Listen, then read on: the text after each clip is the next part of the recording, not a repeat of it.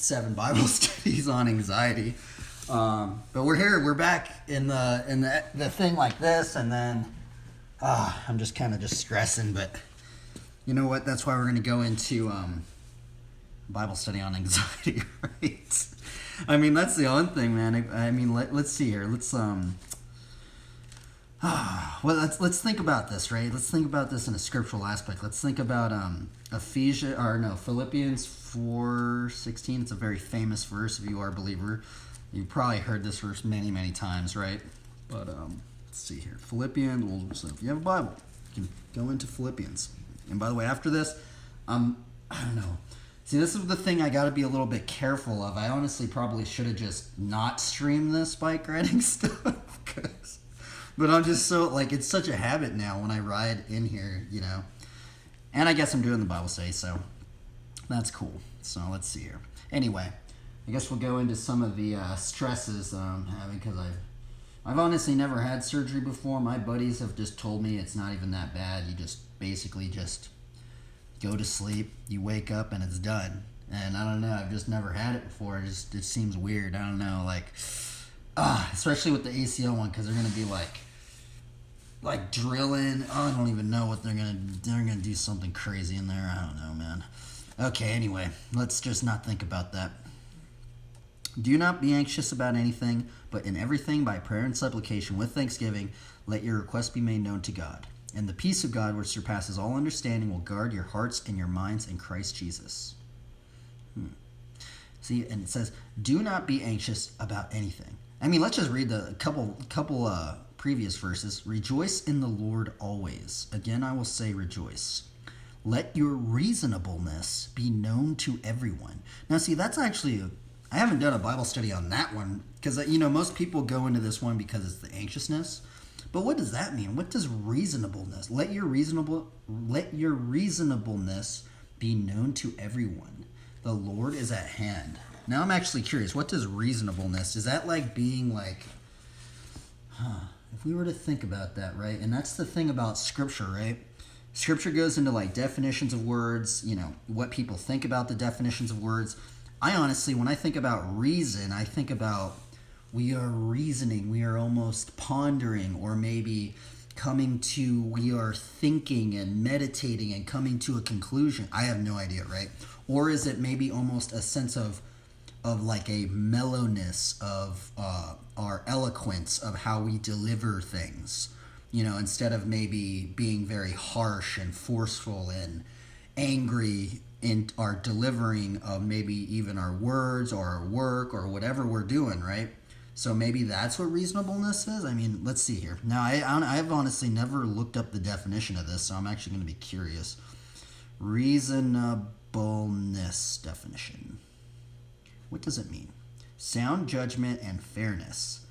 Let's see. Do you think my definition was somewhat I don't think my definition was really close. But see, that's the weird thing about Scripture, right?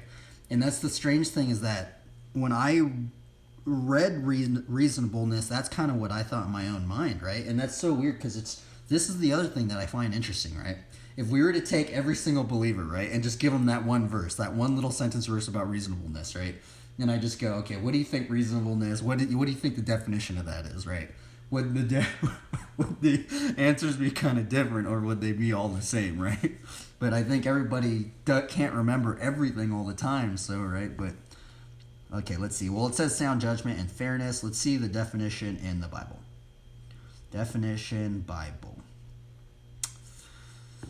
In the ESV, the word reasonableness that should be known to all men suggests something similar to self-restraint, but more in a sense of one's thinking and how that reasoning might be reflected in one's interactions with others. See, now that is kind of, I feel like that is kind of what I was saying, right? That is kind of an interesting one, right? Some self-restraint, right? And that might even be one, right? Imagine if you were frustrated, or if you were angry, or if you were depressed, or maybe, going through some crazy stuff, right?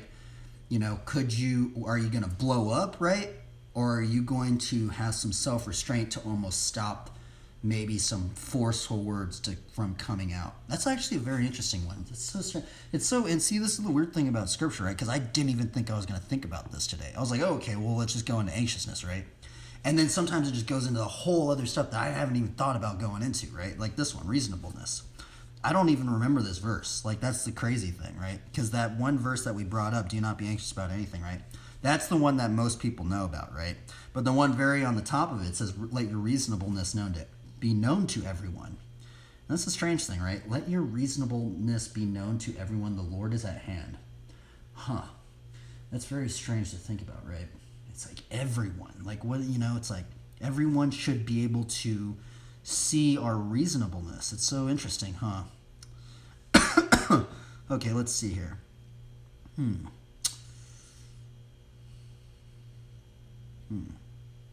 Well, let's see here. I mean, there's really not much that goes into that, honestly. There's just that one verse. Anyway, I guess there's that one, but I guess we could look up, let's look up, I guess, the famous one, Philippians 4:6 commentary. Philippians 4:6 commentary. What is this going to say? I kind of want to read something with the Bible. Let's read some of these old commentaries. Now the KJV says, "Be careful for nothing, but in everything by prayer and supplication with thanksgiving, let your requests be made known to God," right? Known unto God. Now, see, that's the strange thing that it says be. It's many of the newer translations, instead of saying "be careful for nothing," it says "do not be anxious." Now, that's actually a strange one that says "be careful for nothing." That almost means, when I think about, okay, so let's even think about what is the opposite of carefulness. Is that almost risk-taking? Let's see, what's the opposite of, what's the definition of careful? Careful Bible definition. Careful Bible meaning means, okay, well, this one says anxious, solicitous, provident, attentive to support and protect. Oh, okay, so this is the King James Bible Dictionary. I don't know if this thing's working on, by the way. Let's see here. So careful, provident, thou hast, okay, let's see here. Watchful, cautious, giving good heed. Okay, so that's so strange. Watchful, cautious, giving good heed, being careful, filling with care. So that's so strange when we think about the King James Version. This is the King James Version of Philippians 4:6, and it says, "Be careful for nothing." So that almost, and we just went into the King James Version meaning of careful. So what does this mean now? So if we read the King James Version of what careful means. So it says, "Be careful for nothing." So it's almost saying we shouldn't be careful for nothing. Isn't that crazy? So we are to almost like go full at it in some degree, right? Like it almost seems like risk to me, but I don't want to say it's maybe a risk, but it's so strange to think about it that way. But it's so weird how the newer translations say anxious, right? So that is kind of odd. I never really thought see, that's the other weird thing. Sometimes when we look at things in the King James Version, and then also looking at things like in the ESV, generally those are the two ones I read. I generally read the King James Version and then the ESV.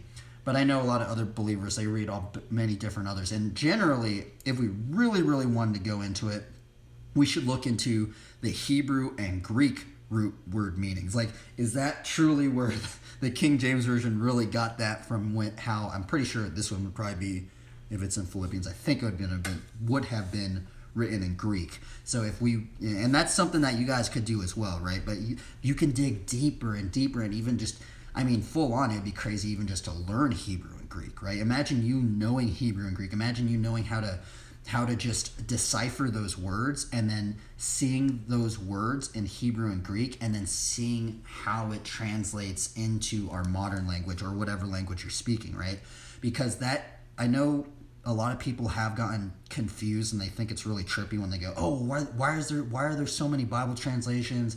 It doesn't make sense. Isn't it just weird?" Well, the reason why there's so many Bible translations is because, well, take my word here and Saul, this is what I've heard, is because of the original meanings of the words from Hebrew and Greek, And generally what ends up happening is that sometimes those words sometimes have double meanings, right? Sometimes those Hebrew and Greek words, like sometimes the Hebrew and Greek words, it's one word, but actually that one word has double meanings, right? And so sometimes it gets a little complex when we go into different languages, right? And I learned that from Hebrews 13:2, where it says something about therefore do not forget to entertain strangers, for thereby some have entertained angels unawares, right? Well, in some of the other translations, it goes, therefore do not forget to show hospitality to strangers. I almost forgot it. But the hospitality and entertaining, those words, if we went deeper into like the Greek and Hebrew, I think it was the Hebrew meaning of the words, and it's actually a meaning of entertain and hospitality. It's almost like a double meaning of that word, right?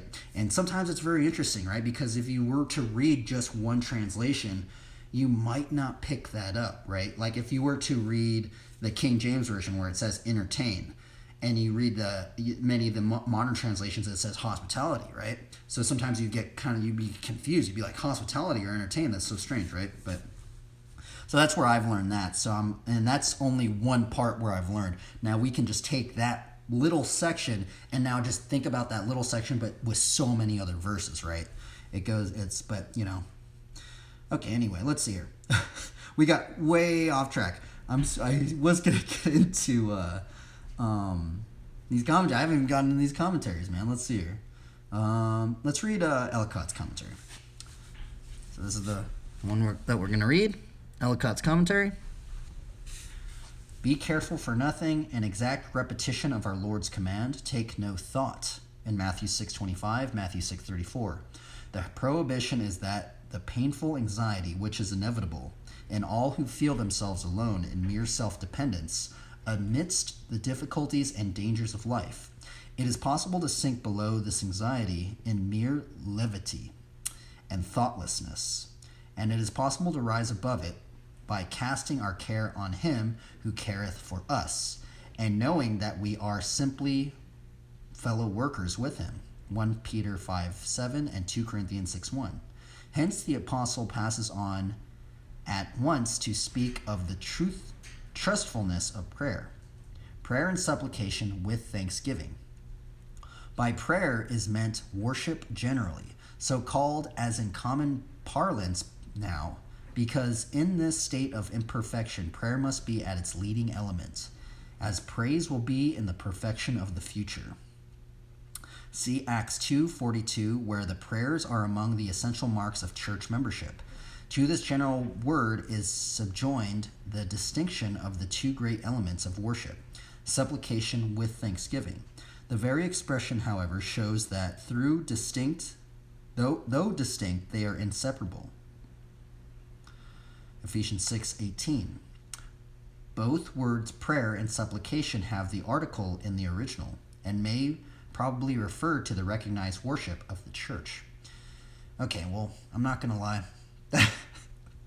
That commentary I did not really I'm going to be completely honest. I feel like I didn't really get much out of that commentary. I don't know. Because it's weird because most people go into that. They go into anxieties. They go into stresses. I feel like that. I don't know. I guess, I'm sorry. I'm sorry, Ellicott. Maybe I'm not as, maybe I'm not at the level to truly get deeper into what you just wrote there. But, okay, let's see here. Let's read another one. Let's actually maybe read a modern translation. Let's read a modern translation of this. Let's read Bible Ref. So we're going to read Bible Ref commentary. Okay, let's see here. What does Philippians 4:6 mean? Because the Lord is at hand or is about to return, Philippians 4:5, believers should set their lives and thoughts in certain ways. Paul begins with a contrast between anxiety and prayer. He notes believers shouldn't be anxious about anything. See, that's so gnarly to think about that. To not be anxious about anything. Sometimes I wonder, do you think... Okay, so if we think about anxiousness, right? Sometimes what I've been told is sometimes anxiousness is wanting to control the future when you do not necessarily have that foresight or that control over something that potentially might not happen yet, right? And when things don't go our way, in some cases, it can bring upon, discouragement, anxieties, and stuff like this. And sometimes it's almost thinking too much about the future, right? And what I wonder is sometimes do you think if we are anxious, are we truly maybe I'm not going to say not fully trusting God, but maybe we're doubting God a little bit? We're almost kind of being like, you know what, I don't really trust you, Lord, because this situation I'm in seems really sketchy right now, or it seems very uncertain, or something doesn't seem right, and we start doubting the Lord, right? And so that's an interesting aspect of it. And I'm wondering what other believers would think about that, right? Can just the sign of being anxious in that person's life, in a believer's life per se, could that almost be a sign of us not trusting the Lord fully, like fully trusting the Lord, right? If we are called to not be anxious about anything, right? And that's what's making me think of that. And I'm like, man, that's such a trip, I mean, there's so many levels to that, right? Well, let's continue. This does not imply a complete lack of concern, nor does it mean Christians are to be careless. Instead, it means that believers should not be fearful, paranoid, or uneasy. Why not? Believers can speak directly with God, the maker of heaven and earth, who has all power and authority, who is in total control of the situation. Instead of anxiety, believers are to humbly and gratefully approach God with whatever is on their minds. Mature prayer includes thanking God for what He has done, in addition to asking for help in areas of need. This is the Christian prescription to reduce anxiety in all areas of life. This does not mean believers are going to live a worry-free life, nor does it mean additional help won't be required. However, it does show that addressing problems in our life should begin with prayer. Oh, interesting. And that was a little bit more into, anxiety, right? I think we touched on, a bit deeper. And we'll end it on Matthew 6, right? Because now just that thought of just like not trusting God, right? Almost makes me think of Matthew 6 right here. Let's read it. Therefore I tell you, do not be anxious about your life, what you will eat or what you will drink. Now see, that's the other weird thing. Therefore I tell you, do not be anxious about your life. Isn't that crazy? Your life we shouldn't be anxious about, right? What you will eat or what you will drink, nor about your body, what you will put on. Is not life more than food, and the body more than clothing? Look at the birds of the air, they neither sow nor reap, nor gather into barns, and yet your heavenly Father feeds them. Are you not of more value than they? And which of you, by being anxious, can add a single hour to a span of life? And why are you anxious about clothing? Consider the lilies of the field, how they grow. They neither toil nor spin. Yet I tell you, even Solomon in all his glory was not arrayed like one of these. But if God so clothes the grass of the field, which today is alive and tomorrow is thrown into the oven, will He not much more clothe you, O you of little faith? And see, that's the other word thing right there. O you of little faith. So what is the Lord saying right here? He's talking about anxiety, right? He's brought it up 4 times, 1, 2, 3. He brought it up 3 times already. So he's saying, and it's almost, when I think about it deeper, it's like, if we are anxious, even about anything, even about our life, if we are anxious, it's almost like the Lord is saying, we are lacking faith, right? And it's so interesting to think about that, man. It's so weird, right? Oh, you of little faith. Therefore, do not be anxious, saying, what shall we eat, or what shall we drink, or what shall we wear? For the Gentiles seek after all these things, and your heavenly Father knows that you need them all. But seek first the kingdom of God and His righteousness, and all these things will be added to you. Therefore, do not be anxious about tomorrow, for tomorrow will be anxious for itself. Sufficient for the day is its own trouble. And what does the Lord tell us to do? He tells us to seek first the kingdom of God, right? And there's many aspects to that, and I guess that concludes the Bible study. Okay, well, let's get into a card draw now. I know I do these a lot. It's almost like a habit. I just like to see artwork. Kind of keeps me motivate in some ways, in some strange inspirational aspect. I'm actually wondering how much I can actually do. I know I could probably do the gyrator because I actually scuff with this leg instead. This leg with the gyrator, I kind of just kind of just stand up on it, right? I'm wondering how much I could actually do. I'm not going to push it though. That's the other thing. I'm not going to push my knee. I don't want to like fall on it again and mess it up. I actually probably should not try and fall again because then I'm going to I don't know. I probably shouldn't even be riding, honestly, but I won't. I do want to ride because I'm going crazy. We're going crazy here. Okay, let's do a card draw, and we'll see what we draw. Oh, man, this thing's, like, super high up, isn't it?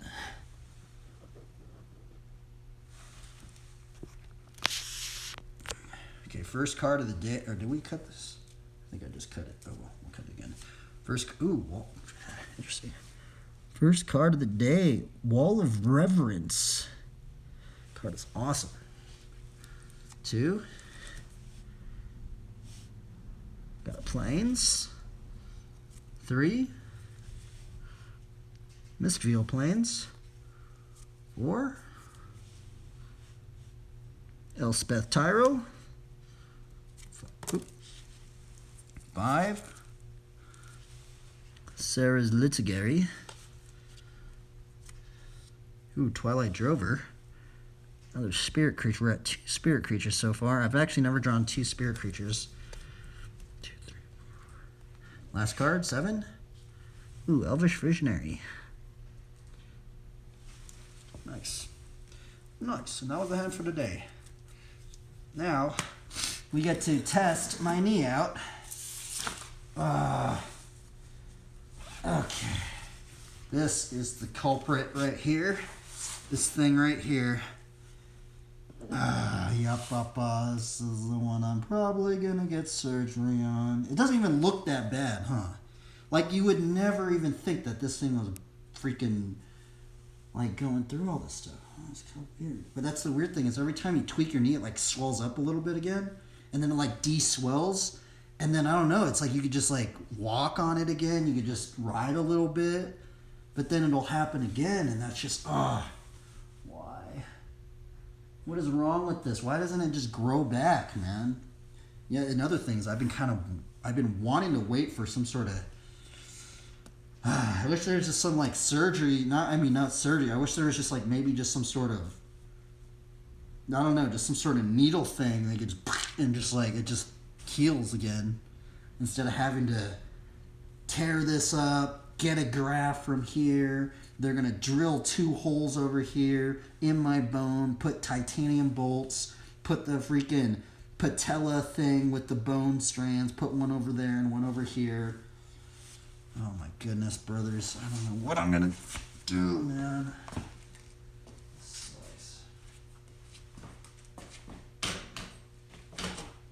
So let's see here. Let's just see some, like, range of motion, so I know this is really important. So I have my range of motion it's kind of sore right here, which that's been kind of tripping me out because I think that's my MCL right there. You can see some range of motion tests. See, it's a little stiff. I can't bring it back. Actually, I guess I can. What the heck? See, it feels healed. That's the thing. And this is, like, the bad part is because I know it's not healed. Because I know I keep tweaking my knee out. It feels a little sore right here. I don't know why. Alright, well, I guess I'll put this brace on. I might as well. So this is the brace. Maybe I'll just wear it on the outside. I normally wear this on the inside. Normally people couldn't even tell I was wearing. I should have been wearing my other pants. I kind of have to wear those other pants so this thing, like, fits underneath it, but wait, should I even, like, I should put this on. Like this. No, I should wear this thing. Let's see, let's take this off. I guess maybe I can put it underneath my pants. I'm gonna have to wear this So I'll show you. So I'm rocking it. Should I wear it? I don't know if I'm going to be able to. I don't think these pants allow me to wear it on top. I'll just wear it like this then. Just do it like this, I guess. So this is how I was doing it. I mean, what I might ask in the at the doctor's is maybe if I could just do it with a brace instead of surgery. I don't know though. It's like I'm just like, I'm like shaking, bro. I just like, I've never got surgery. I'm so scared of it, and I just want to ride, but it's brutal. I just want to ride. So normally this is how I did it. I would put my knee pad on here. This brace right here, my friend gave me, and I thought it was gonna work, but this is actually a brace for him, right? And you know, I know when you get these braces, like you go to the doctor, they like measure you out, they take an MRI, they see what's wrong with your knee, and they like literally custom make a brace for you. But this is actually not for me. This is actually my friend's old one that he just gave to me. Which shout out to him. He, you know, he's thoughtful enough to give me one. But it was weird because I like tweaked my knee on with this thing on. Like I literally did the dirt jump out there, and I tweaked my knee with this brace on. And I hate to say it, but this brace kind of like gave me some, kind of like a false sense of like I thought it was fully healed. And so I kind of went a little harder than I should have. I was like, oh, I guess I could start dirt jumping again. Like I could do all this other stuff again. And I guess not, because I've messed my knee up again. So I don't know. I think I'm just going to get the surgery and just freaking bite the bullet. I won't have to wear a brace or something. I won't have to be fearful of going on a hike and tweaking my knee on the top of a mountain. I can start rock climbing again.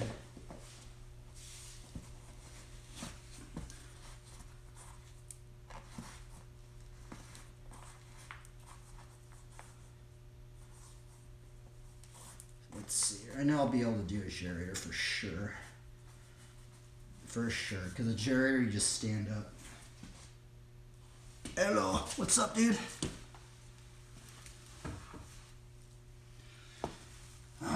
Okay, well, that's it.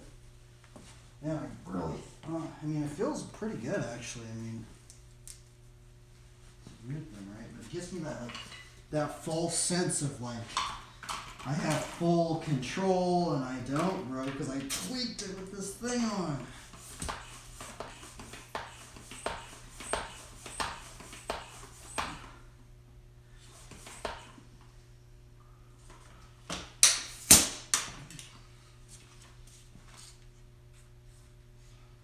Yeah, I'm just doing a little warm-up thing. I haven't rode, I've been kind of riding down to my friend's house and, you know, just kind of doing that, but I haven't actually, like, tried to ride, so. And I'm just going to mess around. I'm not going to, because I have my orthopedic thing tomorrow. I actually have to go there tomorrow. And I'm probably going to get the surgery because I thought I could go without an ACL. I could probably go without an ACL if I just rode flatline. But I ride other stuff with flatline, you know? And I want to rock climb again, so. That's the other thing I couldn't do anymore. I couldn't rock climb anymore because I couldn't jump down when I was bouldering. So, I think I'm just going to get the surgery. Okay, this is like first thing back. I did try one like maybe last Saturday or this Saturday or something, or Friday or something. I guess this is the first thing back. First trick back, we'll try a gyrator. I know I'll be able to do a gyrator. So a gyrator will just do like this. Yeah. See, I just have this one just totally muscle memory down now.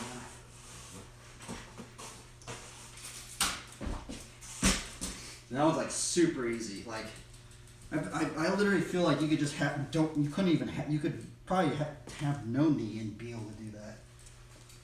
Because I'm not using my bad leg. I'm basically using just my bad leg just to hold myself up, right?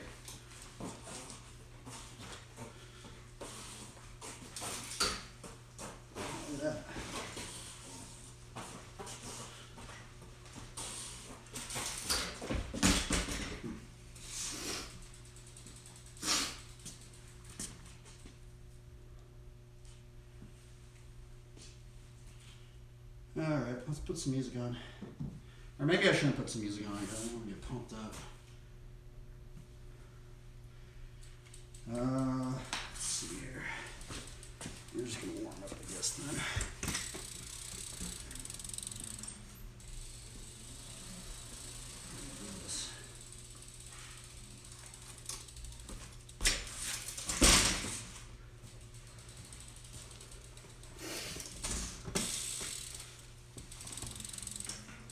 My knee is kind of sore.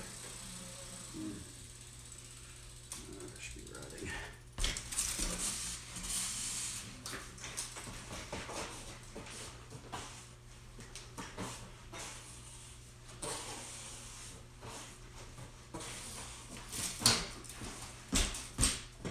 That's the first thing I've ever landed since I've been back. Ah.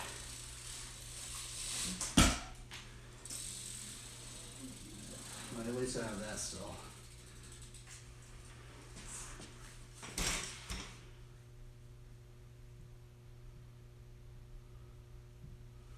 Fudge, why can't I just be healed? Why do I need surgery? Sucks, man.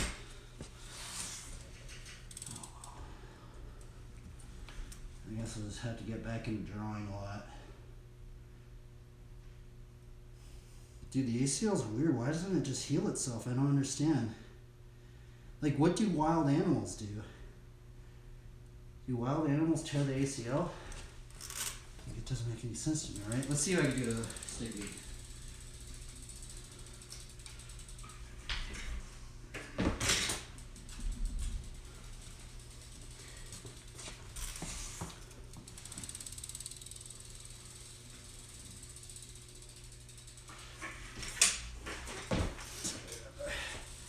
Brakes are kind of low right now.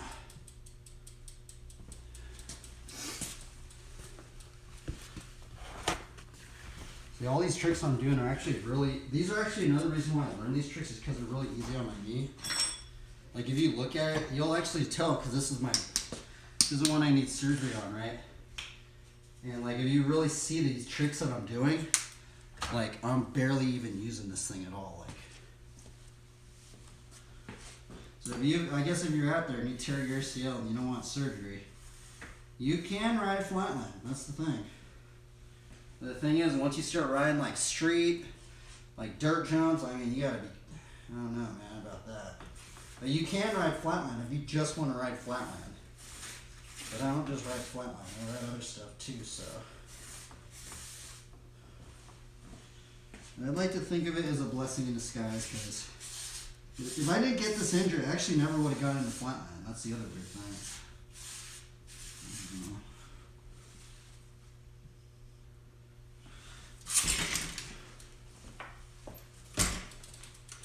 Alright, pretty sure I'll be able to do a stick beat, maybe not land it, but this is a trick that I hope I don't lose. I'm actually curious, like, if I do get the surgery, what tricks am I going to lose, right? So, I'd like to think I have my muscle memory built up on this one.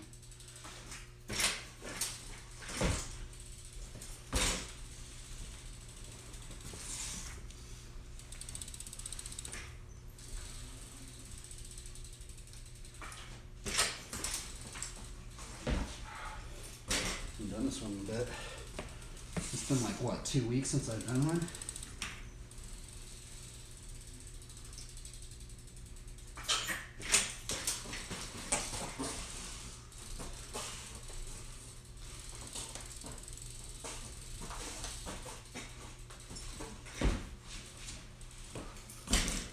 Yeah, it's not that bad. That one ain't bad on the knee.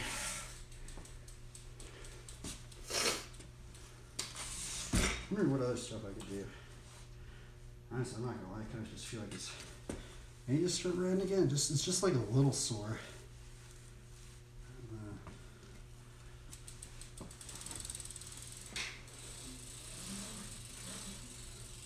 Probably not gonna do a decade though.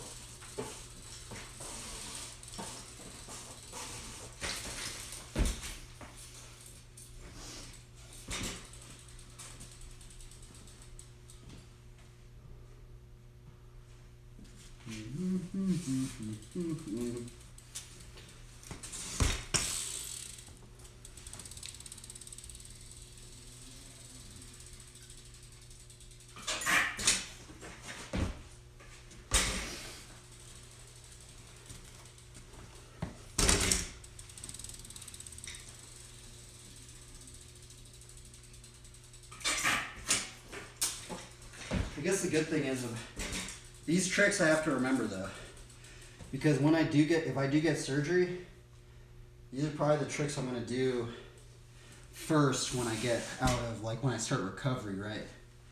So these tricks actually probably are gonna be the ones that I'm gonna do first, essentially.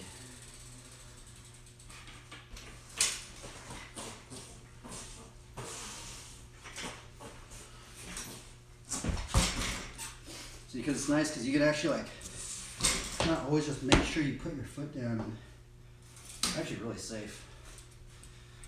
These tricks are super, super safe. It almost kind of feels like these tricks are like probably some of the safest tricks you can probably do on a BMX bike. I don't think I've really gotten hurt on these things.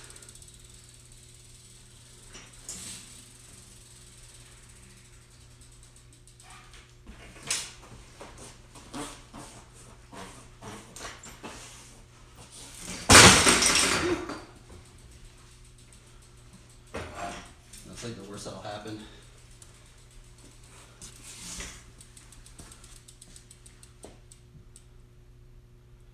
I need some music. We need music.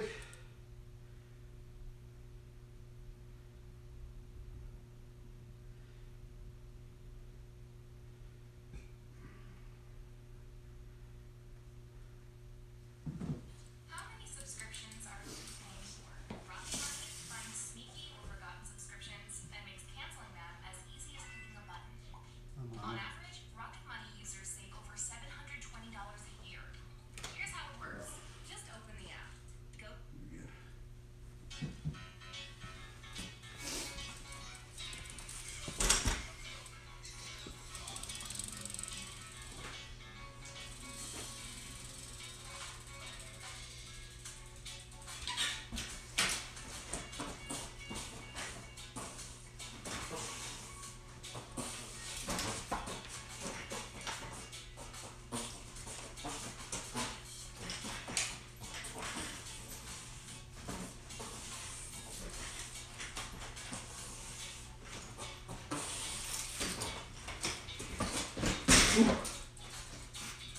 Yeah, it wasn't that bad. I was kind of worried about when I was going to put my foot down, but I don't know, it didn't hurt my leg, right? I probably potentially could just keep riding like this, but I don't want to just ride flatland. Darn.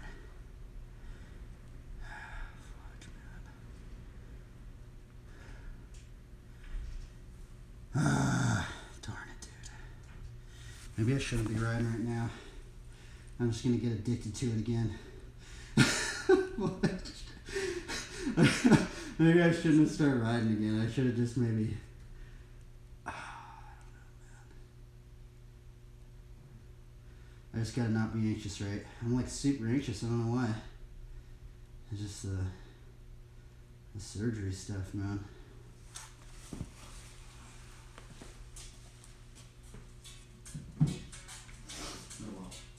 I think I have this stuff on muscle memory on log. I think I could go 4 months and not do it.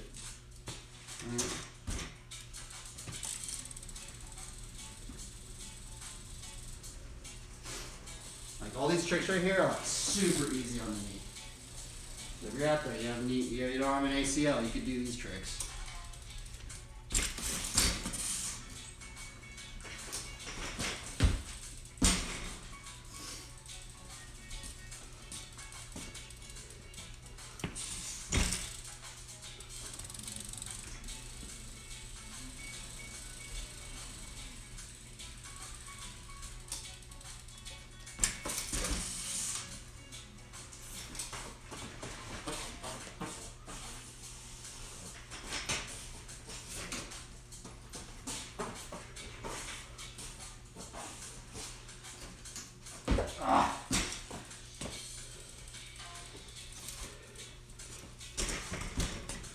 Yeah, it's kind of sore. Like when I twist it like this, I feel it.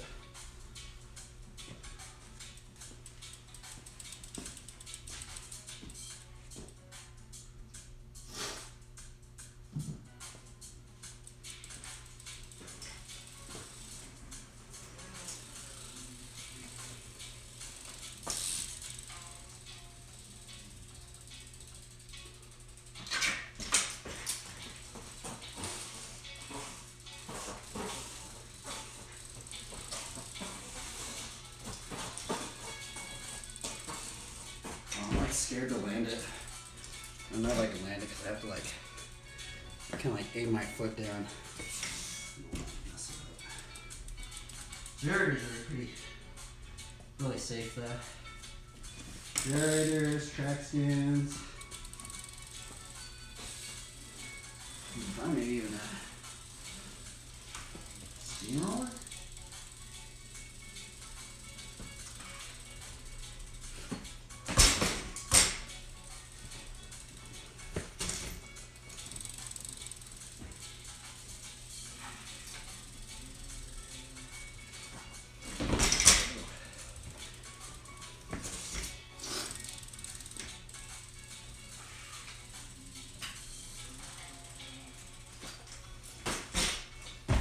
Safe, that one's safe too. So there's a lot of safe flatland tricks. Like these are stuff that you shouldn't be. I mean, I've never really gotten hurt on them, man. I've been doing it without an ACL. Like I could potentially never get surgery and just keep doing these ones, but I want to do other stuff. I think it's time to do other stuff. I don't want to ride the garage all the time.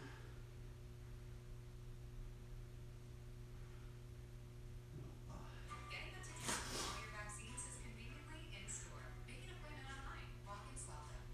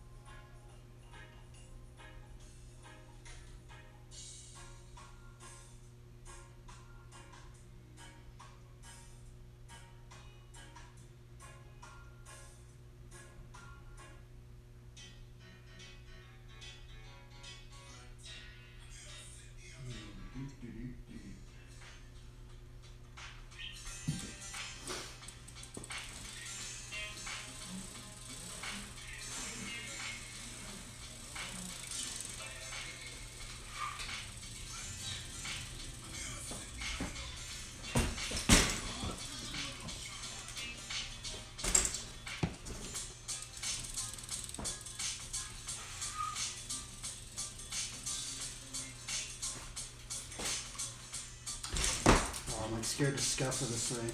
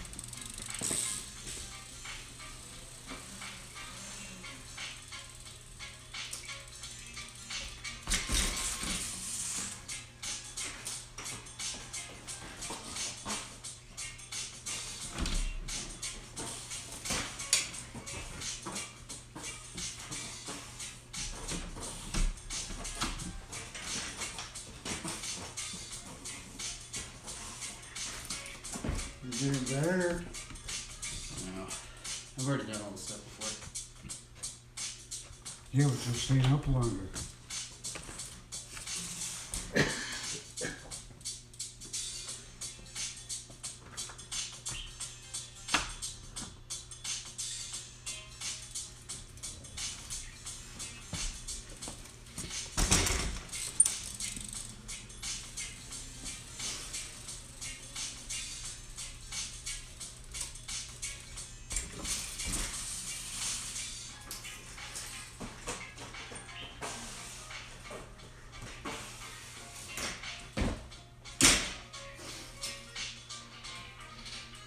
Alright, I feel crippled. I don't like this feeling.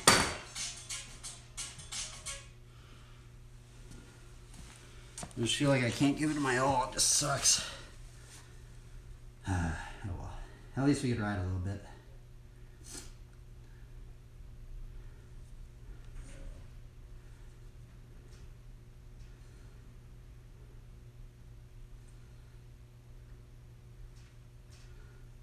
No.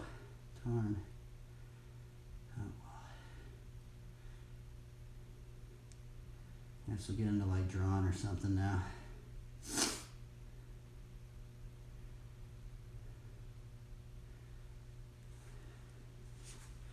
I kind of warmed up, right? This is sore a little bit.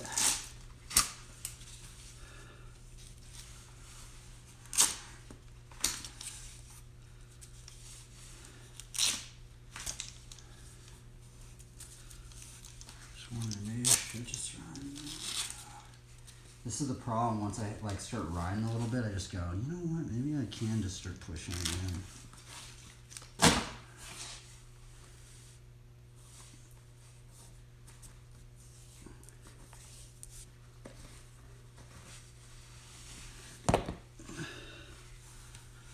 Okie dokie.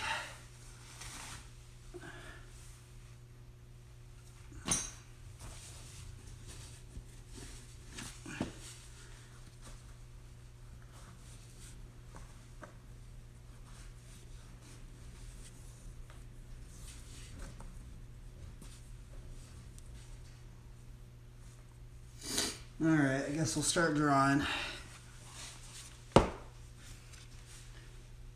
Let us start drawing, I guess, and move it to the side.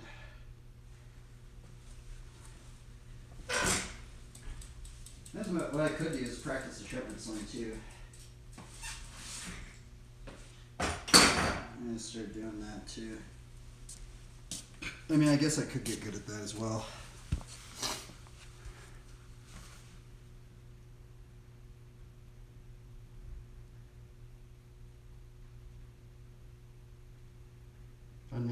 I didn't get surgery yet. Sorry, I haven't looked at the chat. I guess we'll start doing some shepherd slinging. I guess before we turn it off, well, I guess before we start drawing, I guess we'll practice the shepherd sling a little bit. This is something I'm probably going to get back into. I guess that's what I could get into again, is the shepherd slinging.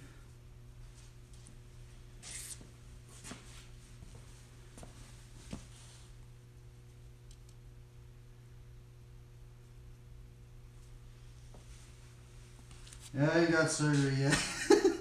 All these tricks that I'm doing, you could do without an ACL. So if you're out there and you mess up your ACL, you get into flatland. You don't want to get surgery, but you're probably just going to be able just to ride flatland, probably. And I want to do other stuff, so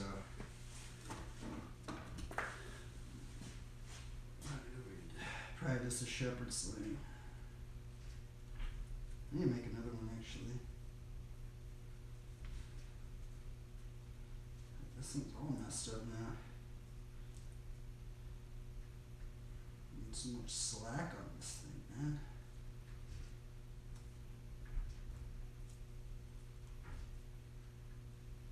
Here, wait up.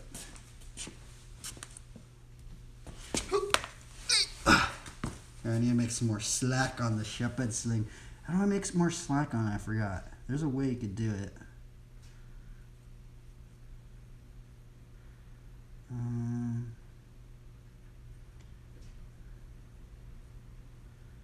Okay, yeah, just put more. Just bring that in more.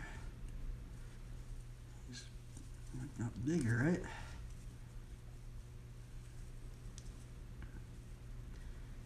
Should work. Come on, buddy. Darn, it's like not really working very good. Sorry, I'm just trying to get this thing to work. Darn, this thing is sketchy. I'm gonna have to make another one, I think. I guess that's kind of it right now. Okay. Where's my ammo at?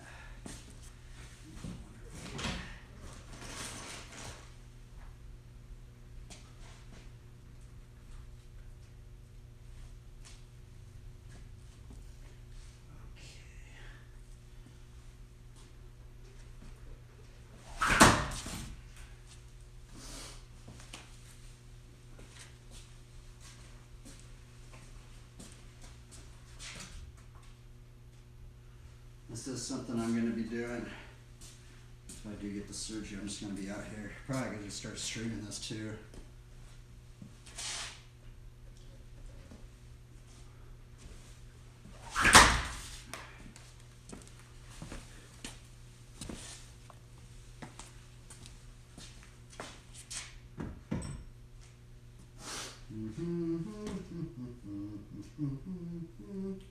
Let's just see if I can hit the plate.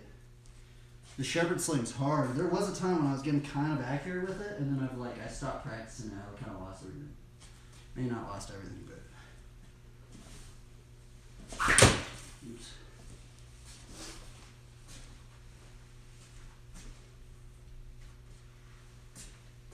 Make one of these out of paracord.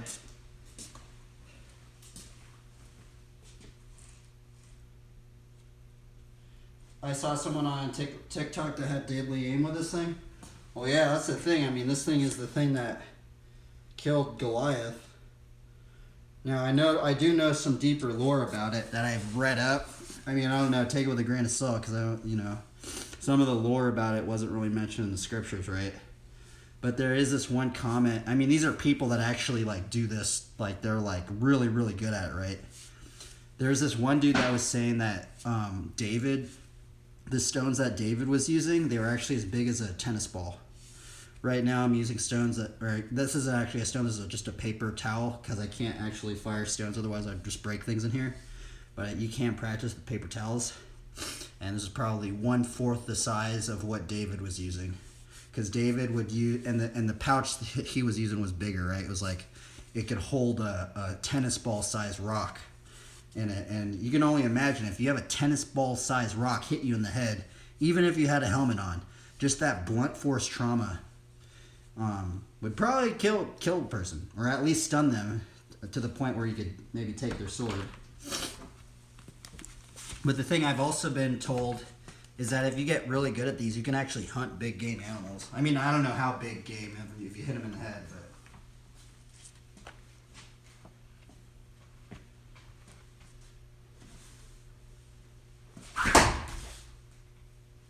Yeah, as long as you shoot it, it's the size of I'm trying to hit this. double garage. Yeah, I know that, but you're only hitting the wall 90% of the time.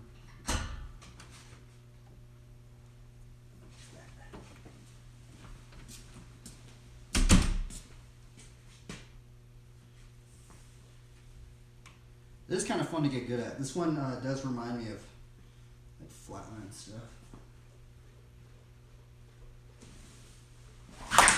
It misfired on me.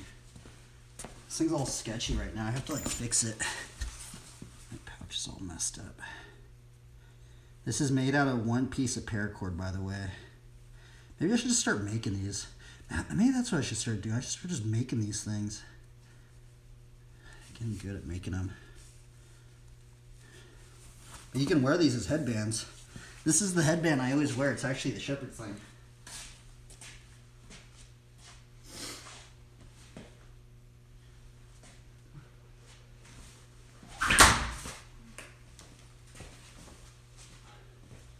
And that plate's hard to hit.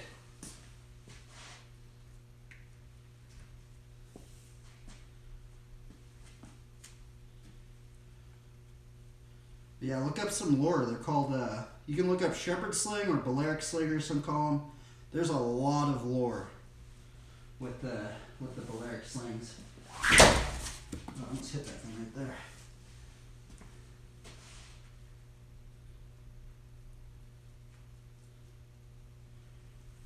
I haven't even hit the plate once, man. These things are really hard to get good at, by the way. Because that thing's like super close. Like I should be able to hit that from like 15 meters away. It's like 15 feet. It's like 10 feet away from me right now. Oh, so close.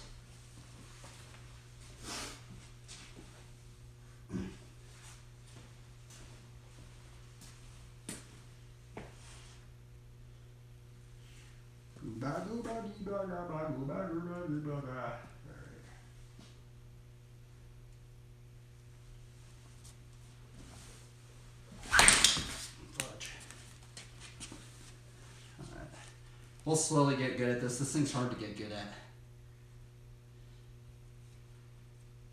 There was a time I was getting somewhat accurate with this thing, but kind of lost it, man.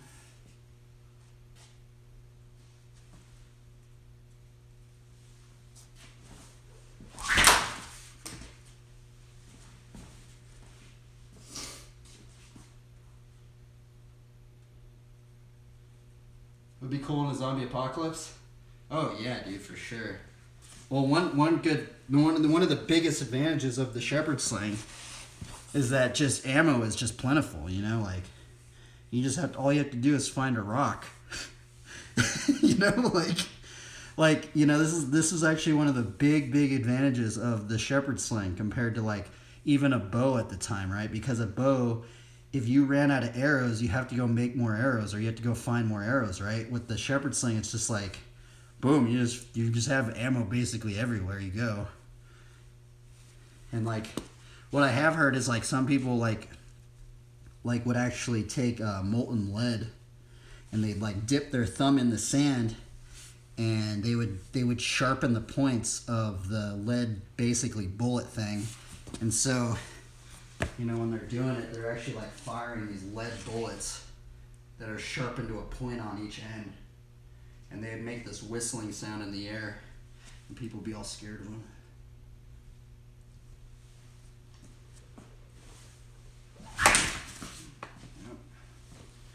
Yep. Anyway, that is a little thing. This thing takes a long time to get good at, by the way. But we're going to get into drawing. Oh yeah, if you guys want to see the headband knot, because I do wear this as a headband, by the way. This is the headband knot. I think it's a horse hitch. I don't know what it's actually called. So we go like this. Actually, no, you take this side. So you take this side, just in case you guys are wondering. There is actually not a YouTube video on how to do this one that I've seen. And what we do is we're going to, wait a minute, let's see. Okay, so we're going to take our string like that. I don't know how good it shows on the screen. Right, so we take the loop end right here. This is the end you put on your finger. What we're going to do is we're going to put a loop in like that, hold it, right, just one side. We're going to make another loop and hold it on this side. So we basically made a big loop and a little loop. And then what we do is we take this one right now and we push it over and then through the little hole, and it's such a simple knot to remember, but this is a quick release horse hitch knot, I think. And you just taut it down, and so once you taut it down, see, this is actually now a quick release knot. So if I pull on these two things, they go away. Here, let's just do it again, right? So this is a quick release knot, right? So if I pull on these two ends, boom, see, it goes up, and you could use a sling again, right? So that's why I chose this knot. Let's just do it again. You can do it pretty quick once you learn it. It's a super simple knot, but it's the quick release knot. And then when you have that one down, you can taut it, and then you can use this part as this part. And if you see a lot of the illustrations of people with the shepherd sling, I'm gonna show. If you see a lot of people with the shepherd sling, they wear them as headbands, right? So this is the headband that I always wear. So you do like this, and you basically have a shepherd sling that you can wear for, you can bring it with you wherever. You're good. You can potentially save your life. But if you see a lot of the illustrations that have shepherd slings, they wear them as headbands, right? So one of them, like, they would have like a smaller one that they would use as the headband, and that's kind of more of like an accuracy one. And then they would make another band that sometimes they would use as like belts, and that one would be like a longer sling. So that's kind of like more of like a far range sling. And yeah, that's how you make a headband shepherd sling knot. And yeah, I just wanted to kind of like mess around to see where I was at. Still do gyrators. So now we're going to go back inside and we're going to get into drawing. Let me get all my stuff together. I don't have that much stuff. Okay, let's see here. How am I going to do this? Here, wait up. Okay, I have to unplug this thing. Here we go. That. We'll bring this over here. Okay. Oh wow, there's some people watching this thing. I'm gonna go to my room and we're gonna get into drawing. Put this thing over here and get the coffee. And we're gonna go into my room. We're gonna start drawing. Okay, oh, is the squirrel out? Let's see if we can catch the little monkey. Nope. Oop, I got your buggy. Do do do do do do. Do do do do do do do do do do do do do. Do do do do do do do do do do do do do do do. Okay, let's see here. Okay, we got that going. Plug this thing in. I guess that's the other thing, I guess. We have to see the good in all of it, man. Rocket power, yes, I love rocket power. That's funny that you actually recognized it.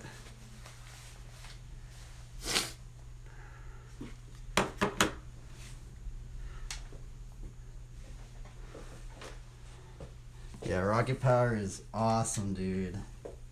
A lot of people don't really like it, but I loved rocket power.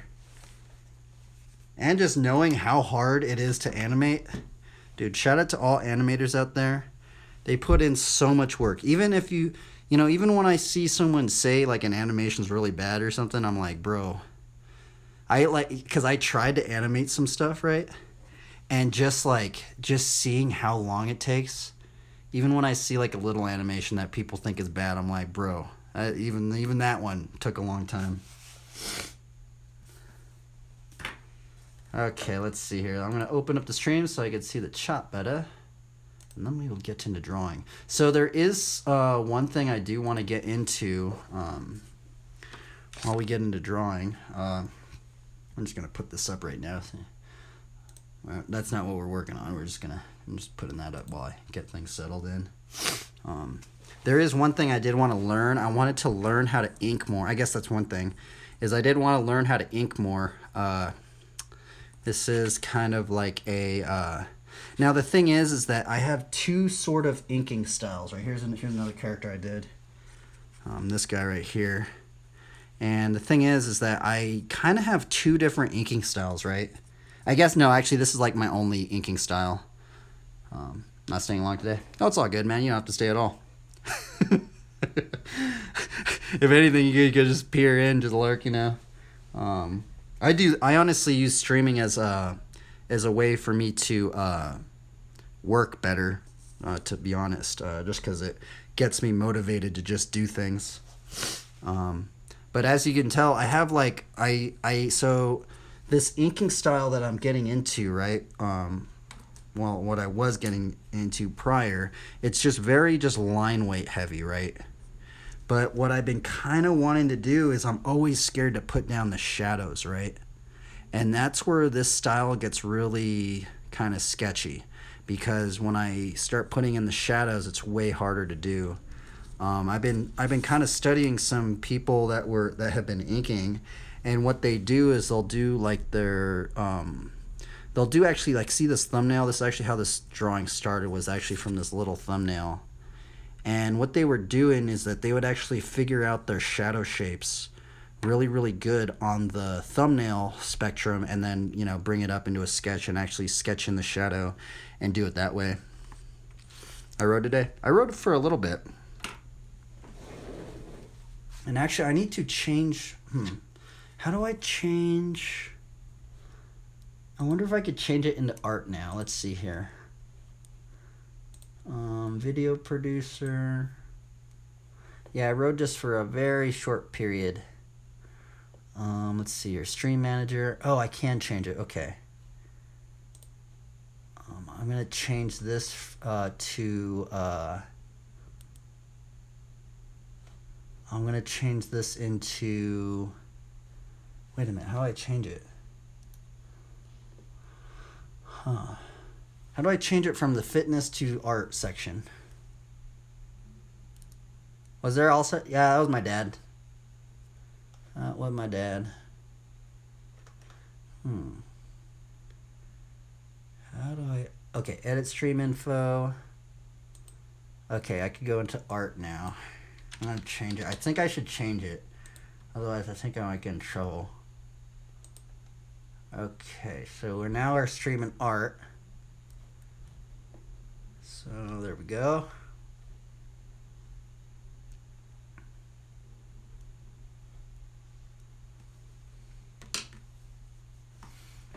Okie dokie. There we go. So yeah, I guess we'll just get into drawing again. And honestly, if I could just ride, I would just ride, and I wouldn't draw at all, honestly. I'm going to be completely honest. The only reason why I'm drawing right now is I can't ride, but I generally just get burnt out of drawing. I'm not going to... I mean, I guess if I have the opportunity to use my energy in a physical manner, I would much rather do that, because it's way more fun, I think, and more rewarding for me personally. But, yeah, so the only reason I'm really drawing right now is because I can't ride, so... But it's okay. I mean, I do like drawing. I mean, that's the other thing. It's just... I feel like I just put so much time in it. And then it takes so long to do a drawing. And especially, and right now it's just weird, because the other thing that's been kind of tripping me out about drawing too is because I see a lot of people on my social media platforms and stuff, and bro, it's like every day they talk about the robots.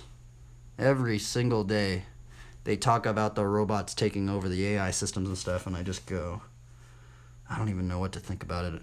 I mean, that's the thing, is I like drawing on paper, so I mean, I guess it doesn't really affect me that much, but, you know, people are really, really tripped out about this, especially artists right now. So, yeah, I don't know what... And yeah, the AI, artificial intelligence, they're making some crazy artwork. So this is what's tripping people out now, right? In the digital art sphere, you know, like digital artwork, what's going on now is that the AI is actually...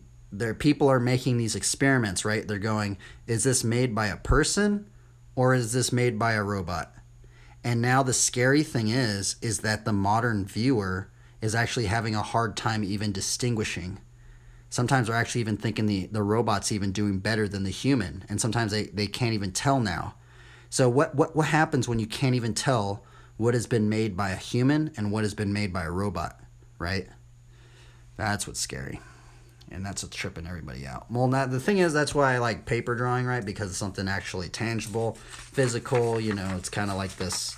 I mean, I know there probably is going to be robots that will actually have a pencil and draw it legitimately on paper and stuff, but I think there's something, an element of, we haven't reached that point, and it's also the element of, I don't know, I think maybe just even the process of showing you drawing, right? Because, I mean, imagine if this was just an AI robot. It was just like, you know, it's like, wouldn't be the same, right? The AI may be drawing. Well, that's the thing, is it's drawing, it's referencing upon everything that's been created or everything that's been put into the program, right? And if you have so many calculations, and I think where they're getting their calculations from is actually from like the Google image searches and Pinterest and stuff. So you can only imagine if you import all that data of all the images on the internet right now, right? How all the stuff that they can create, right? It's crazy. I'm gonna take some chugs of some coffee. Cheers, everybody.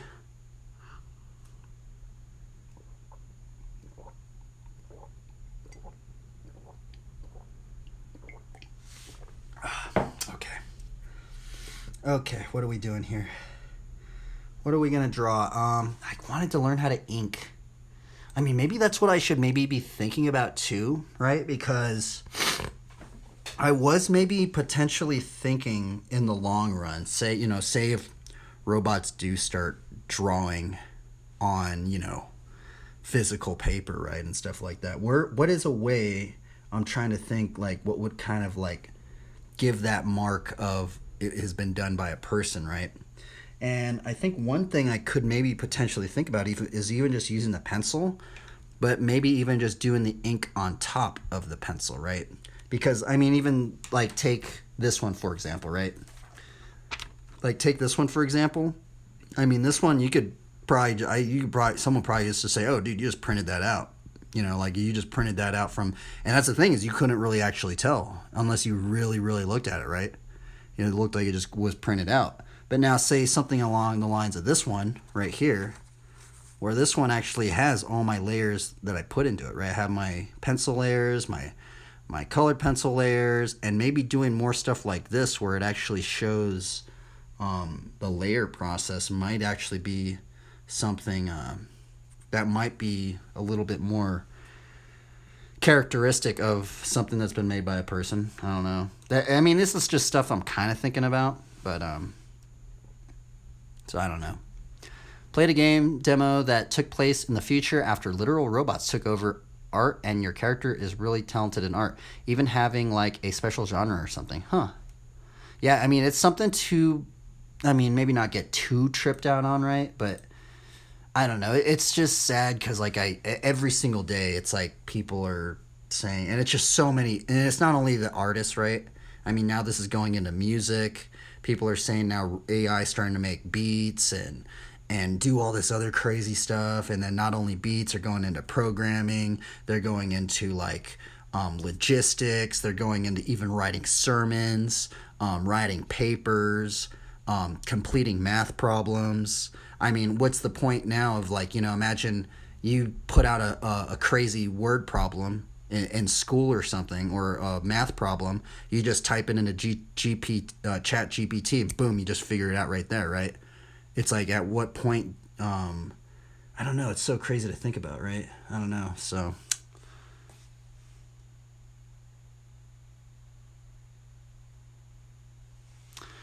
it's a strange time to be living in, everybody. It is a strange, strange time. Okie dokie. So let's see here. I am going to close this out. We are going to open this up. And I guess we're going to just start scribbling. I think the other thing, because I do want to... Here, let me get my tools out. So I think we're going to use... this pen, this pencil. Where happened to my ink brush? Sorry, I should have got all this organized. I kind of just came in from the garage and I don't have anything out. I'm losing everything. Where's that ink brush at, bro?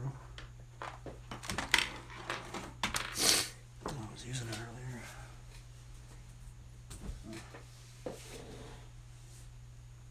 Put a caption on your art?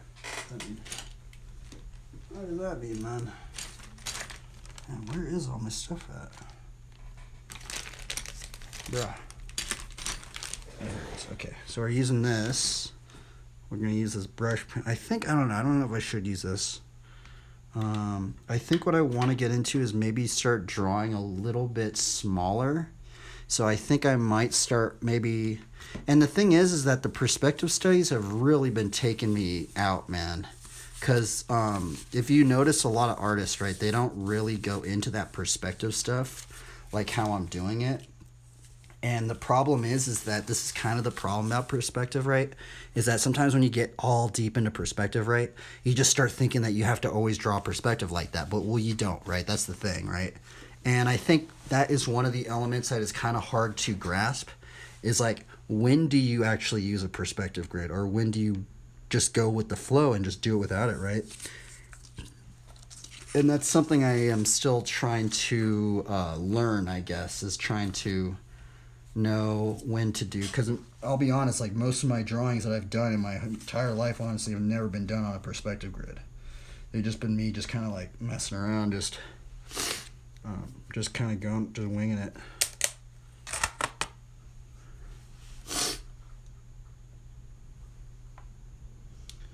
Okay, let's see here.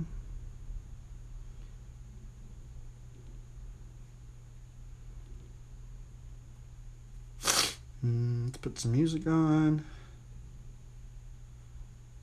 YouTube home. Library.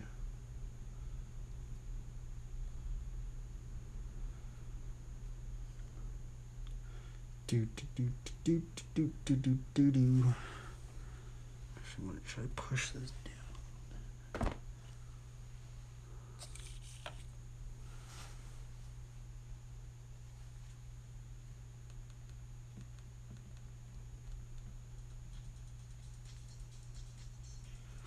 I've always gone with the flow, no grid. I mean, they kind of taught it in school. Yeah, normally I do go with the flow. I guess it depends on what I'm doing.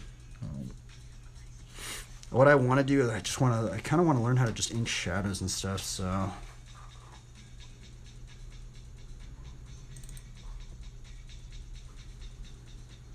But I think, I mean, I do want to keep drawing the bikes, right? So that's the other thing. It's like,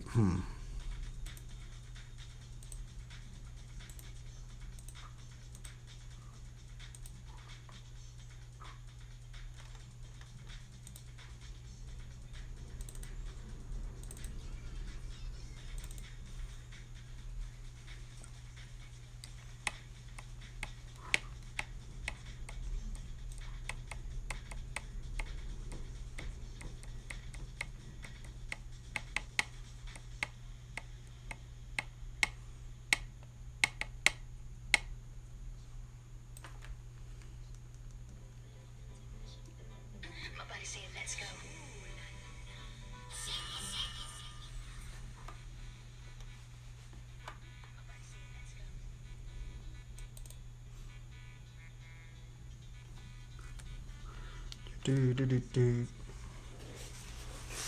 Okay, so maybe I should just start. Sorry, so I'm kind of just like messing around right now. I kind of want to just. The thing is, I have been noticing some people doing their pencil sketches, right? And then they just go straight into the ink on top. And I've never really done that. I always kind of like did the light box and then just kind of like went into it. But I think what I need to start doing is like going back and doing my preliminary sketches, which would be just working maybe from one tone of a pencil and then going straight into the ink. So maybe even just doing it with like blue first and then maybe building it up. But what I have been noticing as well is, I think, because I actually haven't really been using these pencils, right? And I actually kind of want to use a blunt one real quick. Let me get another pencil up in here. I kind of want to blunt this one out. Sorry, I should have got all this stuff done with before I started streaming. Oh well. Taking a little intercession, I guess. I sharpen this pencil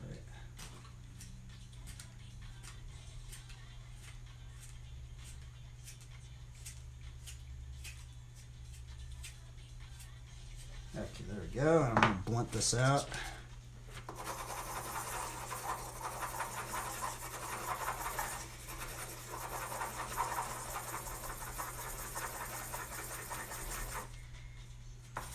Okay, there we go. Kind of using a blunted pencil now. And what I have been noticing is like they'll just like use like a blunted pencil, and I mean this is just like for some artists. I'm not saying like all artists do this, but what I might want to get into is doing things a little bit smaller, right? Like maybe just drawing a little bit more smaller. I'm wondering like if I'm also wondering when I see people's preliminaries, right? Because that's the thing with what I've been noticing with the inking, right? I've been it's weird. There's actually not many videos on YouTube about inking. Specifically like the steps you take to get into an ink, right? And now I have seen some works from some artists, and they generally start really small, and they'll actually find their shadow shapes out. 2, 3, 7, 3, 4, 5, 6, 7, 7.5 actually. Okay, so 1, 2.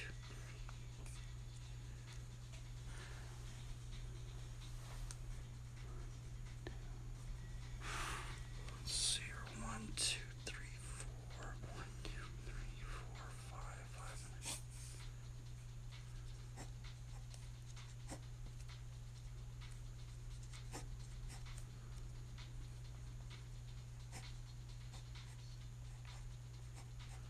Do you know anything about inking? I'm really bad at inking, and it's like, so the other thing is that what's been weird for me with inking is that I generally will ink with one line, right?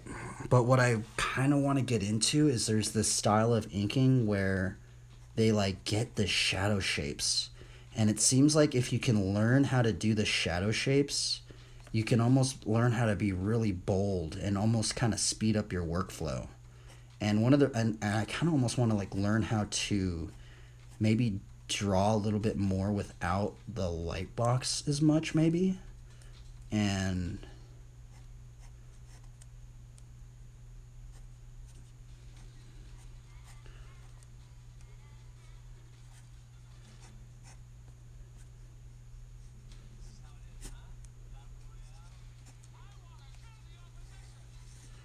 see, so I think I might even just stop doing the perspective thing.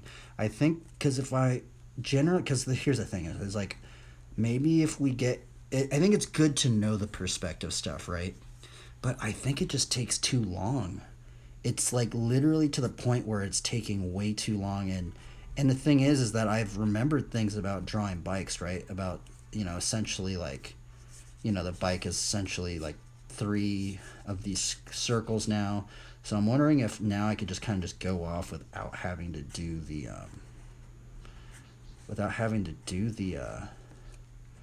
like the perspective grid and all that stuff, because man, it's taking way too long. Especially like that last drawing that I did, it was just redonkulous.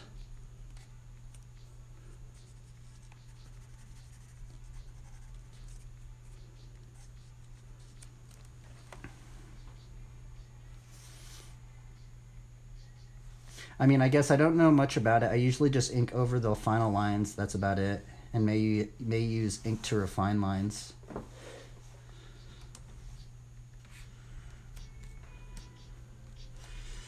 Yeah, I think I don't know too much about it either. I've been watching a bunch of YouTube videos, right? But it kind of seems like there's many different there's so many different methods to doing it all, right? But generally, I've been just using like these cheap pens. I'm kind of wondering maybe if I could use these pens. Like, let's just do some little test runs, right? Like maybe using these pens, but I've also like maybe want to try and use like this ink brush maybe. Yeah, I'm a really bad inker, because generally all my inks are just following the same parameters of it. I've also seen one dude and he's using like a kind of like one of these things. I guess maybe I should just go with the tools that I've been using already.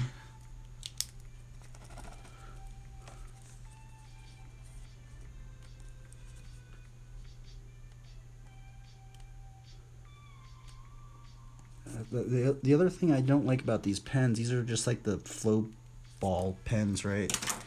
Is they kind of don't draw over the pencil very good. So I think maybe that's why they've been using these ones, which I've never really liked these ones, I'm going to be really honest. But I've been noticing a lot of people using these ones. Not these ones in per se, but just because like there's like these tips, right? And then there's the ball tips, right? This one has a ball in it. This one's just kind of like a marker felt thing. And what I've been noticing is if you use the ball one on top of this pencil, see, sometimes like it just doesn't want to flow down on it sometimes because like it gets just caught up in there. But so basically right now I'm just trying to figure out what should the workflow be, right? Like, should I be just using this one?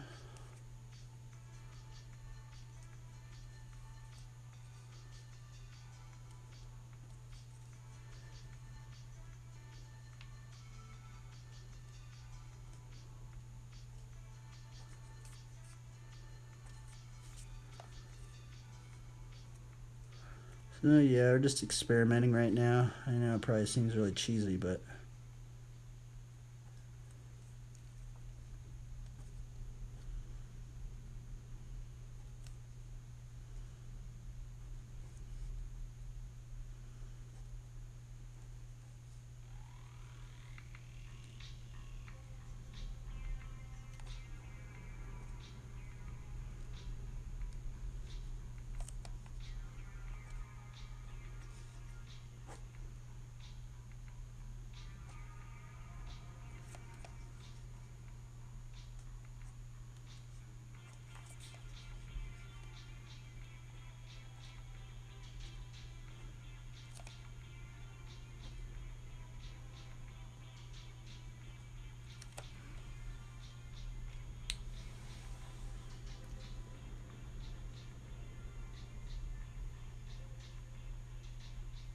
then erase the pencil. Ballpoints can bleed sometimes, I think. Ah, I see.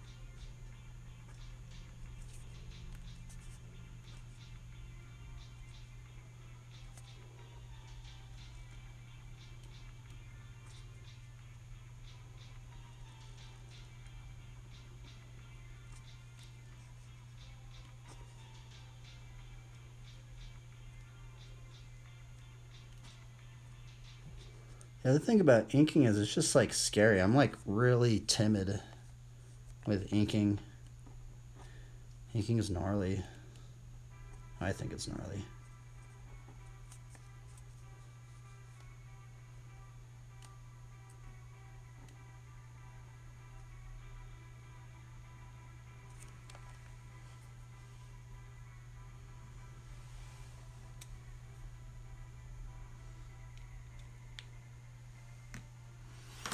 I think I fully, because what I've been noticing is they'll do like really small studies like this. And then after they do that, they like start building them up. You know, like they'll do a bunch of these like little drawings and figure out like the shadow shapes within these little drawings before they build them up, right? Because that's generally what I've been having problems with is when I do like say when I draw like another piece, like I generally just get super scared to ink it. But when I draw really small like this, which is why I think they do so many of these little drawings, is because you can just figure out so much before you get into the final product.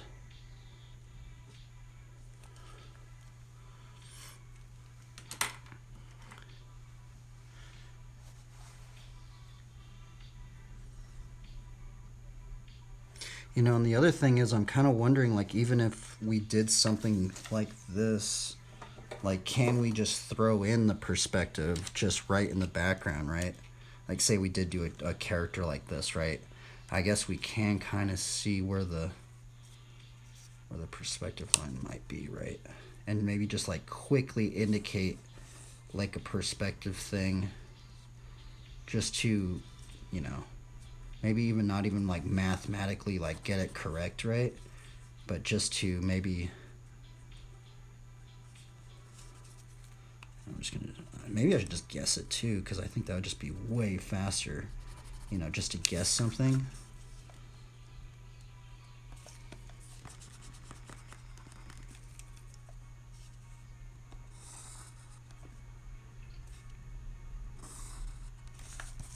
But since we did do all this perspective studies, I think it might help us. I think I could kind of see where that perspective line now would be. It'd be like right here. Maybe I could just like put a little piece of tape right there. Maybe that's a way to do it.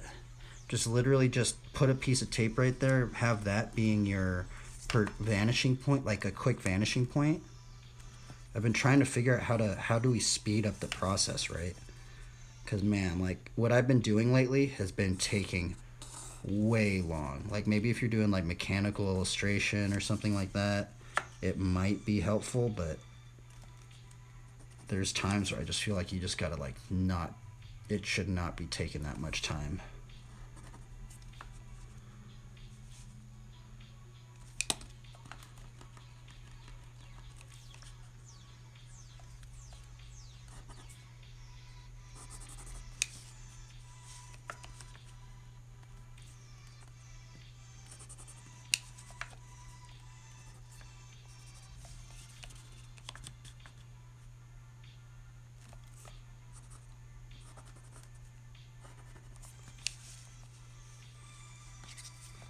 Oh, wait, I totally messed it up.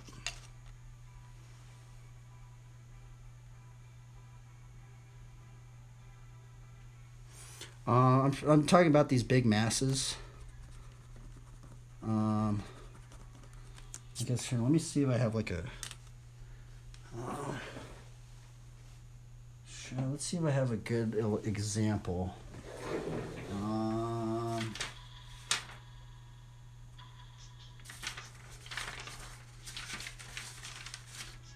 So I thought I had some reference. I mean, here's one example. Frank Frazetta.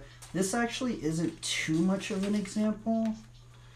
I mean, we do have this Frazetta piece, right? Now, see, this one does have a lot more line work, but what I'm talking about, see these big shadows right here? And right here, and right here, and like this right here? Like, just these big shadow shapes are, you know, that's kind of like... This is kind of more of a line work piece. He does a lot more of other stuff. But that's kind of what I'm also kind of looking at is a lot of his pieces, like even that one right there probably started with a little drawing like this. And he just did a bunch of them and would just build them up, figure out his shadow shapes like that, and then, you know, build up the entire piece like that. So...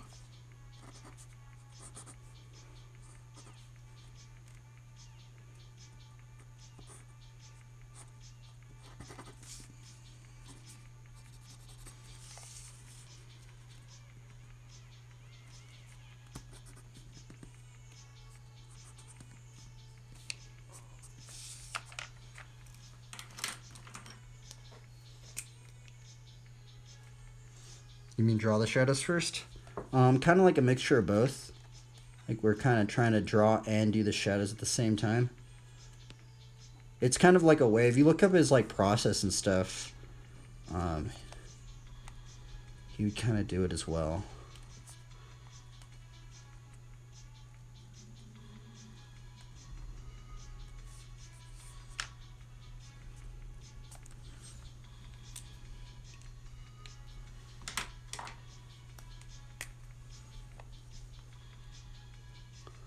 Now see, the thing is about this is, let's see, the light source would be right here, so I feel like this would actually be in shadow, but I'm not actually sure. Right, like I'm actually not sure what would truly be in shadow on this thing.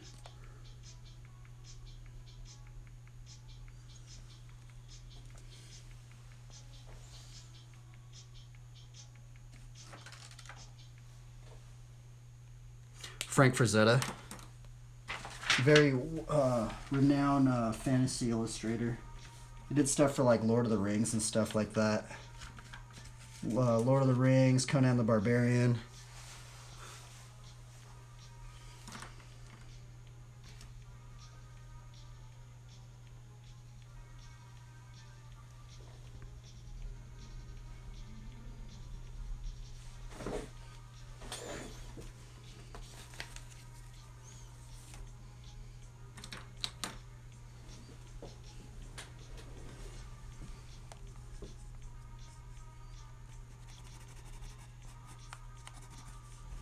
And yeah, so I've been trying to figure out, because the shadow shapes are like the hardest part to get right within the piece, I feel.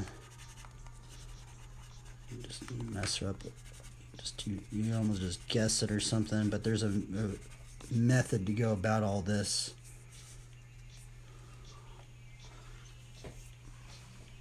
So I've been just trying to figure all this out, right? But yeah, how I see like some of these guys, how they would draw is like they'll do it like kind of like this, and you know, they'll like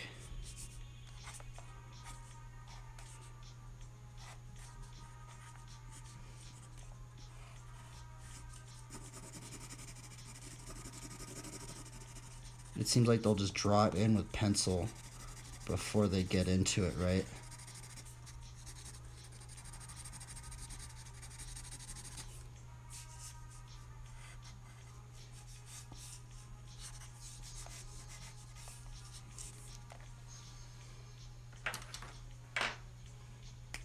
That is where I'm having a hard time doing this.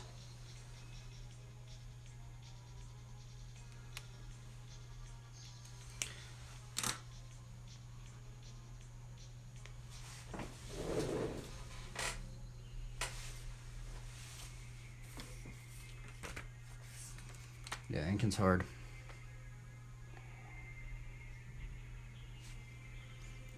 But the other thing is, if you get really good at inking, that speeds up your painting like 100-fold. If you get really good at placing these shadows down, dude, that's where it's at, bro. I think.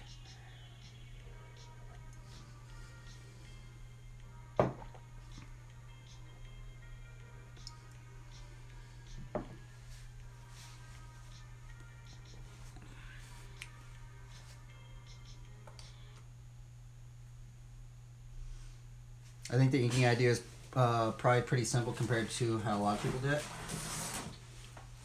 I mean, that's a not good way to think about it. Because sometimes, you know, that's the other thing. Sometimes I feel like, even me, a lot of times I just make things sound way more complex than it really is, right? When probably most cases it's just, you know, you just draw it out and just ink it out and, you know, do it that way, but, you know.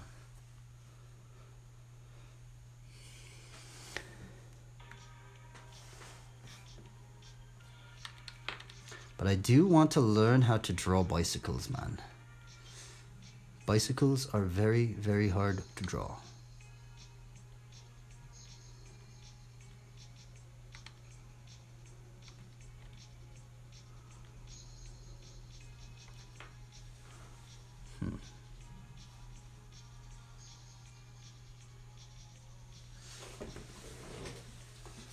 Like I'm trying to learn, how do we draw, but draw like an inker, right?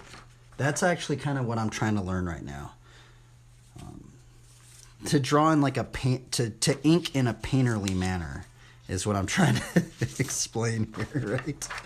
How do we learn to do this? Because lately I've been trying to like ink, but I've been like trying to draw like way more like line worky. And I want to draw more inkerly.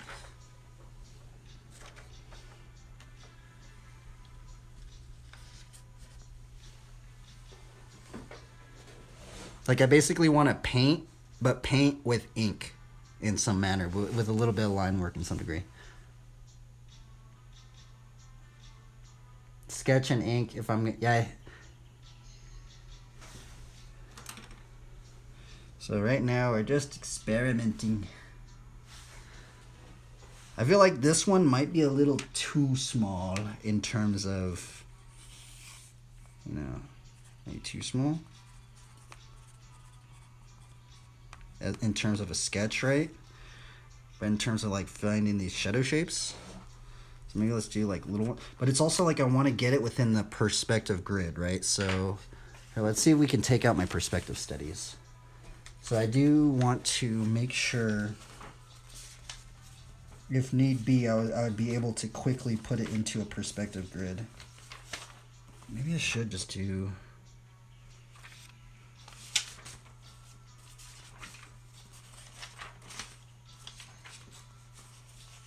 Maybe even like that size would be good. So sometimes I like to think about it like this too. Like thinking about, okay, this size, this scale. I know, you know, that they're, because we place as vanishing point, right? And then just trying to like maybe build it up. So I think maybe sketching more in maybe this manner of this scale maybe would maybe help me out. Because, you know, that one's like really, really small.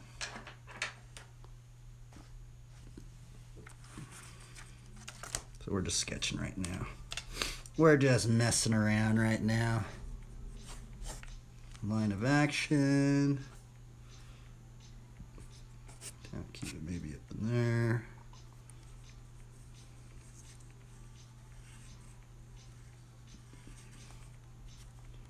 One, two, three, 6, 7, 7.5. And think about the perspective line maybe being right there.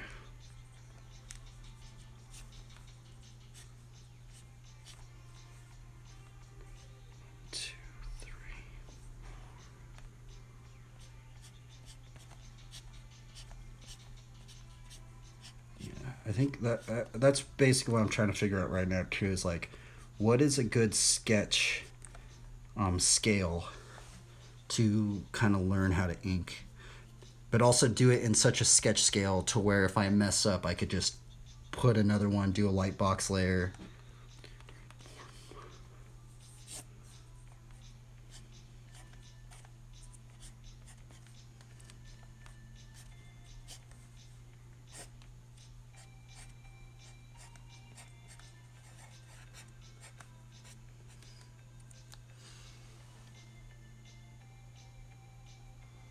Have a good one, Jim. Thank you. Thanks for stopping by, man. I appreciate it. You get to peer into these random streams. Hopefully, I guess, give God the glory in some degree.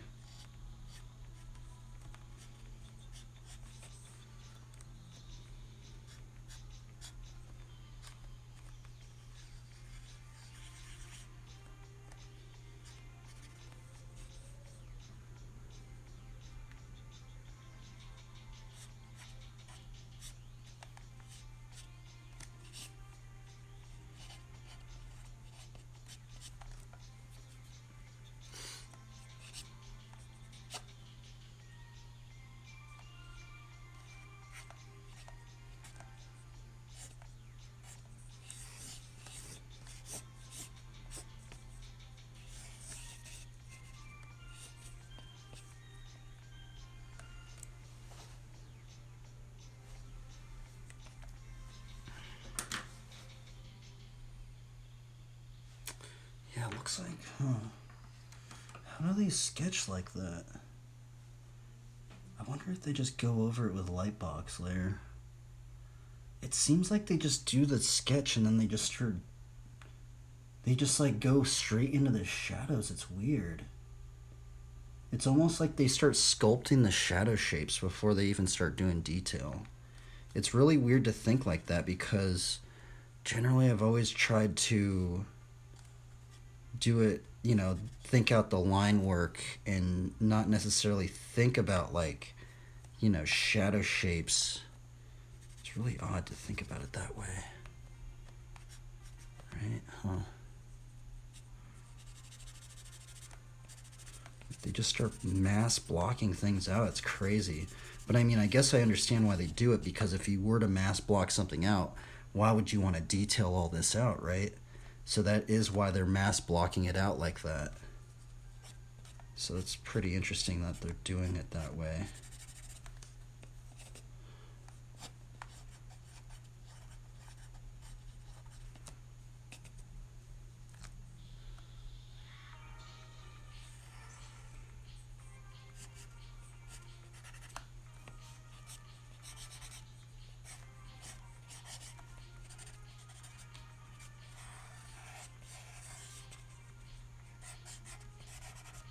Yeah, it's almost like they're kind of like, they're inking, but with like, they're inking with kind of like a painterly manner. It's very interesting.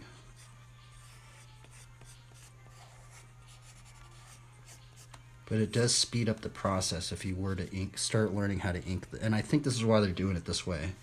Because if you learn how to ink this way, I think it speeds up the process a lot. Instead of having to do the line work, we're figuring out all these lines. I mean, imagine if I were to figure out all these lines right up in here, right? How much time would that take? And then what happens if you just want to ink that entire thing over? One big layer of ink, right? So I'm wondering if this is why they are... That has to be why they're doing it that way. But it's very tricky because, like, it's almost like you have to think about...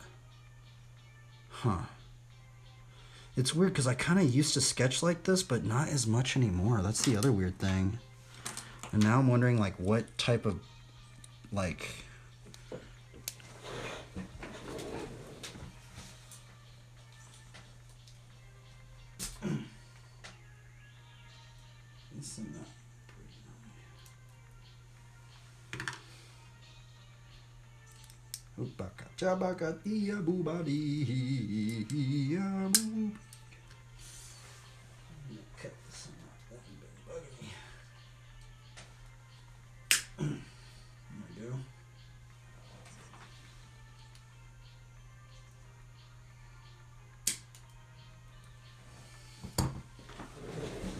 So let's see, I'm just messing around here because I do want to get into inking, man. Like, I've always been intimidated by inking, right?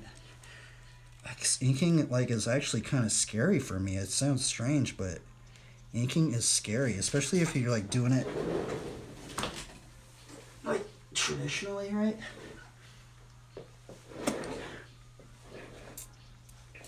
So we can get deeper into it. The thing about it is, there is that cheesy quote of success is built upon the mountains of our failures, right? So, what is wrong with this pen?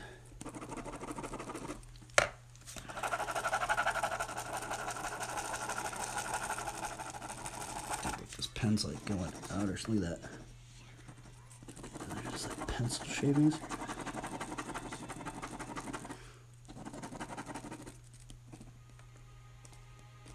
Yeah, that's weird. Look at that. Maybe this should have been that one. That's the thing. Is like, what if I were to just start? You know, like, imagine what would happen if I just started like. Okay, so we have like what if I just started like detailing this out, but maybe with a deeper pen, like a.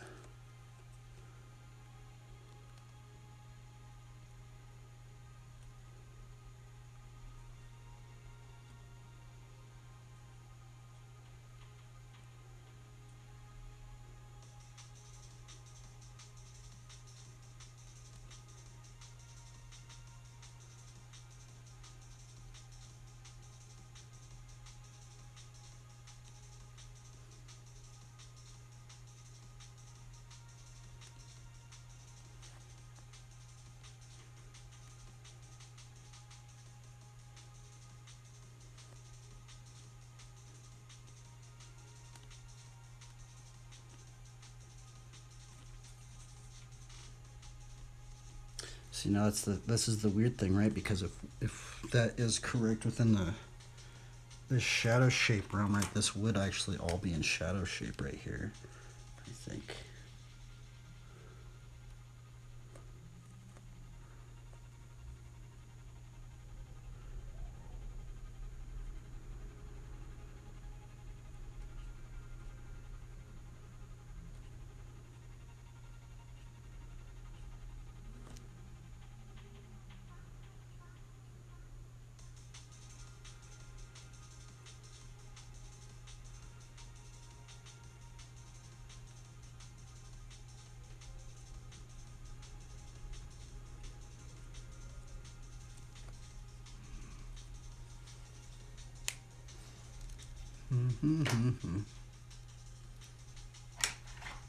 I'm kind of messing around. Should I use this pen or this one? So I'm kind of just messing around right now. Because this one definitely is easier to draw on with the pencil. That is for sure. I think maybe this is why they're using these ones more.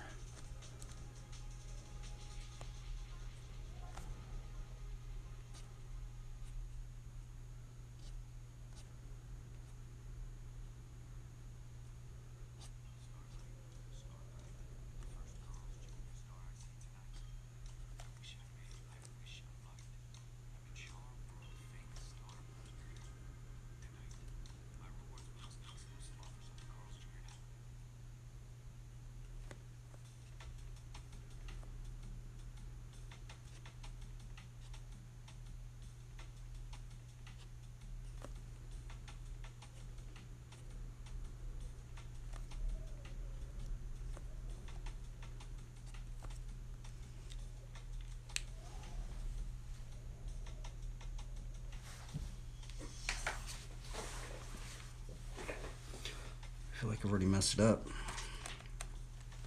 But I guess this is the thing about drawing small, is we can just do another layer on top and keep building them up.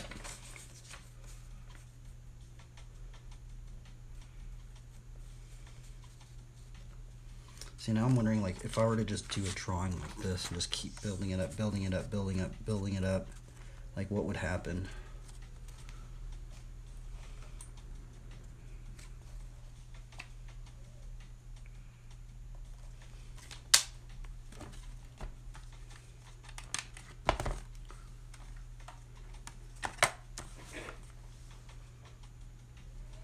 Like, maybe get the gesture back down and just keep getting this gesture down.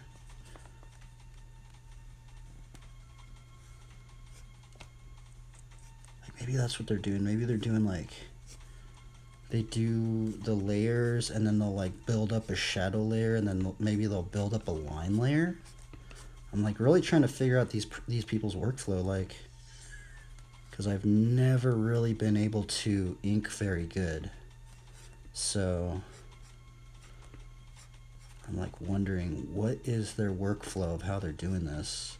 And generally it's just their preliminary drawings that I'm interested in. And I think I'm wondering if say they do that first preliminary drawing, but they do it maybe just the shadow shape, and then they build the design maybe within gesture on top of the shadow shape. So then, I don't know. Probably just making it sound more complex than it is. It's probably they just keep drawing it out until it just works, but I know there's a process to how they're doing it and why they're drawing it the way they do, because I've been noticing their drawings are really, really loose. And I like that. And then it's weird because I'll just see them and they just start inking on top of this really loose drawing. And it just trips me out.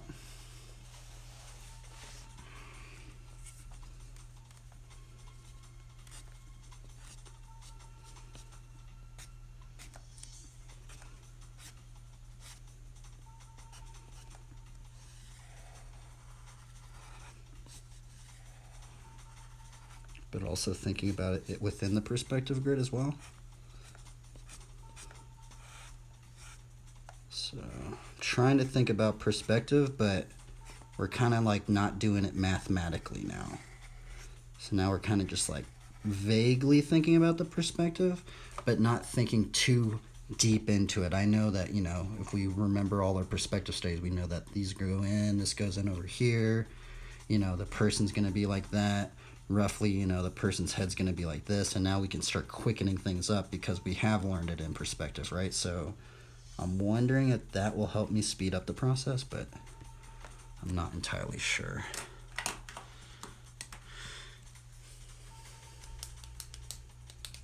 Because, I mean, how long did this one take? This one took barely 30 minutes when if I would have done it in the perspective grid, I would have still been drawing the perspective grid at this time, right? So,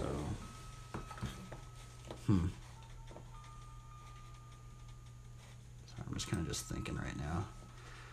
We're just confused on how people ink. How do they ink it? How do they do this next layer? I mean, I know everybody has their own little methods to going about doing this, but I'm just trying to do it. I want to do it in a way that speeds up the process, right? I'm trying to think here.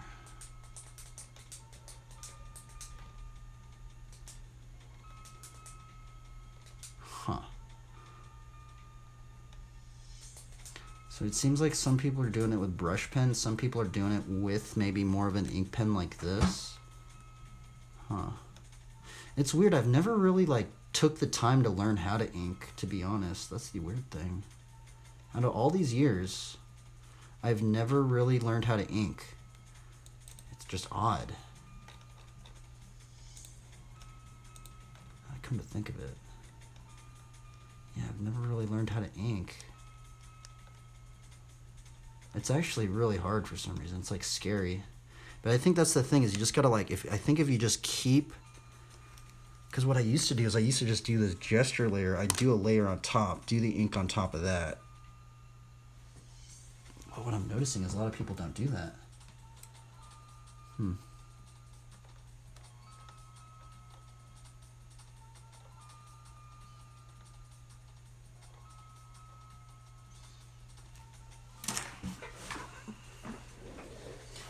That's odd. Let's try to do it with the pencil layer then.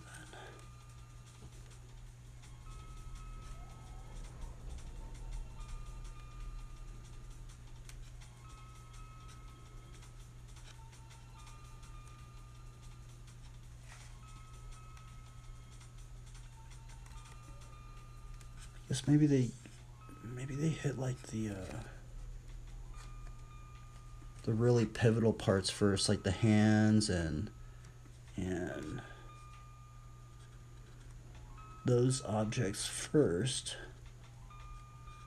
and then maybe they bring everything else into it.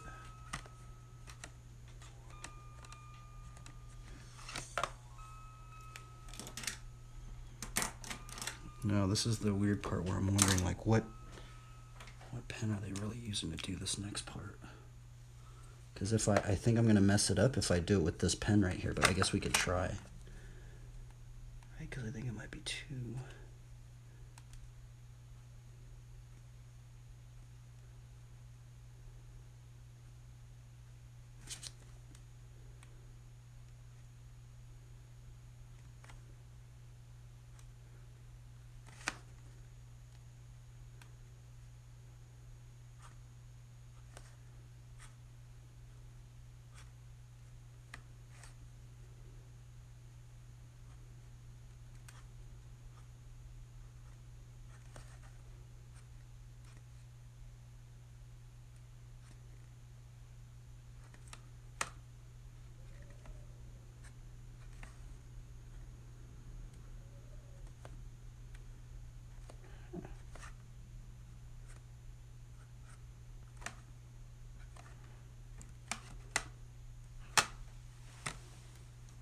How do they do this?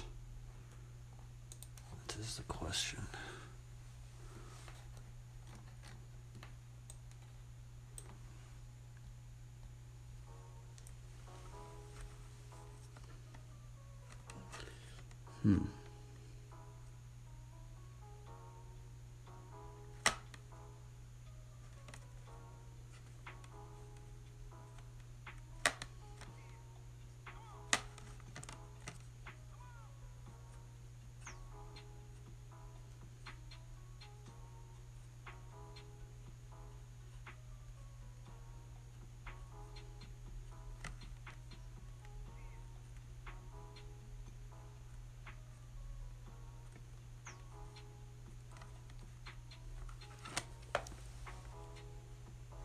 Do do do do do.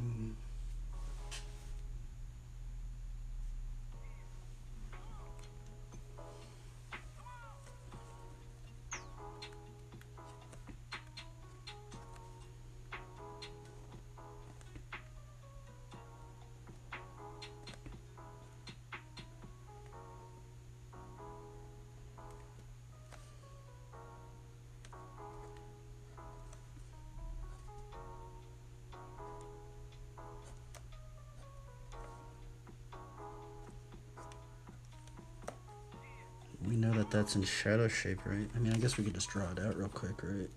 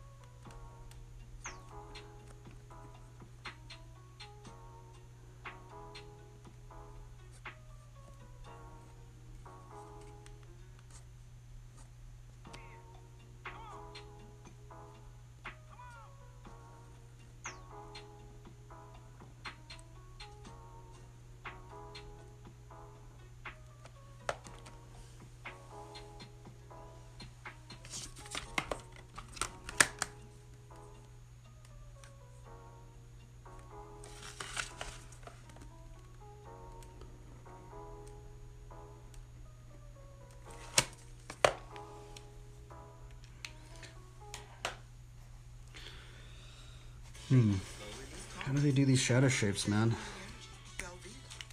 See, now this is like where I always mess it up, is with this brush, right? But we have that one kind of set down right there, so...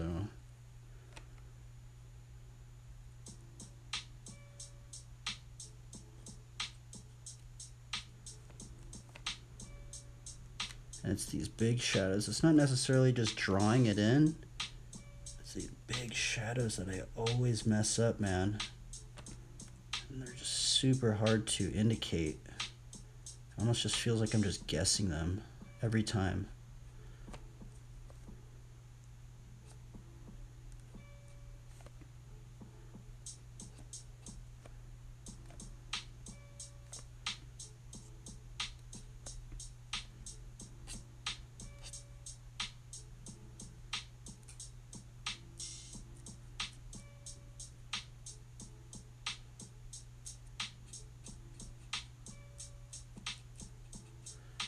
But I guess this is where, like, this is where I want to learn, is how do people do these, how do they indicate these big shadows really fastly? Like, do they just draw it in? Because it seems like they're not drawing it in. It seems like they're just, they do this rough drawing and then they just start inking it out, right? Especially, like, stuff right here, right? Because if I was doing this with line work, I'd want to, like, ink that all out. I mean, draw that all out. But it seems like they're not doing that. It seems like they just leave it loose because they know they're going to ink it over with just a big shadow shape. And that's what's really challenging to figure out, right? Is how, where do you, like, put that big shadow shape and when do you just, like, leave it? Right? This is where it gets really weird. It almost just feels like I'm just guessing on all this stuff. But I know there's a reason why they do it that way. It's because they're keeping it loose. See, and if I was to do the, now see, that's the other weird thing, is if I were to do the perspective grid, bro, I would have not even attempted to do this, right? Because it would have been just too stressful to do, because I would have just put everything in there already. But I think maybe that's another reason why they keep it really loose, because if they know if they just mess up, they can just go over it again with another layer. I'm wondering if that's why they're doing it that way.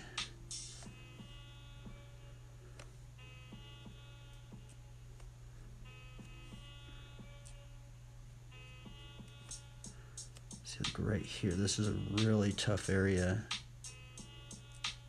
especially on such a little drawing, Because I know if this shadow was like this, honestly, this base I think would have a little bit more shadow on there.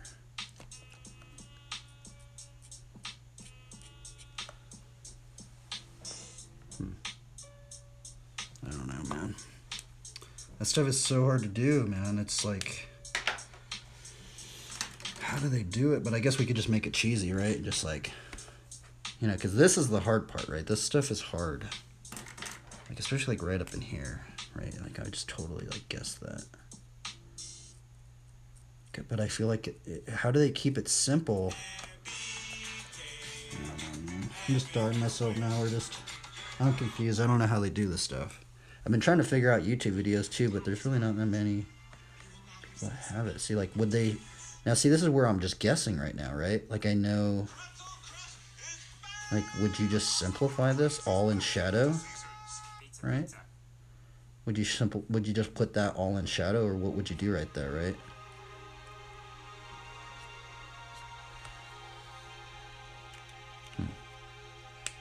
That is where it gets tricky. I mean, I guess that's just like the design element thing, because then, we could just, make this fun and just, fun and playful, and put some wings or something. But I'm trying not to get into this. This is what I always used to do. This is basically what ends up happening to most of my drawings. I'm just like, I don't know what I'm doing. Let's add wings to it. That's generally what ends up happening to most of my drawings. But see, even then, like, how would we shade these wings out, right? Like, we know that would be right there. Like, would these bottom parts of these wings be totally in shade like that? Yeah. I don't know. But yeah, this is the shadow shape stuff's super hard. That's what I'm having trouble with. Because I know they're doing it fast somehow. Huh.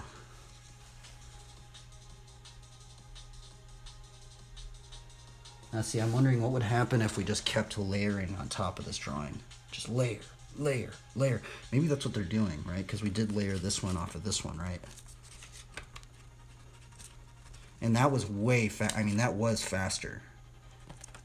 Because imagine if I were to just do the perspective grid, all the other stuff, I wouldn't even gone into it. Right?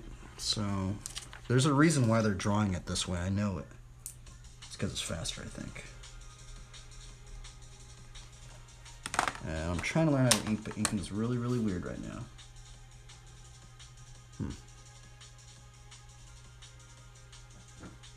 Yeah, I think if we just kept maybe layering on top of this drawing. Oh. Curious, I'm wondering what other people would talk about that. There needs to be more inking demonstrations. It's very, very challenging.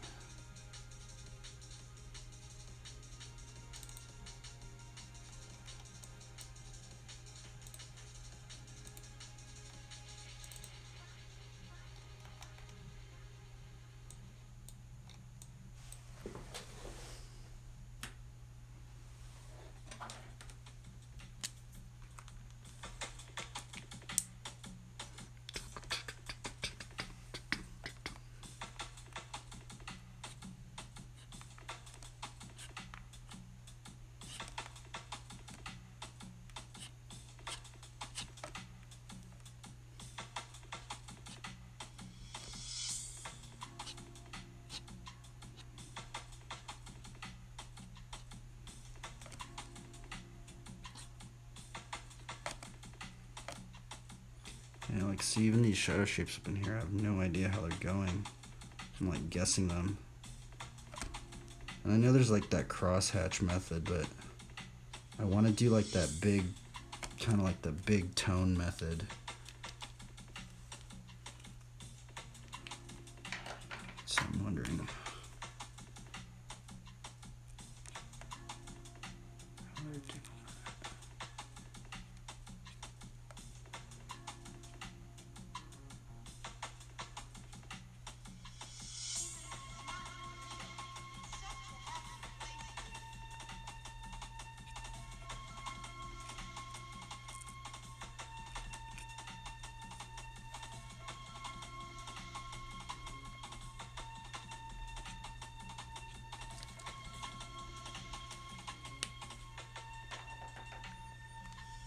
guess this is when they maybe can like flip it horizontally, draw it horizontally.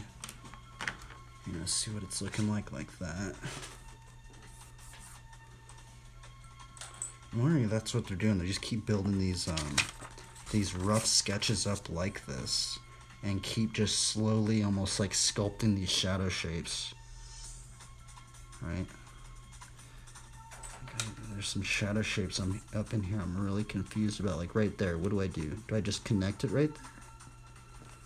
Like what do we do right here?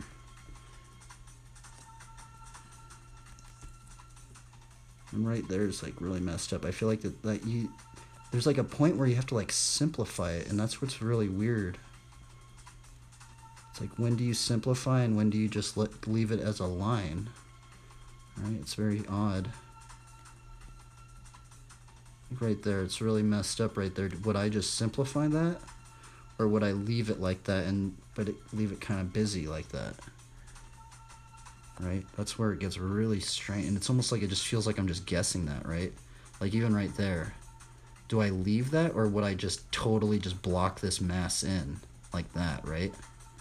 Like, isn't that crazy? It totally just changed it right there just by blocking that mass in. And this is where it gets very weird, where I'm just like almost like guessing, like I don't exactly know what I'm doing. Like right here, right? Right up in here. Right, like, would we just like slowly just build these things up?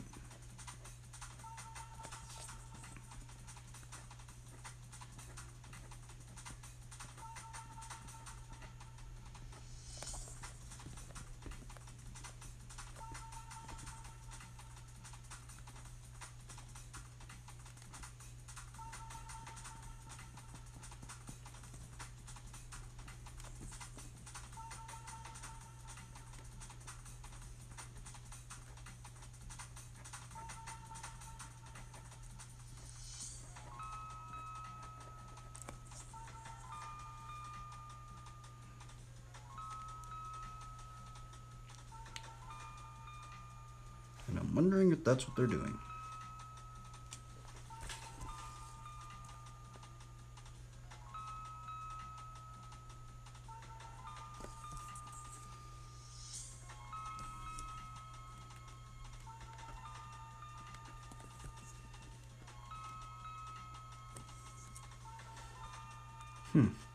So you could just do so much stuff now, right? Because now it's just like, see, if I would to draw that in, that I would have never done it that way.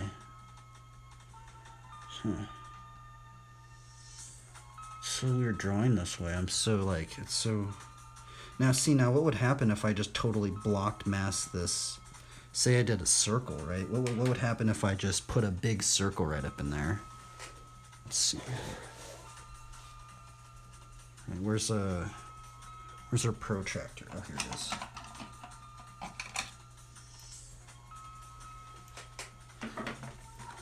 See, now I'm actually curious, like, if we were to even...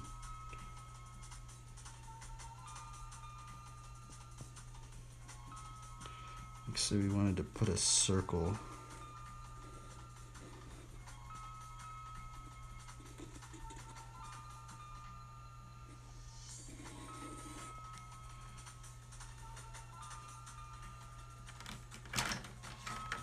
Right, like, would we just... See, but then how would we know if we were to block this out, right?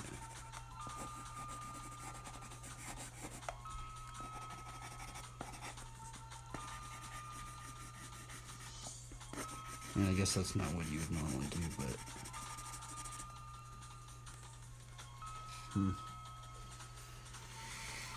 I don't even know what I'm doing anymore.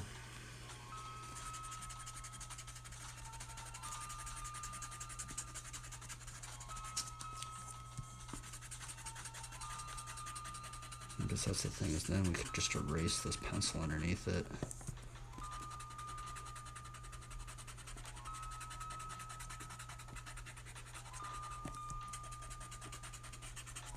Interesting techniques.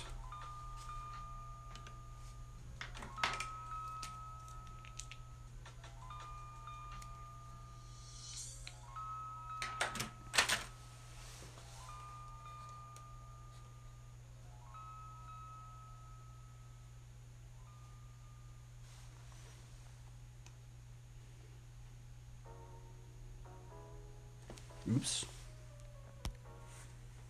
Is this not charging? Oopsies. Come on, buddy. Why was I not charging?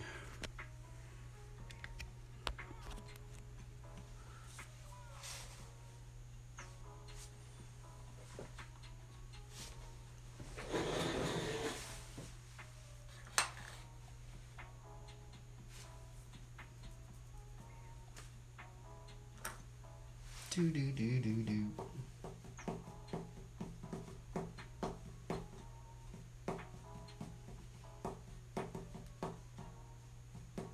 I might even just keep layering it up. I wonder, like, how many revisions can we just keep building this up? I'm wondering if we can actually get something, like, kind of cool. Because I know I actually, like, got a lot of this stuff wrong. But now, I think we got a lot of this scary stuff down, right?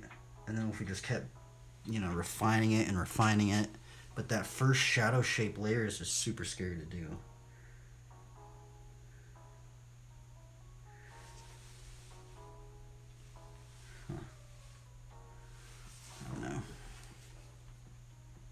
I don't know what I'm doing, so.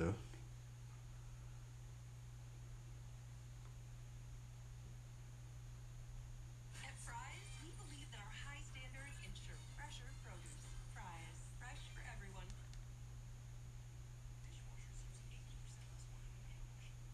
Oh, it's on copyright. Here, let's take a little break.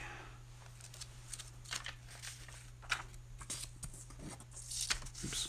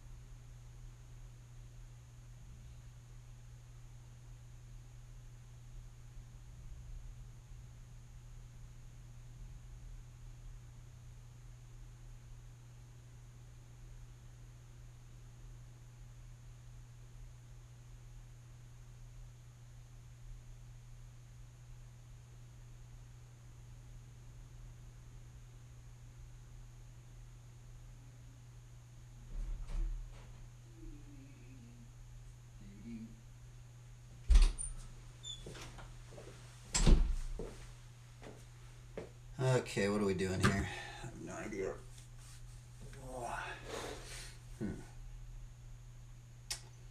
Yeah, huh. Yeah, I need to find that rhythm of line work and inking. It's a hard thing to do, huh? That is a hard thing to do. The mixture of that. It's only been 2 hours, so that hasn't been that long.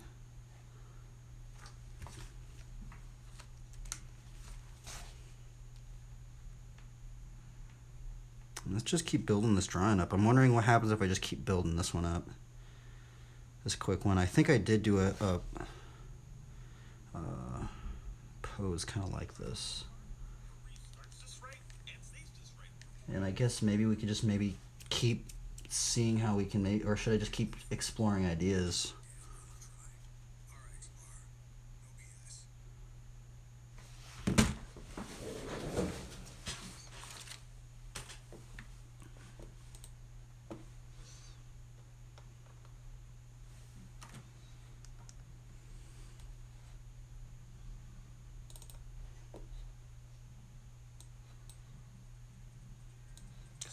Lately I've just been doing these same ideas over and over and over again, huh? Is this on copyright? Nope. No copyright.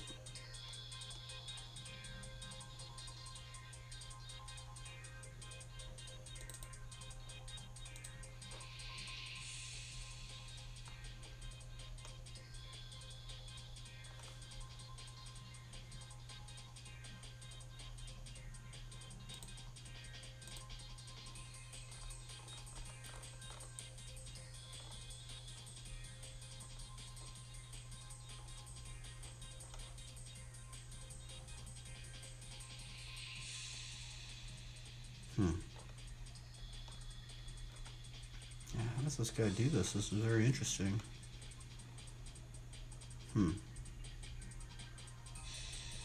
Very interesting. Because it seems like they don't really do too many heavy shadows.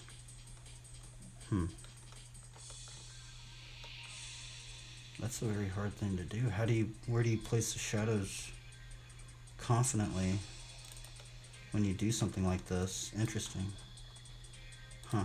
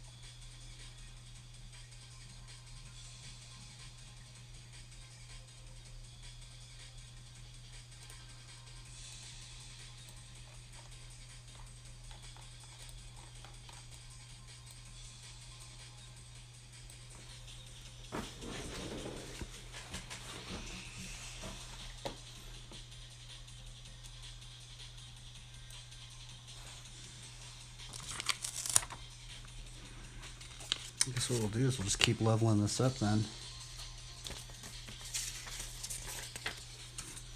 Let's just keep leveling this up and let's see where we get to.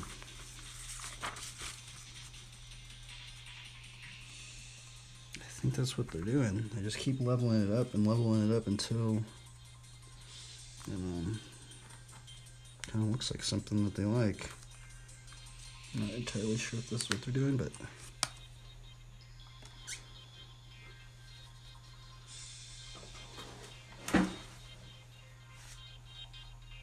okay, so I we have our shadow shapes quite down. I think now we should just try and just figure out maybe these proportions and just the gesture of it. Maybe.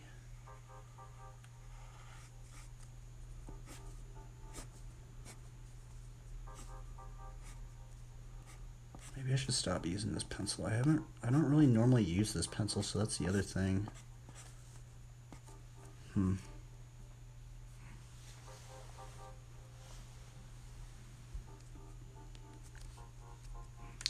What if I use the other pencil?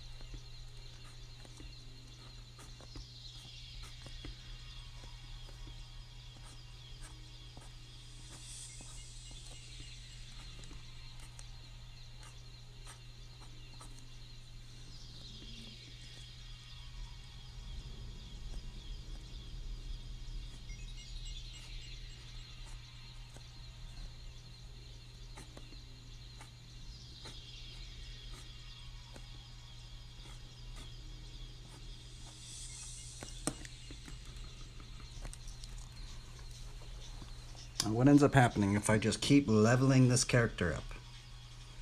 I have no idea.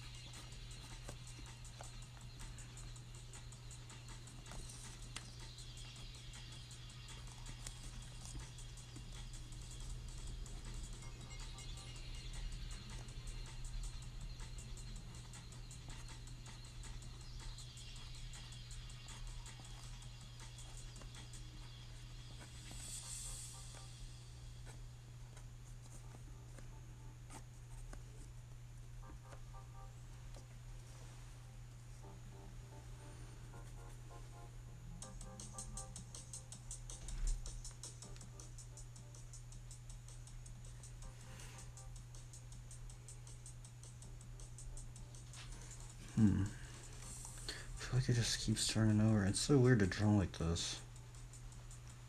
And I wonder, like, would they just keep layering up this, this one right here?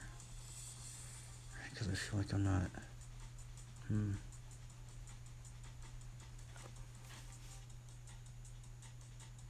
they're keeping it really loose. How do they do that? That's so weird. Huh.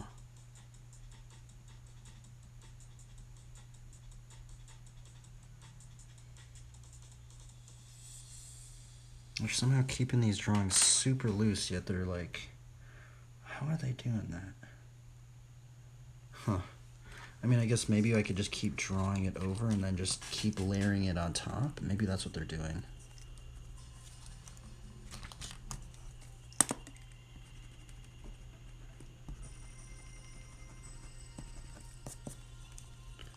But the other thing is I keep changing it. That's the other problem.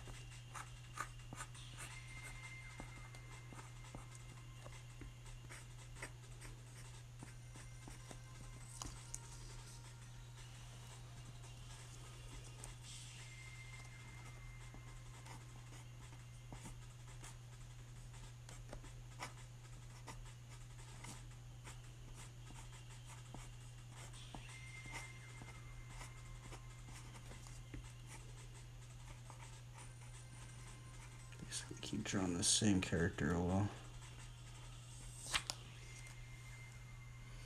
Okay, I think if we just keep it loose and just keep drawing on top of this, right?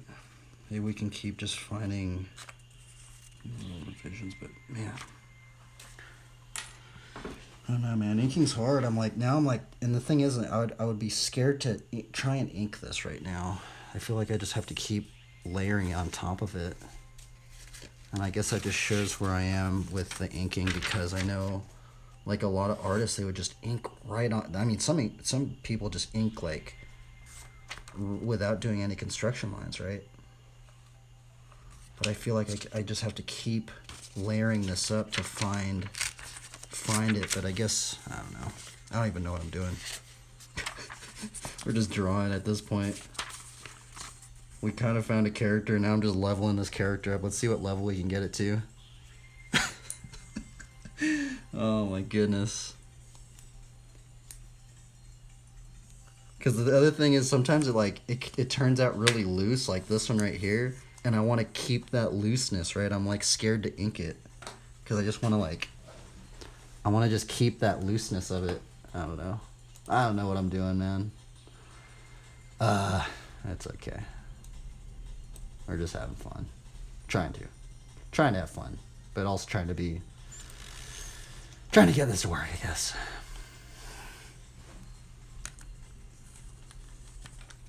Okay, so let's try and maybe capture a portrait.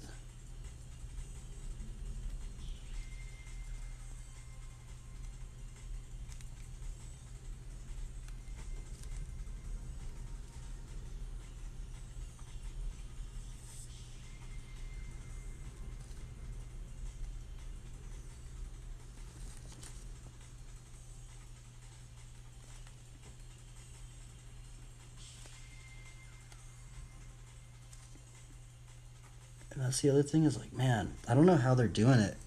Maybe I've just been doing this method so long that it's just hard for me to stop. Because, see, that's the other thing is I'm noticing these inkers, and they're not doing this right here. I feel like they just go into that first layer that they draw. And I don't even think they use a light box. I think they just start inking it right away, right? And I don't know, man. I've just never done it that way. It's weird.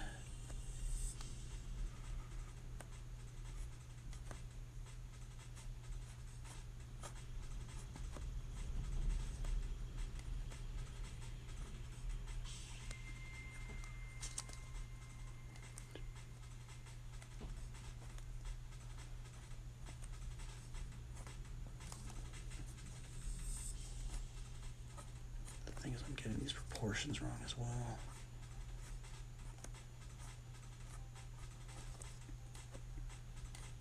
And see, that's the other weird thing is drawing really small. You kind of have to like simplify things. It's odd.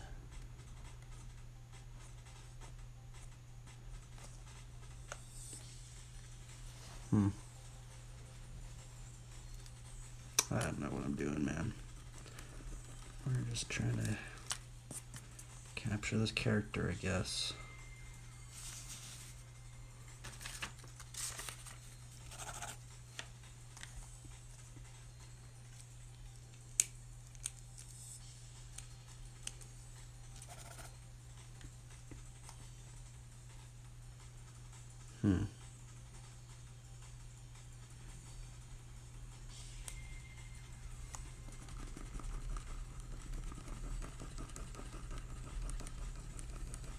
Yeah, it's weird trying to like simplify it, but then like you can't put too many details in it. It's weird. Oh, well. Just keep trying to find this character.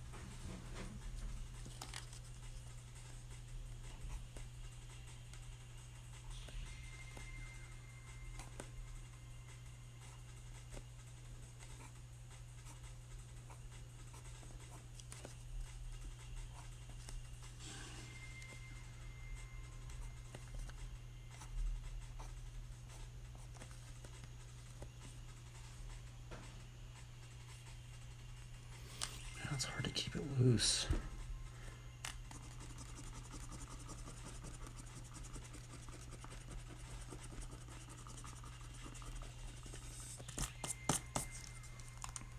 This next layer is really important for me.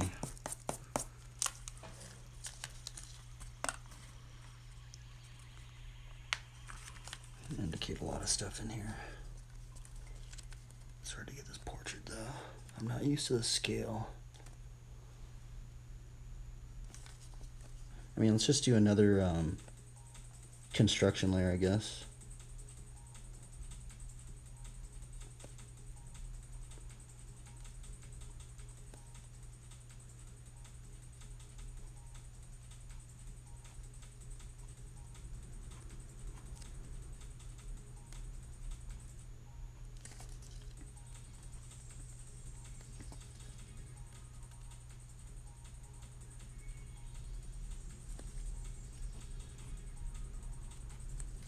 Can't get it down.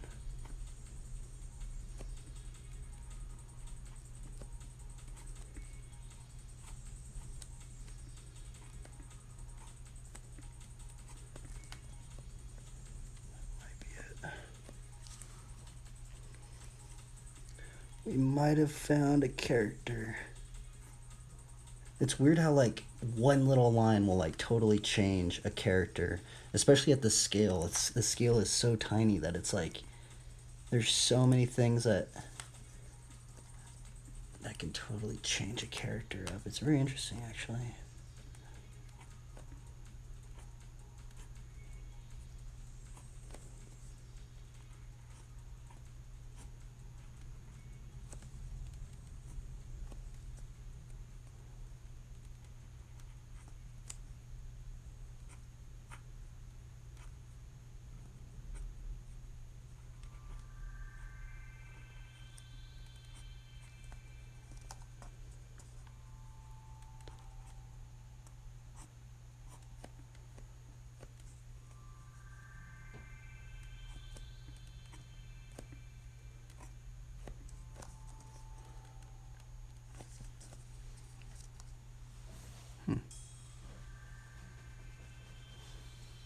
Oh wait, is this on copyright? I think this is. Darn. Oh no, it's not on copyright. Oh, is it? Darn, I think it is. Nope, it's not. Okay.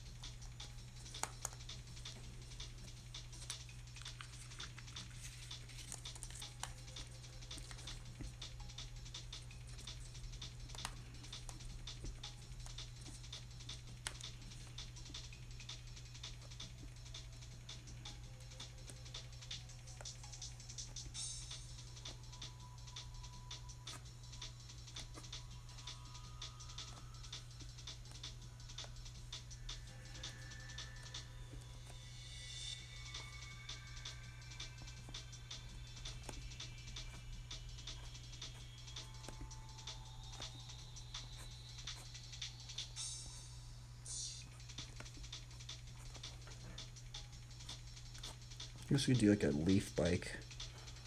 I remember I was getting into that.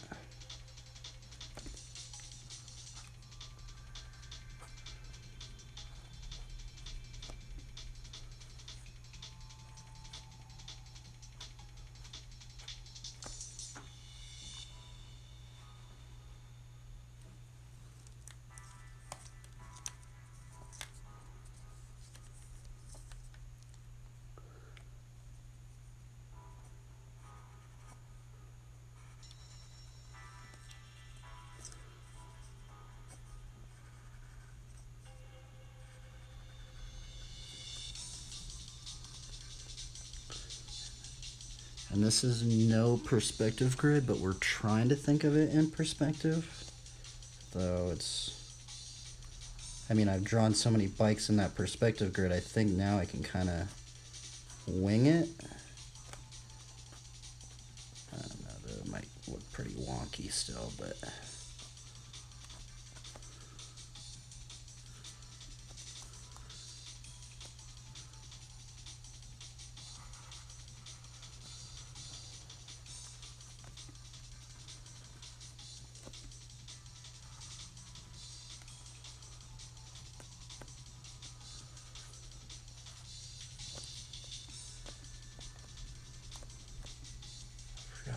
Oh man, I forgot there's a seat too.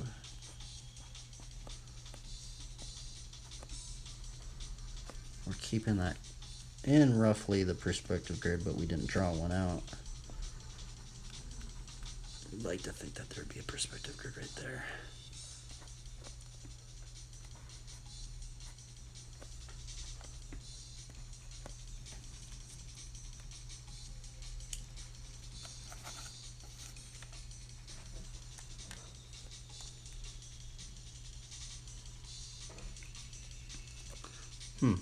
Now see, that's really leveled up now. We kind of have more of a character. Got a little bit more indication on some of the stuff. I kind of don't want to put... I mean, I guess we could put like... Oh, I guess we could do the whole Isaiah thing, right?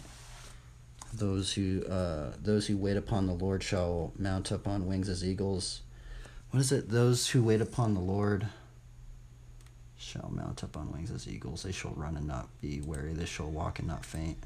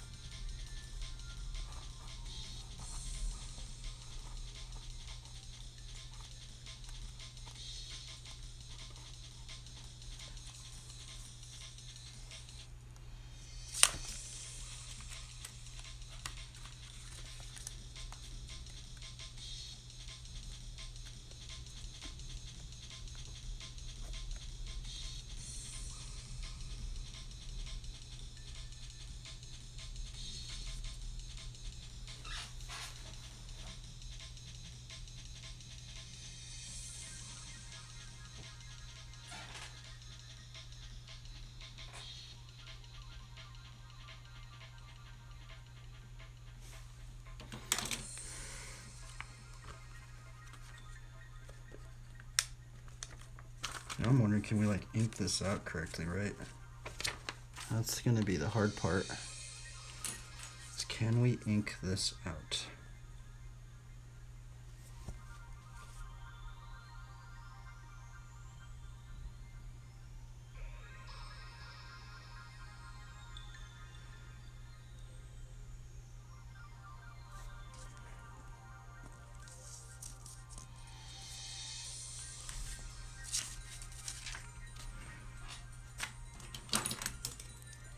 No, it seems like most people would just ink it out right away with this one, right? But I'm like scared to do that.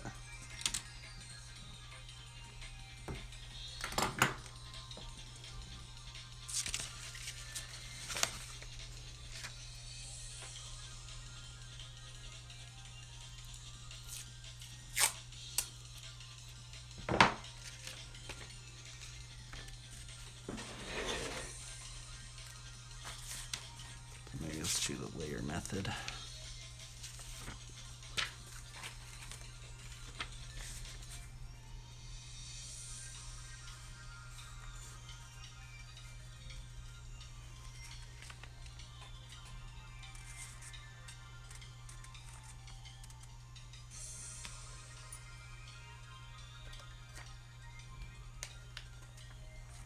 Yeah, I guess we could try and put a line in the background or something.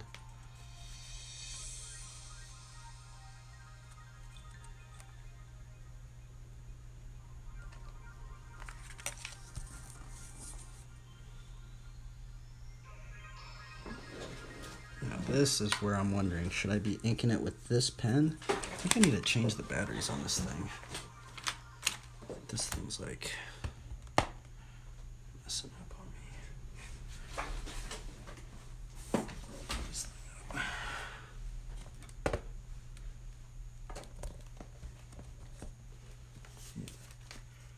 put some new batteries in here. New batteries.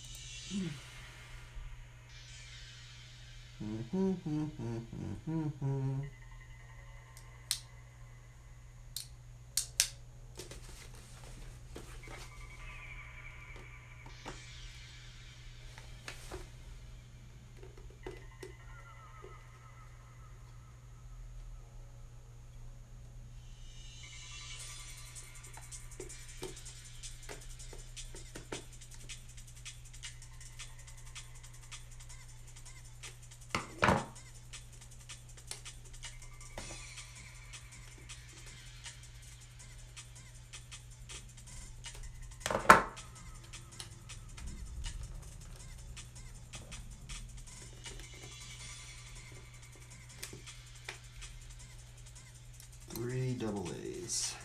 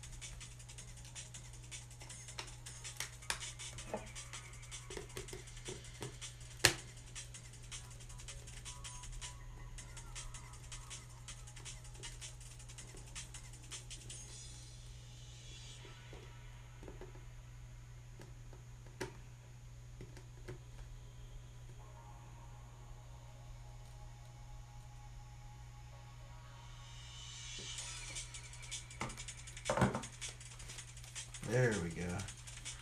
We got brand new now.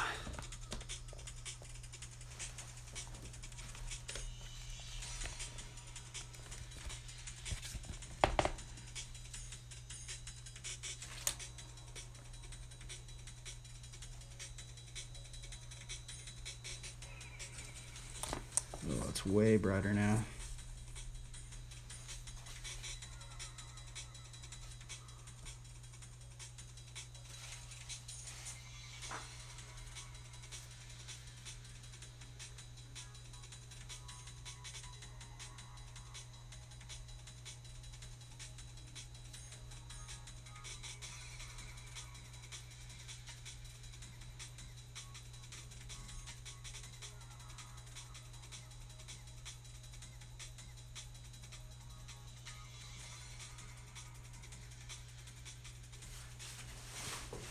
I think I should ink it with this one.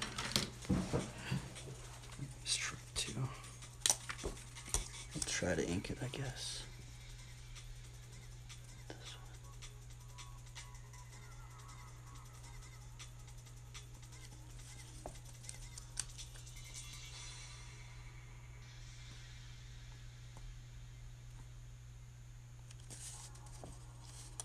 one. Oops, darn. And that is a problem.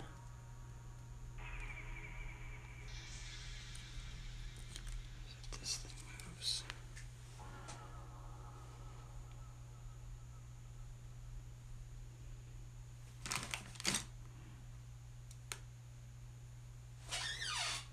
those little clippers. Where did they go?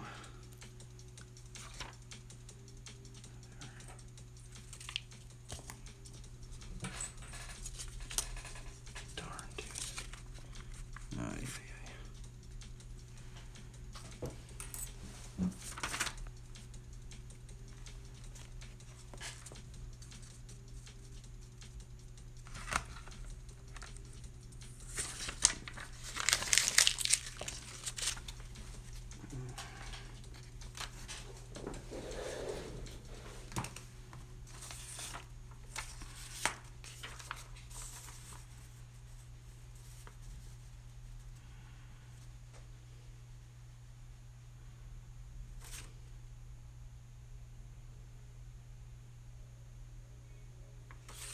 Well, I think I'm gonna just keep building this drawing up.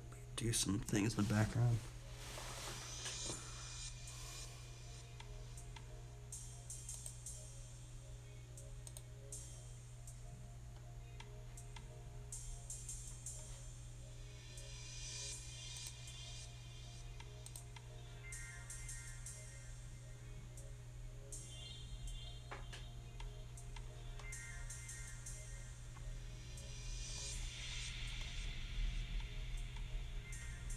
Let's just get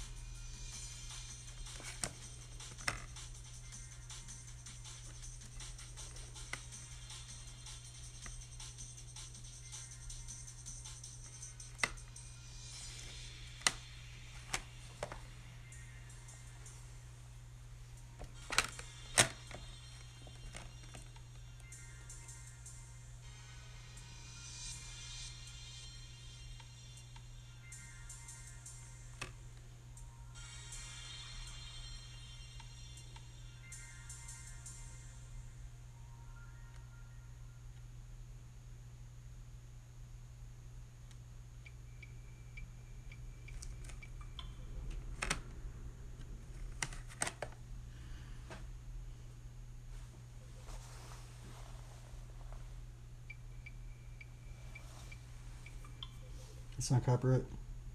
Nope.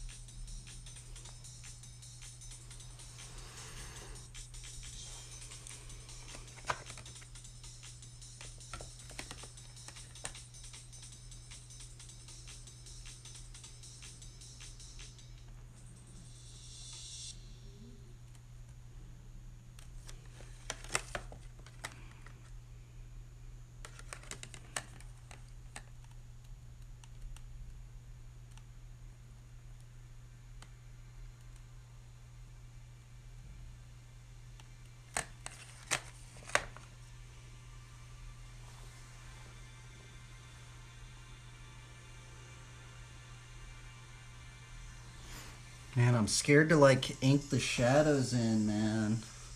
Darn. That's what I'm scared of.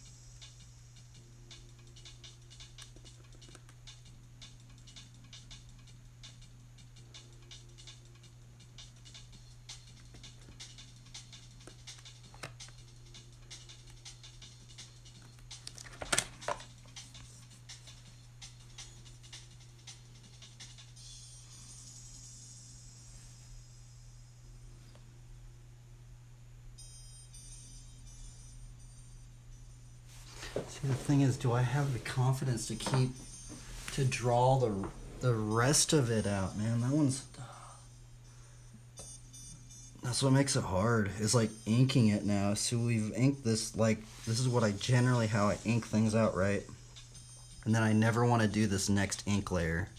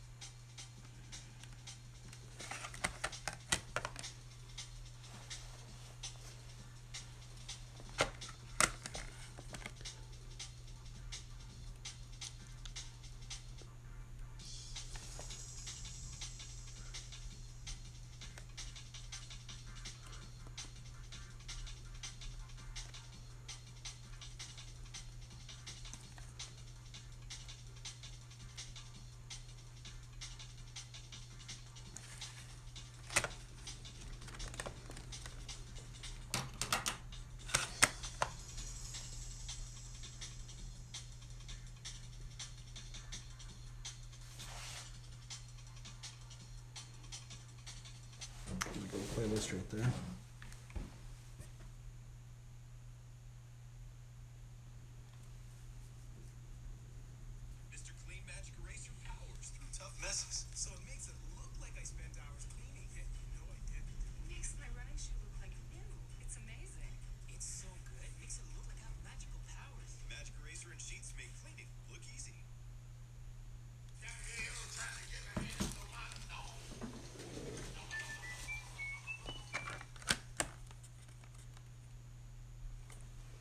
Let's use the wrong pen.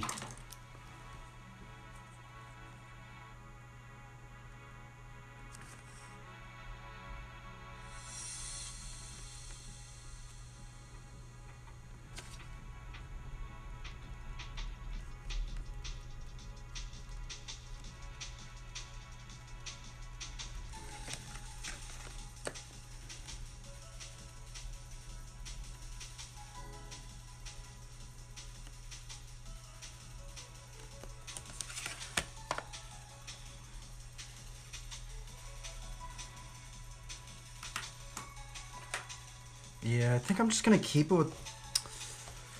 I don't know, man. I just have been doing it with these two tools for so long. I just don't know if I could really even use these two other ink things. I'm just so not used to it. It's brutal, actually. I'm like kind of disappointed because I see all these other artists and they're using all these different tools and stuff, and I just go, man, I don't know, man. Like I've just done so many pieces with just these two things lately.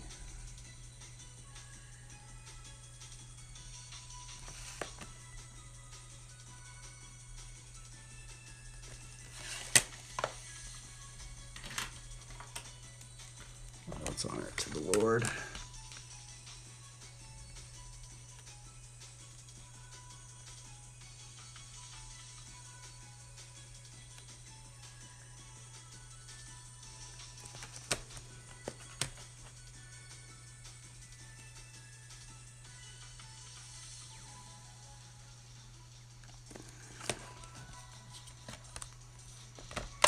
Ay.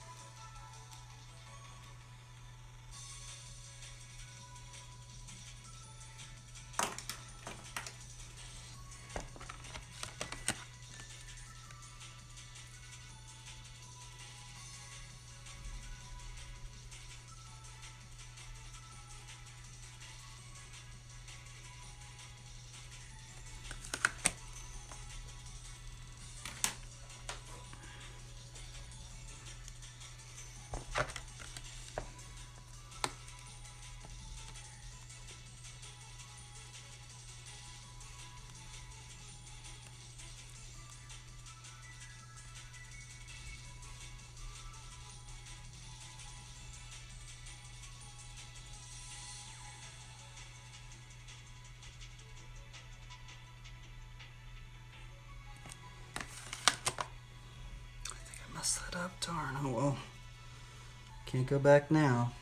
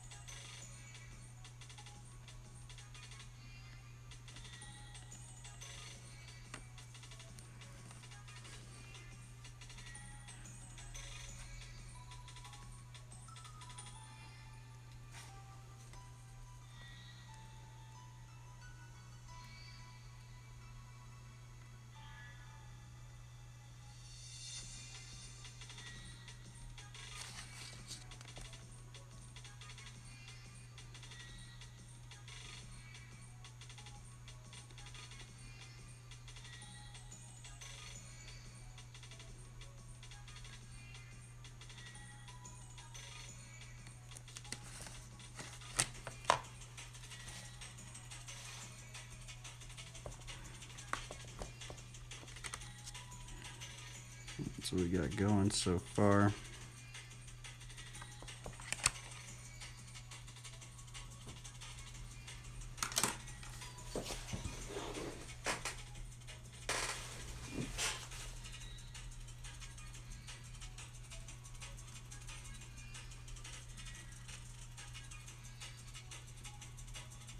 think I'm just gonna put a bunch of plants. I want to make it like look really, really lush.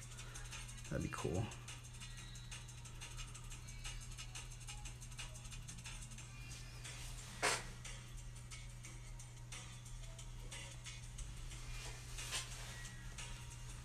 And now I'm scared to do that like main ink layer, right?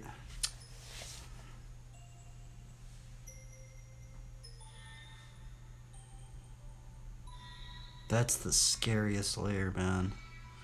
Like getting this face, oh my goodness. Maybe what I might do, I might even just draw underneath this one to get that ink layer because, bro, that ink layer is so scary.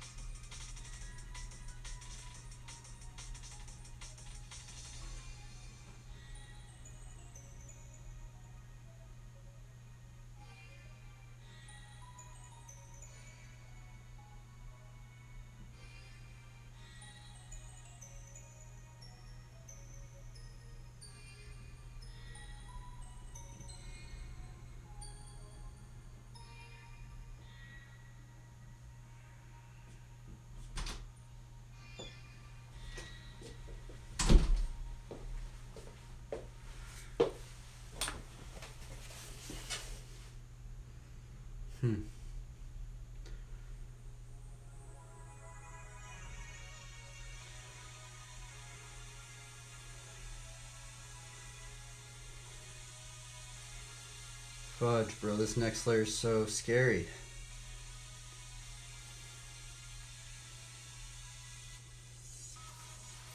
But it's very important. That's the thing. Yeah, it's super important.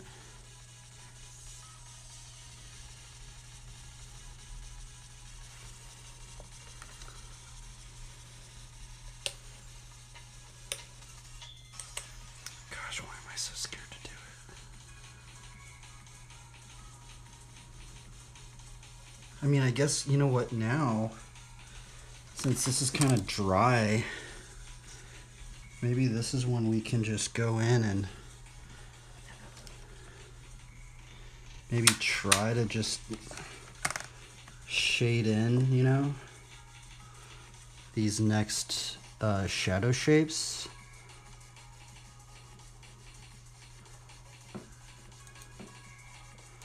Maybe.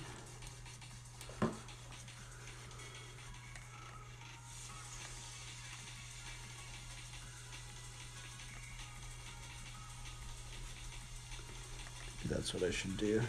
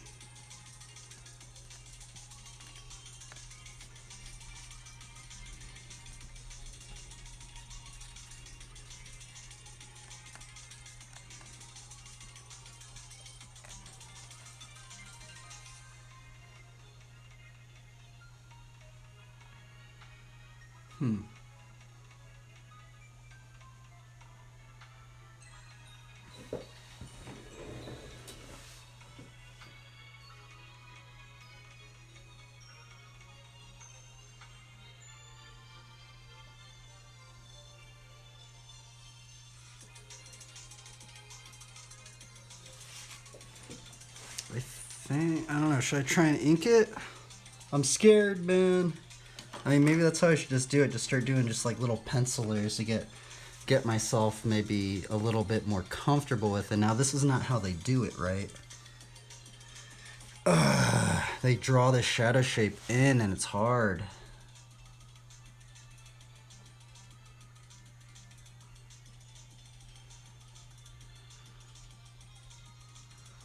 I kind of want to like, I mean, I guess I could just try and draw an animal right there, maybe like a lion or something, or just keep it like that.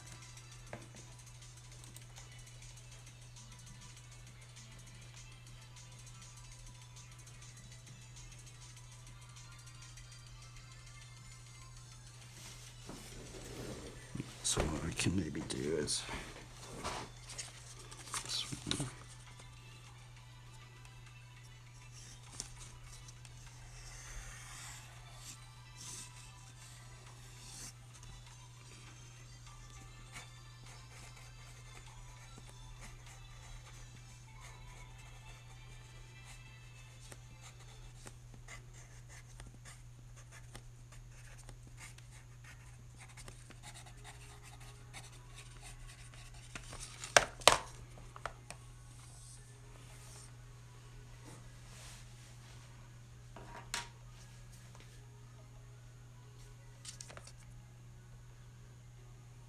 no, I'm going good.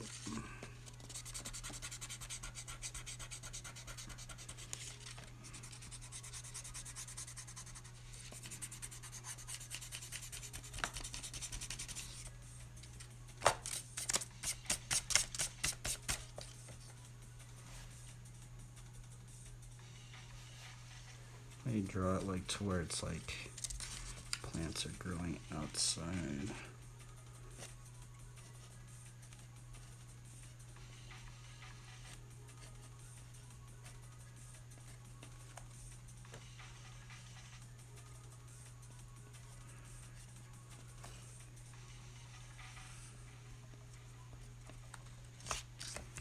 I think that's better.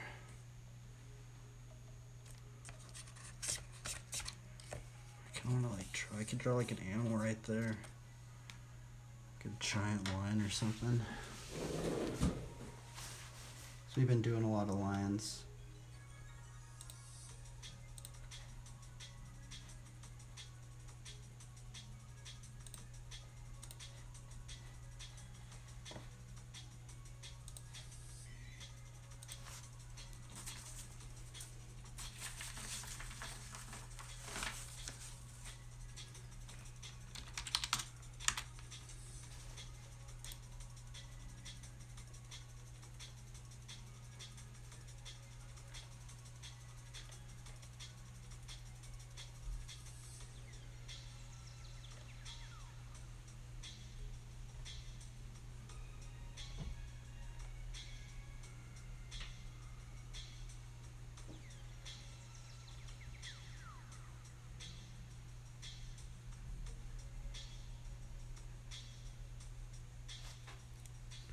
I don't know, let's see. I gotta be bold, huh? The righteous are as bold as lions. Maybe I should just go in with the ink, huh?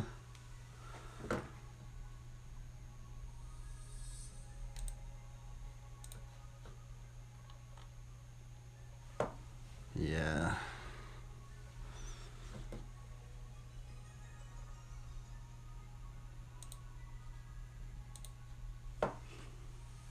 Because this is when we can be bold.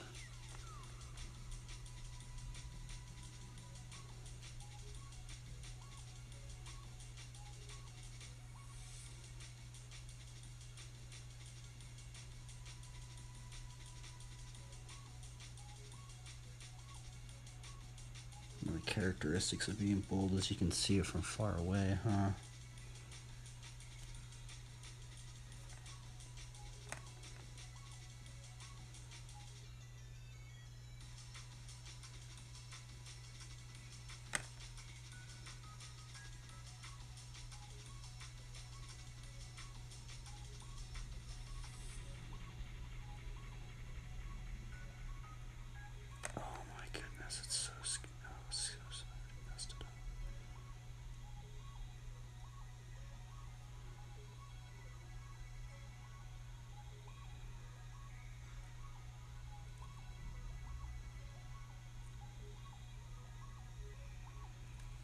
This is why I never got into inking, dude. Oh my goodness, I like messed it up bad.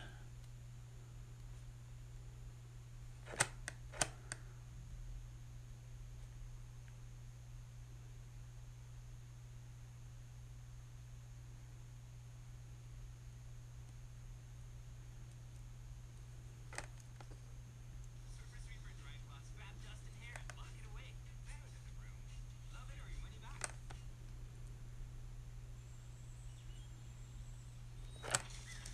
Darn it, dude. I'm so bad at inking. Fudge.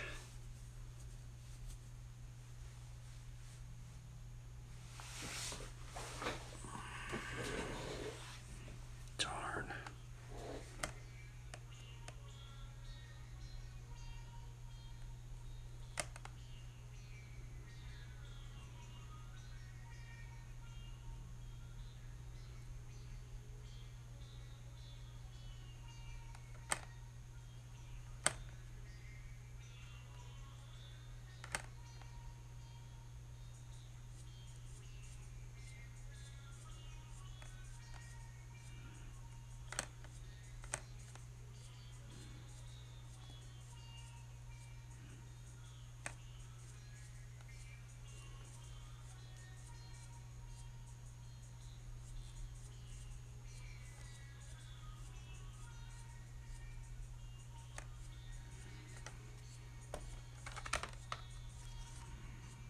This is why I never got into inking, bro.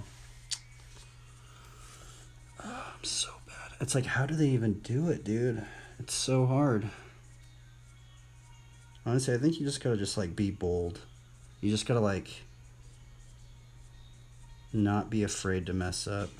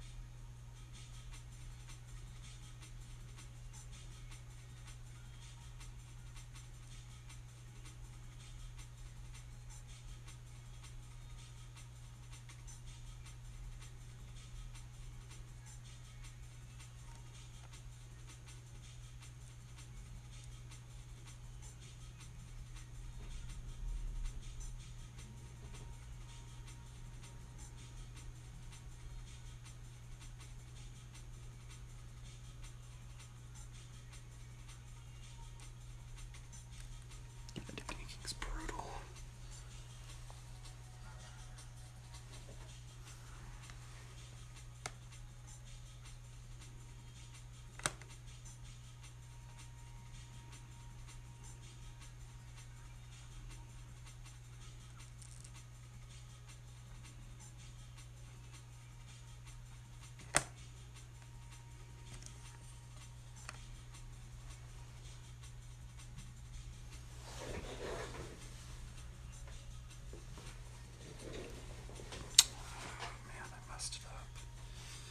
Oh well, this is the thing about inking. This is why I never wanted to get into inking.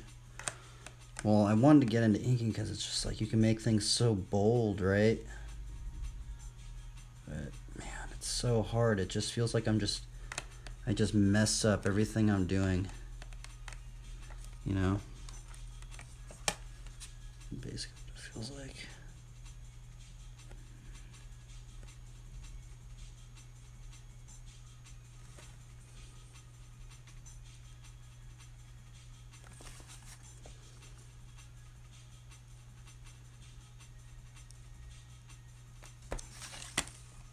Oh my goodness. Because I know, like, I feel like this shadow shape should be on the eye, but it's like, I don't know if I should indicate it like that, right?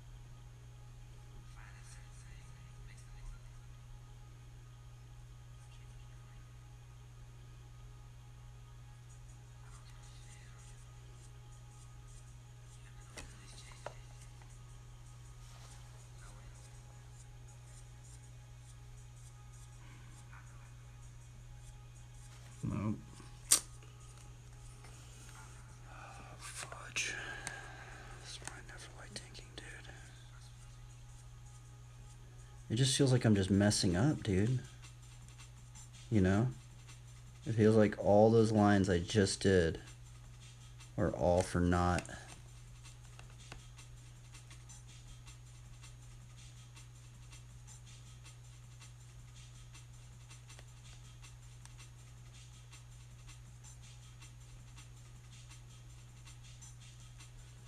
But I guess that's what makes inking interesting, right? Is because it is so hard. And I guess that's the thing, is if you want to get good at inking, right, you have to just keep doing it, right?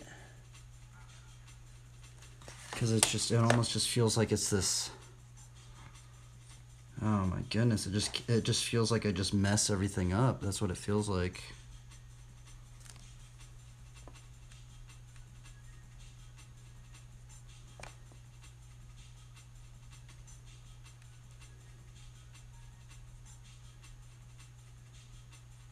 It just feels like I'm just like going over so much of my line work that I did. But I mean, I guess that's just, I don't know, it's weird. It just doesn't seem right. I'm not used to just going over my line work like that.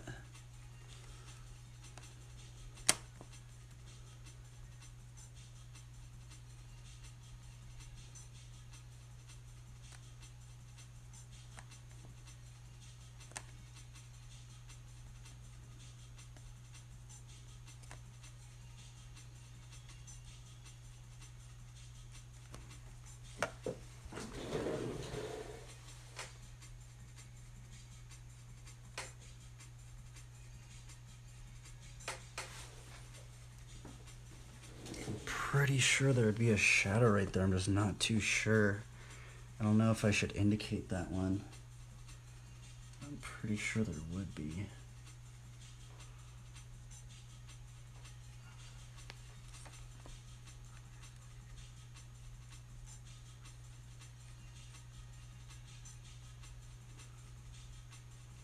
Like, I honestly feel like that one would be in full shadow, but I don't know if I want to do that like that.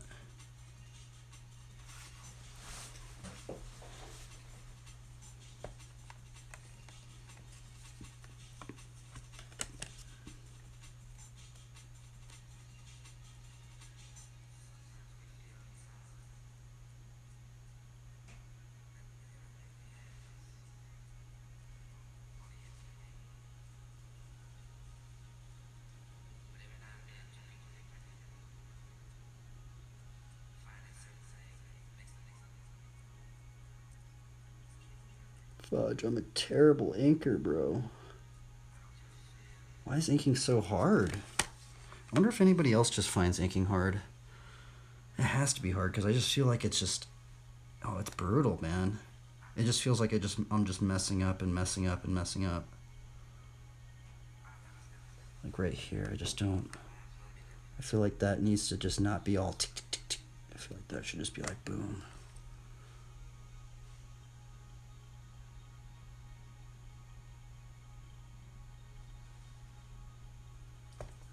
See, and that's the thing, is you can just like simplify shapes.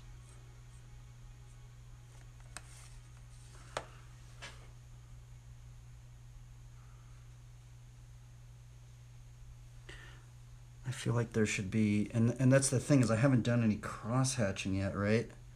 And this is the point where I think you can start bringing in the cross hatching stuff.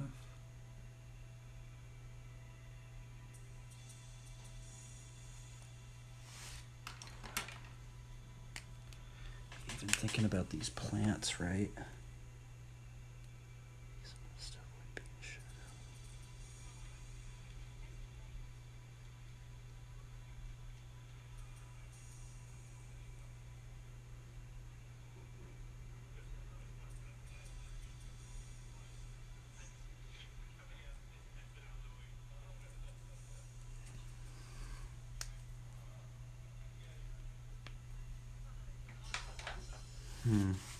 Why is inking so hard, bro? I'm terrible at it. I keep saying this to myself. I'm just like, I'm trying not to not like it, but it's like, it just feels like I'm just messing up and messing up. I don't know what I'm doing. And I kind of don't like that. I kind of don't like knowing, not knowing what I'm doing in here. It just feels like I'm guessing.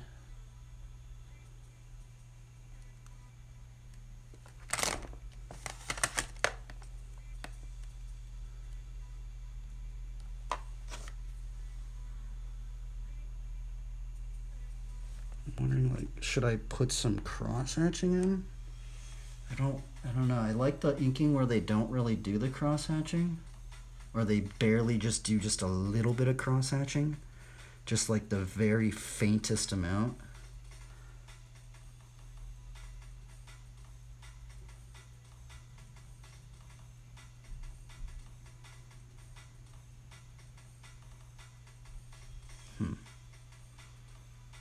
And then that brings in a whole other question. Is like, when do you start cross hatching, right?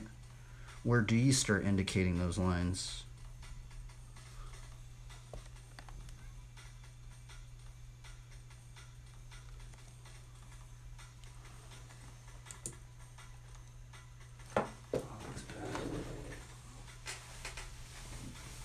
I guess I could just keep going over it. Oh my goodness.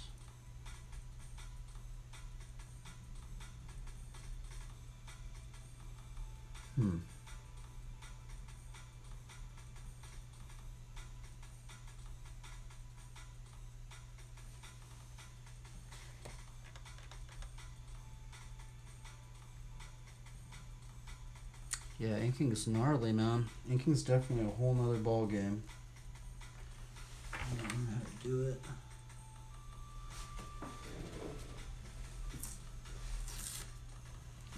Inking's gnarly.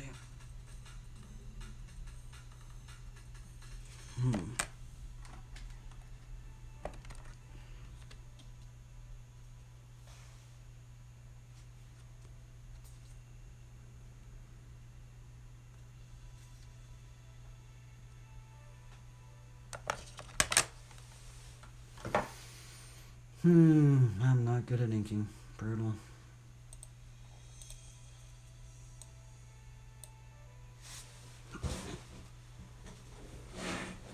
Guess now this is maybe where I can do. I like it when they do like barely any cross hatching.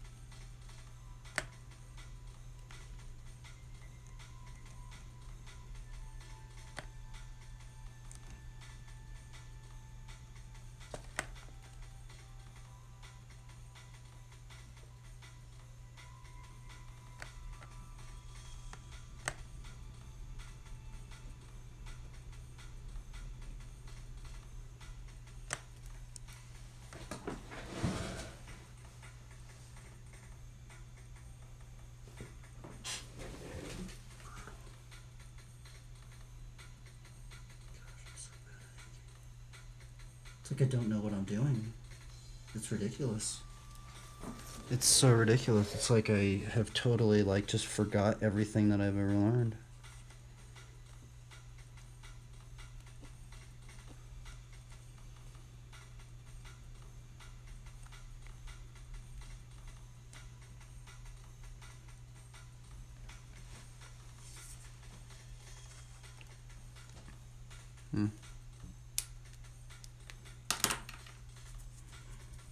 Brutal.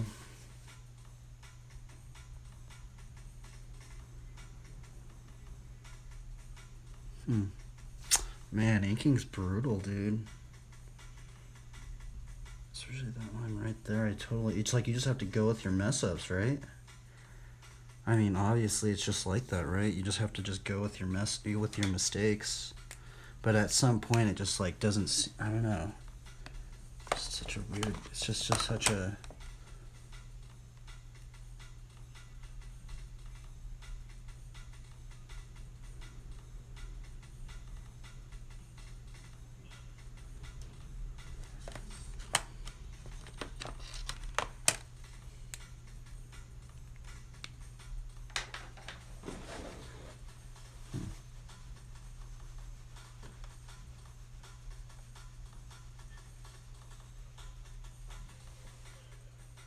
I feel like I just have to redo it, man.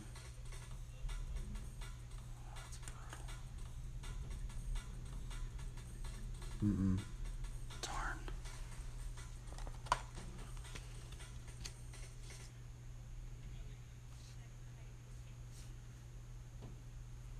I feel like I want to just simplify the legs out a bit, but I don't know how to do that.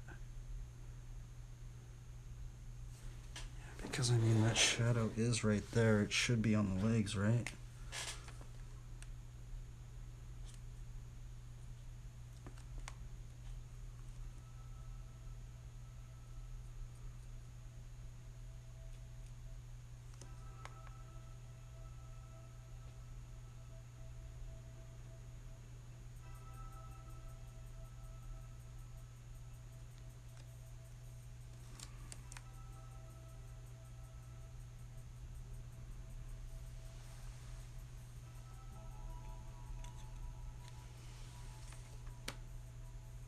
Oh, should I do it? Let's just do it. Let's see what happens.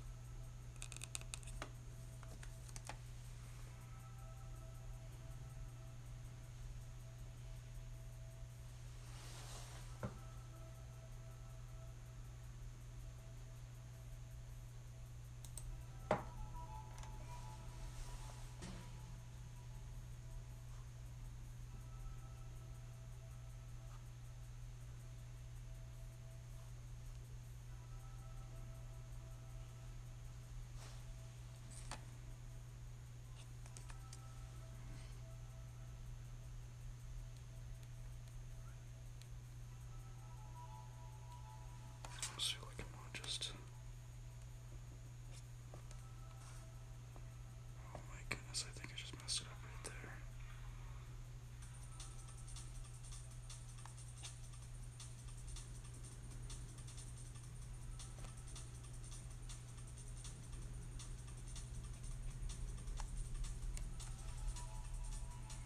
Yep, I just messed it up right there. Darn. Why is inking so brutal? Oh my goodness.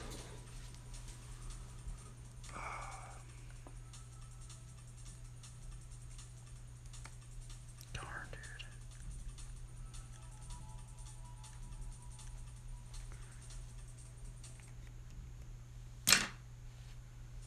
That's wrong. Yeah, it's gnarly.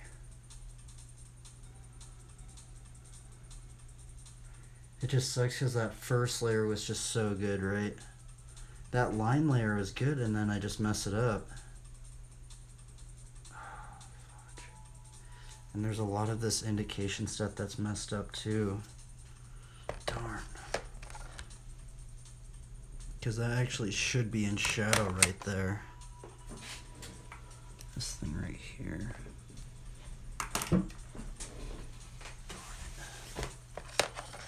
This is just a failure. Hmm.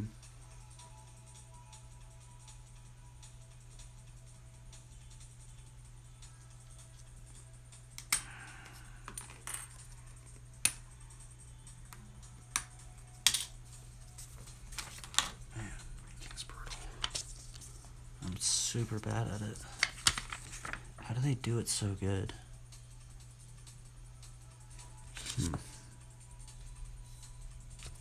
I mean, I guess if I look at it, her horizontal does look okay right there, but oh, it's these legs are messing them up, huh?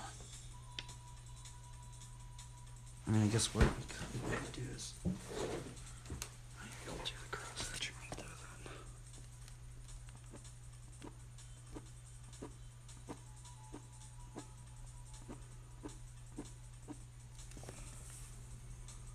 then.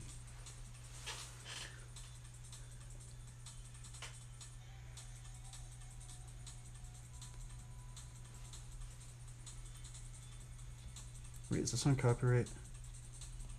Nope. Or wait, probably is. Nope, it's actually not on copyright.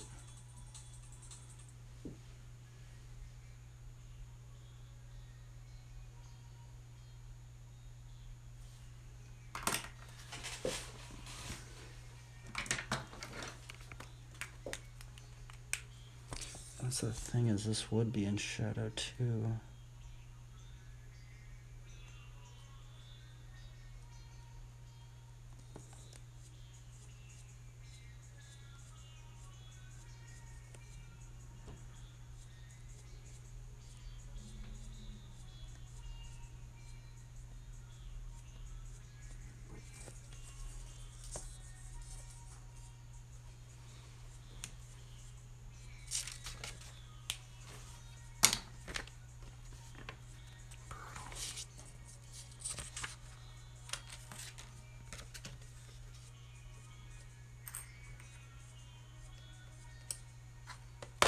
I guess what matters is if it works in a very small thumbnail, right?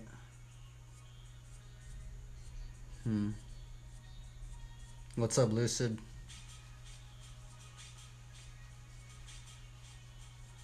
Oh, it's all good, bro.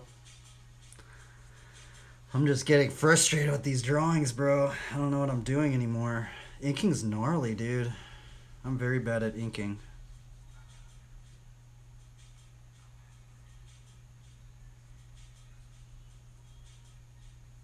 It really does show how confident you are with things.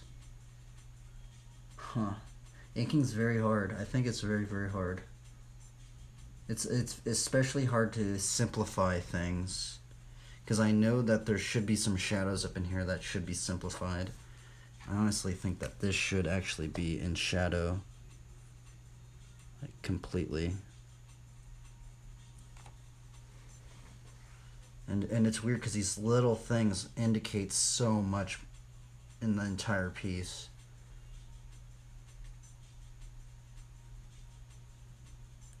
Yeah, I need to, huh? I just been trying to learn how to draw bikes, so that's one of the big things we've been going for. I'm honestly thinking that this entire back leg should be in shadow now that I think about it. And see, these things that we're doing right here is just like, it's so extreme to even consider doing, right? Like, just throwing that entire leg in shadow is crazy.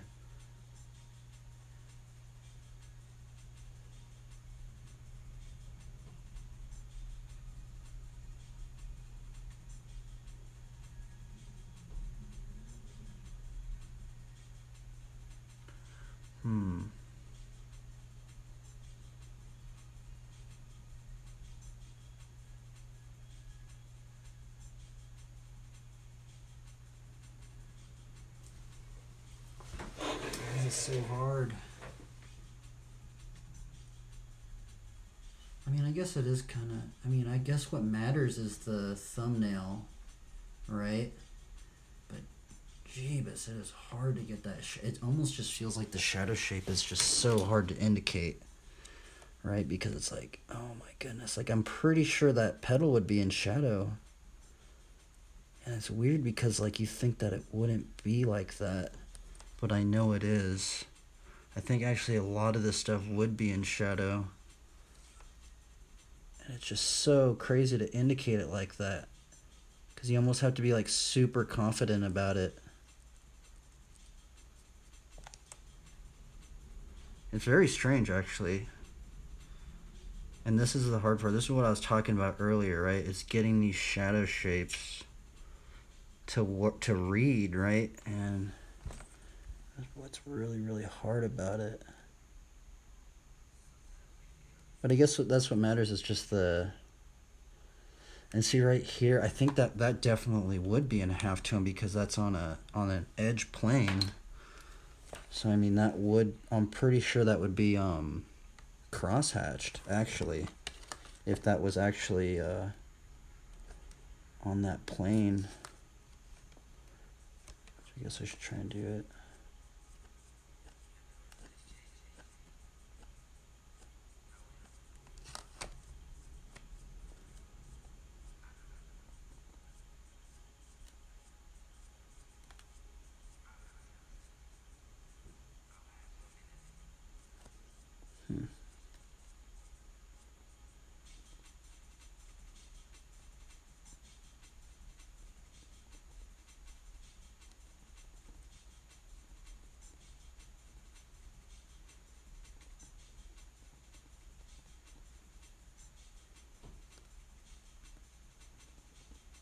It's kind of strange because now you can almost like go in there kind of like a sculpture and really kind of like kick some of these edges back, kick them forward.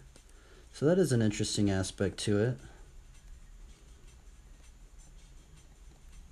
But yeah, I've never learned how to ink properly, so it's actually very intimidating for some reason. I don't know why. I think it's just because it's so bold. You really gotta like every line that you make is indicating something, right? And it's scary actually. It's weird. I've like it's actually kind of exhilarating in some degree.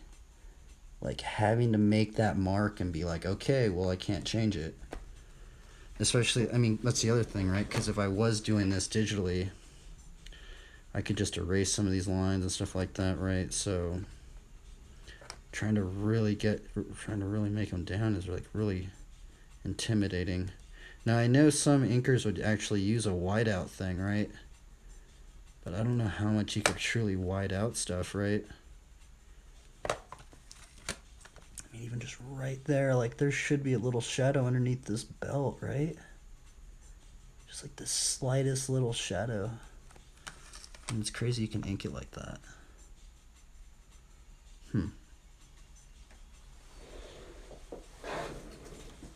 If any of you guys have any tips on inking, I'd love to hear it. For some odd reason, there's not many videos about the process of inking, and holy moly, it just feels like I've just been going through a just like what's weird about inking to me is it just feels like I'm just messing up. Like the entire process of this entire ink that I did right now, it just felt like it was just an entire mess up. But I wonder if that's just how it's supposed to feel, and maybe it's just because I haven't done enough of it to maybe be like confident in what I'm doing.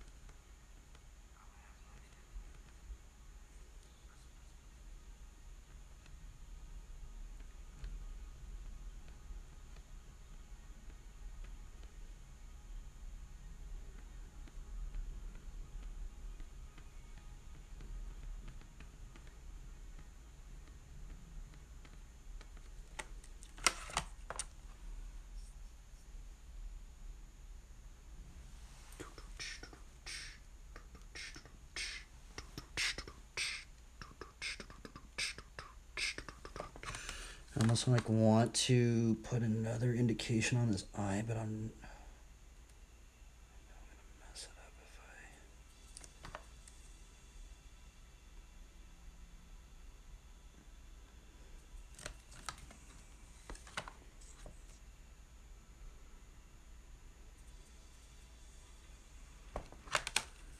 I want to almost like cross hatch it right there too.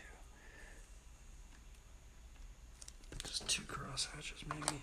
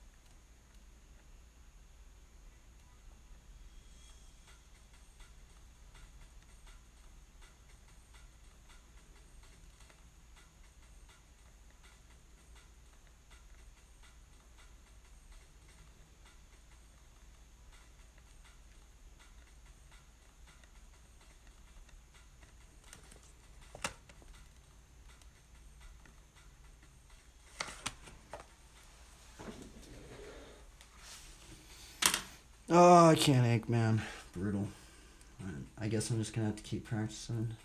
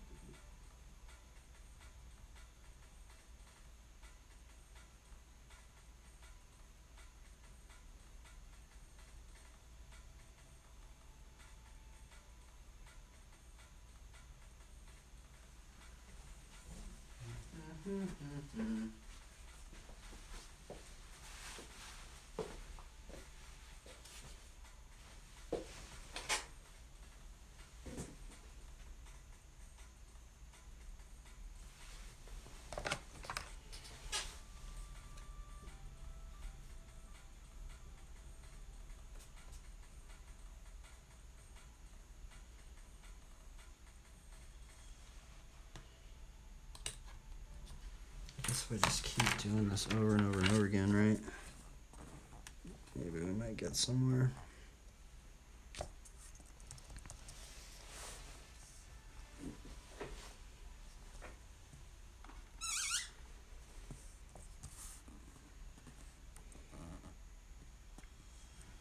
I feel like that one just line layer is way better than doing the ink layer, huh? I feel like the ink layer just messes everything up.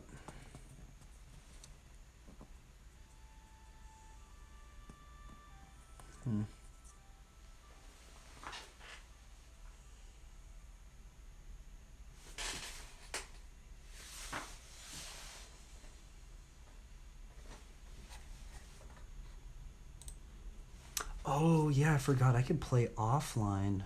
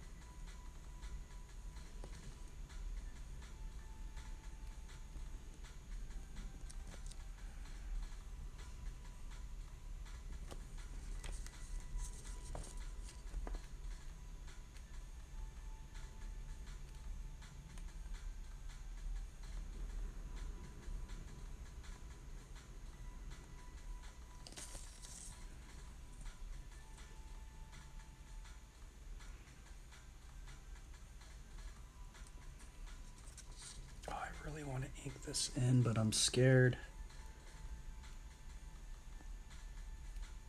I think inking really does show you where you're scared as well, right? I think that's also what's interesting. Inking really does show you where you are scared of indicating things.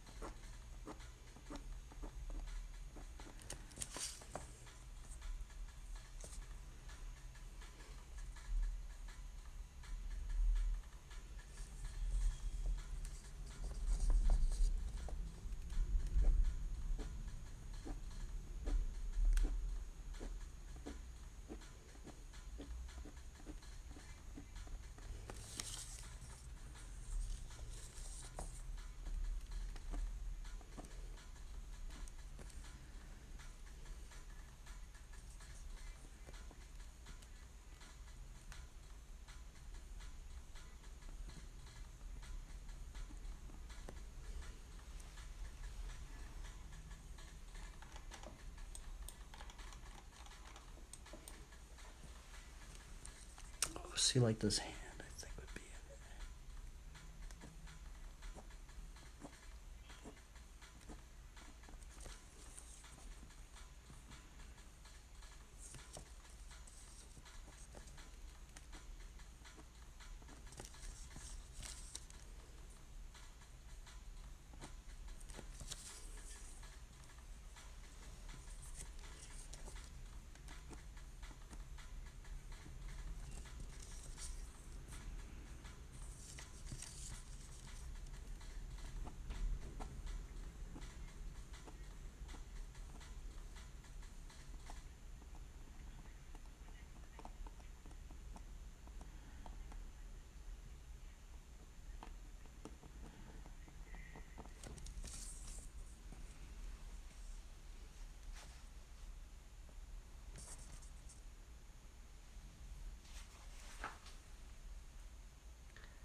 Oh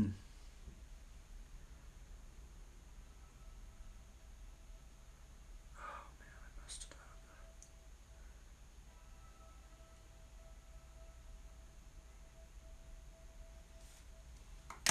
up. It's not working. I wonder if I just went over it with another layer, what would happen?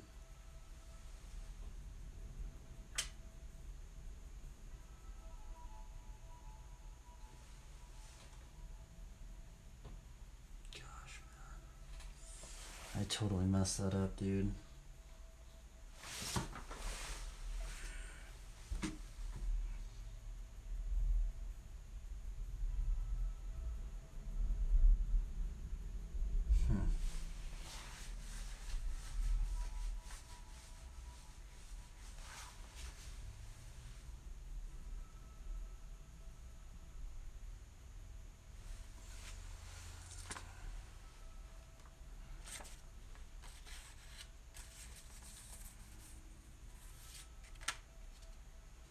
Maybe I don't know.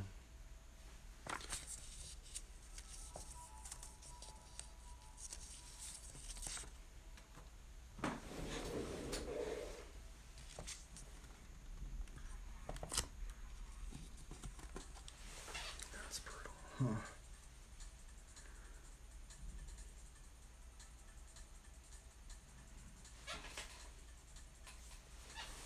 Yeah, inking really does show you a lot. It's scary. It's weird.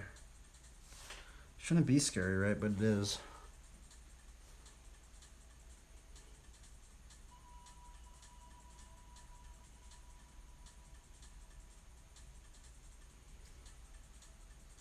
I think the big one is I messed up that shadow on that nose, and it's kind of messing a lot of things up because the light actually should be going down this way.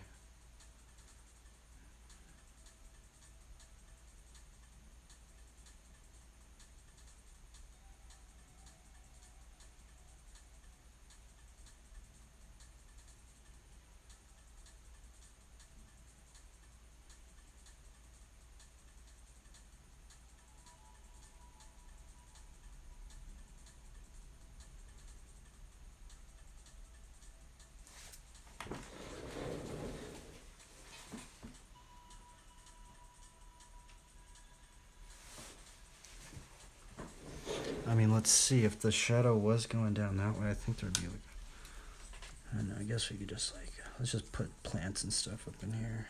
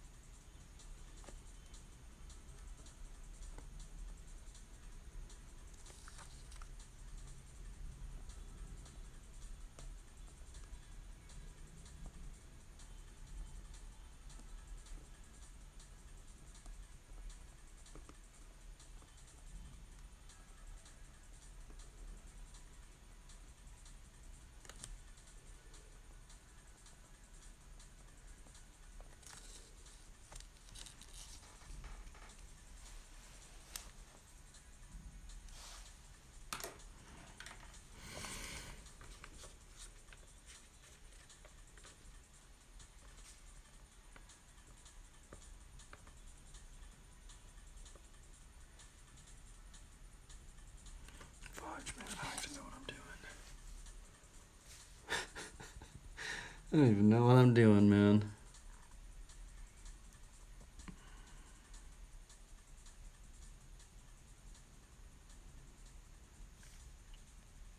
Like, I feel like maybe if I just kept layering it on top, maybe I could maybe hit something, but I don't know.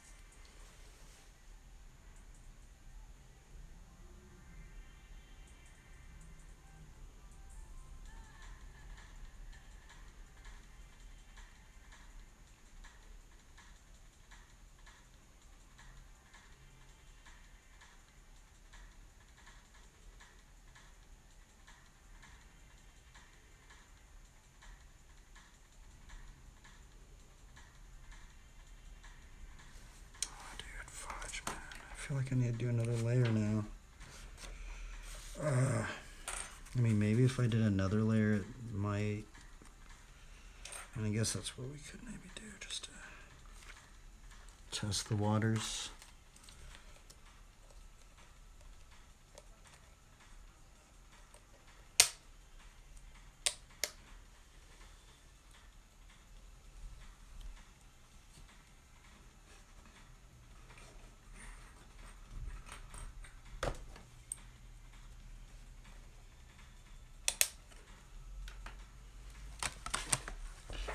I kind of want to test the waters, doing it different. Maybe indicate the face a bit different.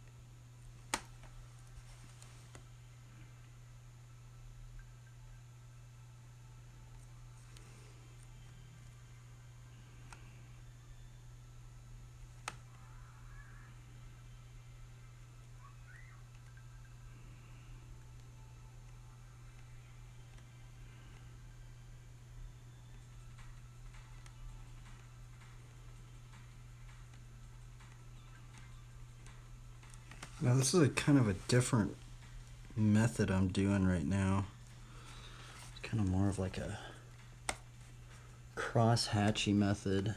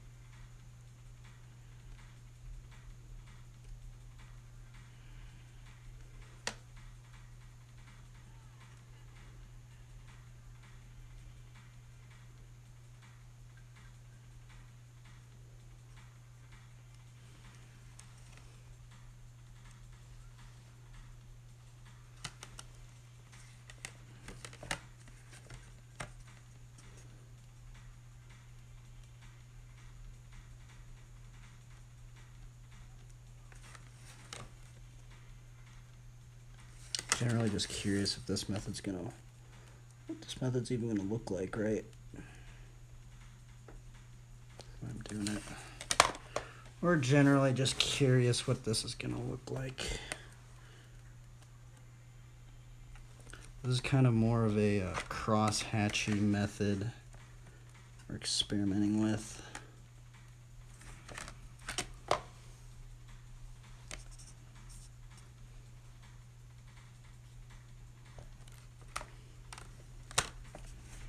Overall, what we're trying to do is just get used to inking more.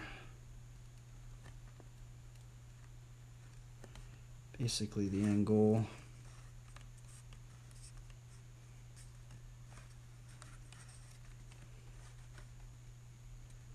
What I actually might do is I actually might just make this a leaf.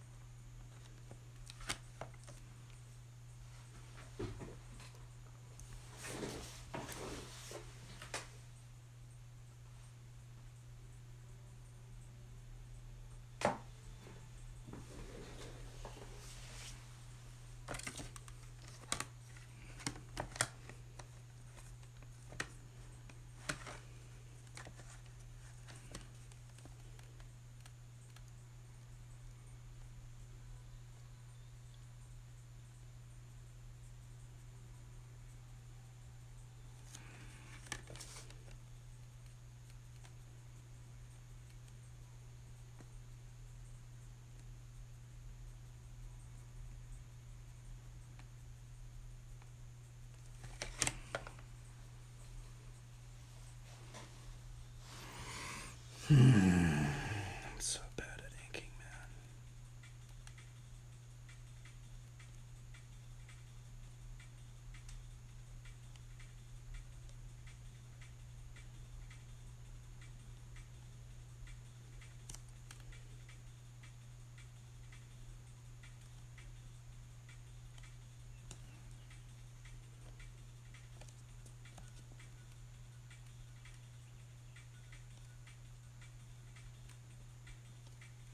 I guess this is how we have to get good. We just have to go through the failures. This one's kind of starting to come out a little interesting though. Like, I'm like a little curious how, because this one I'm not really like going in with those big, with the brush pen. I'm kind of whatchamacallit, I'm kind of like just cross hatching it, kind of slowly building it up, and I'm kind of wondering if that is maybe what I should be doing. Almost kind of like cross hatching and slowly building up these forms.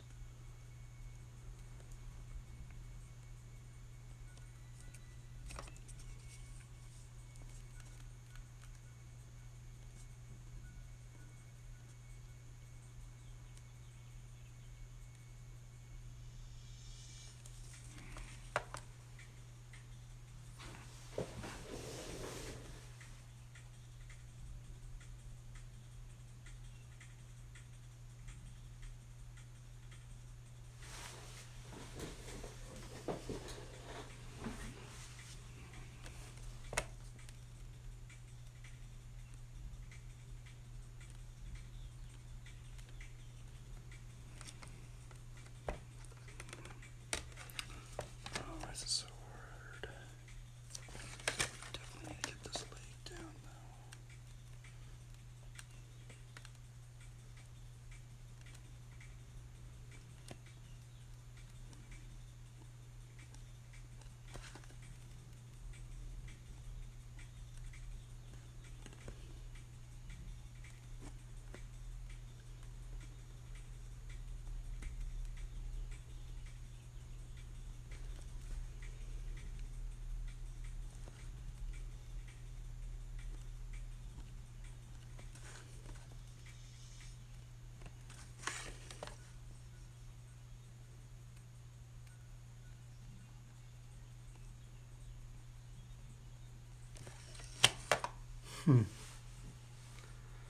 I'm kind of digging just using this pen, honestly. Like, it kind of gives it a even look to it, right? Because I'm kind of like, I've been kind of flip-flopping with the pens that I'm using. You know, this one's giving it definitely more of a even look.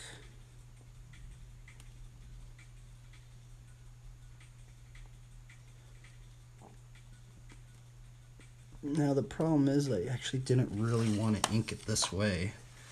I wanted to do those big block mass shapes. That's what I've been after, but bro, is this on copyright? Nope.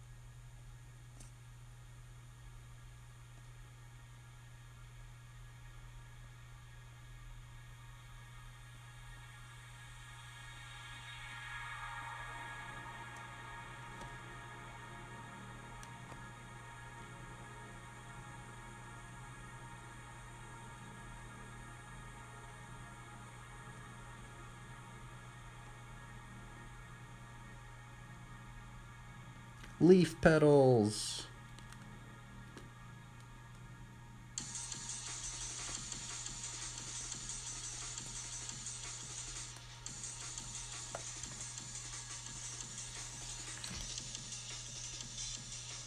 This is just ridiculous stuff.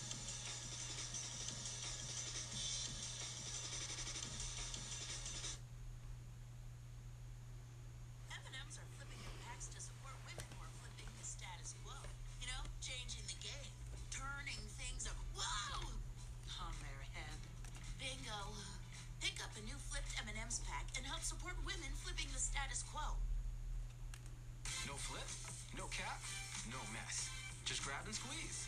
Try Dawn Easy Squeeze.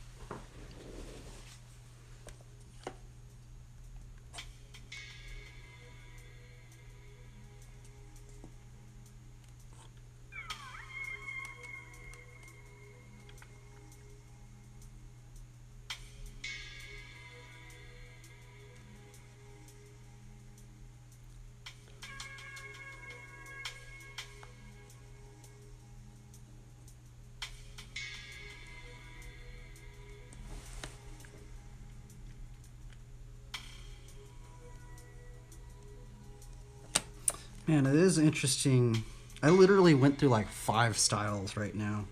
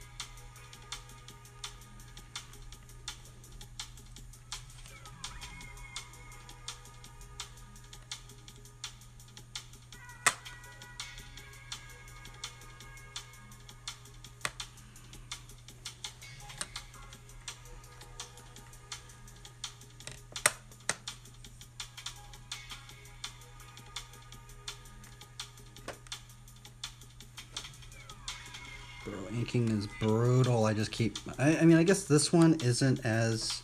'cause I mean, I've drawn this how many times? You know, so it's not as, like, stressful. But...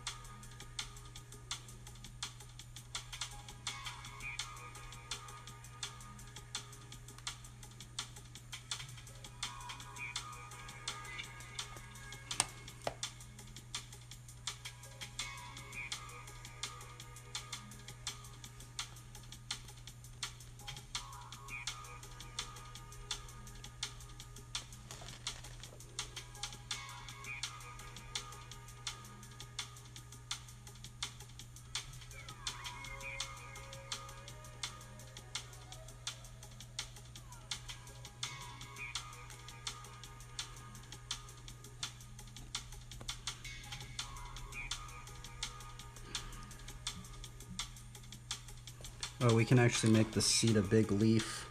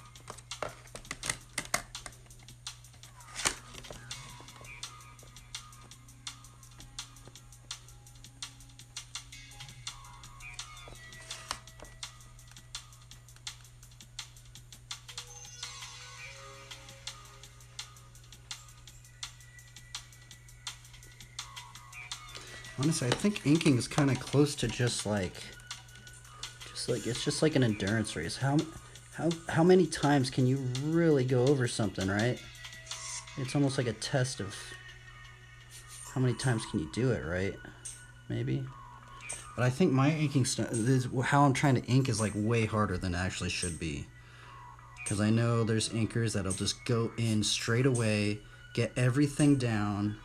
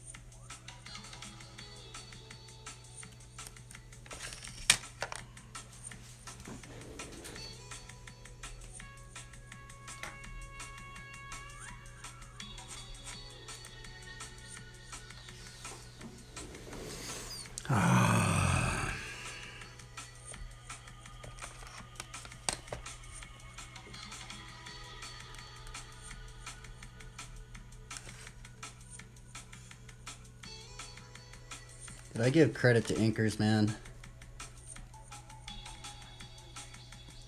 I will say, I feel like this method right here, it's kind of like a cross-hatchy method, where it doesn't feel as intimidating as just putting down those large swaths of ink, right? Which I just messed up, right? Like one little swash of ink and the entire thing just goes haywire.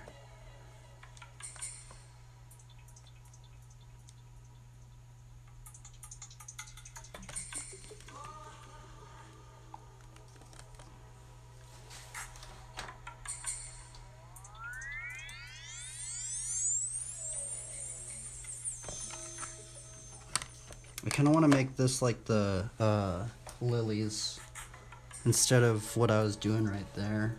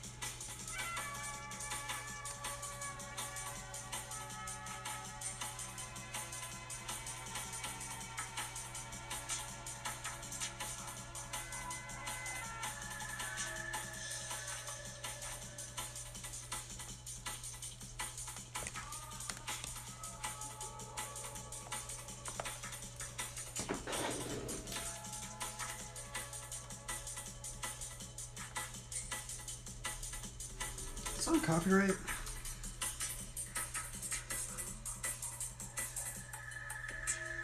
Nope. Wow. That's an amazing soundtrack.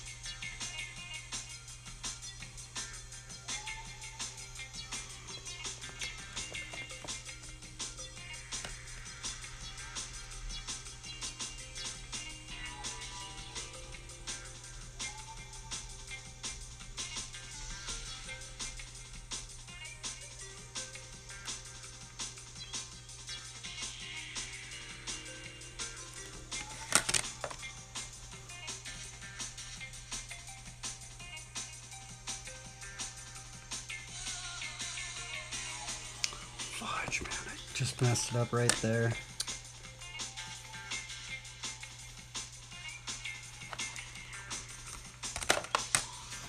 I tried to do a little cross right there, but I messed it up. Darn. What does it even look like? Oh, see, this style looks weird now. I guess maybe if I just keep cross-hatching stuff.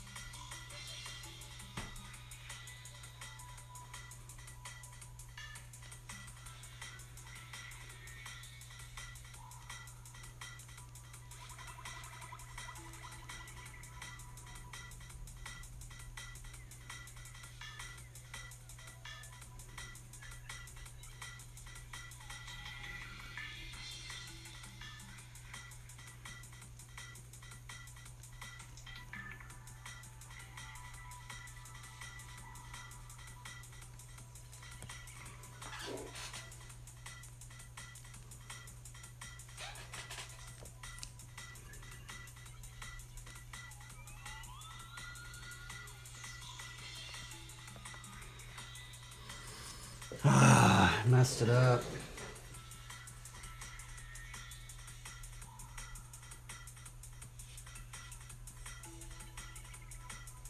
Darn.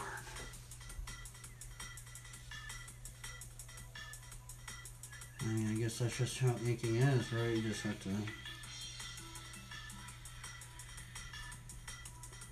This is like a mess up a bunch.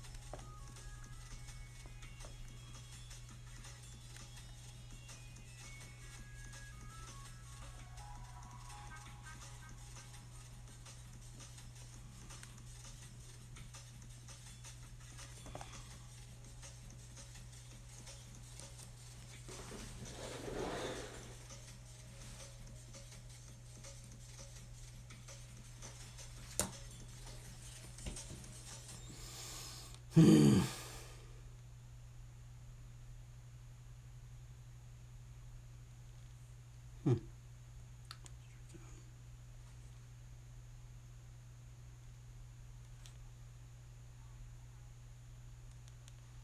can move my monitors wherever I want, basically.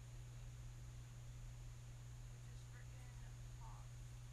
I wanted to move it like above my monitor, but not gonna lie, I want to block out the light. You have a work day? Oh no. Human arms? Yes, obviously. Okay, let's see here. What verse are we going to write on here?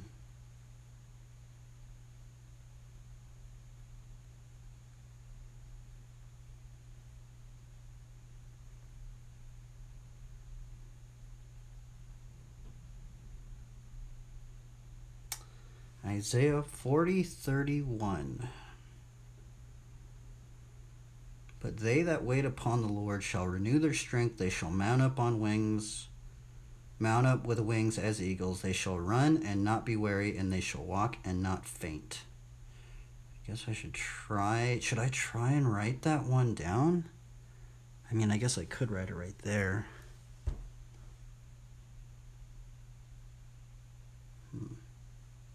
Should I write the ESV version or the KJV? But they that who wait upon the Lord. I guess I'll write the KJV. But I still need to figure out a bunch of this stuff. Oh, like this. I kind of forgot to indicate the other sandal.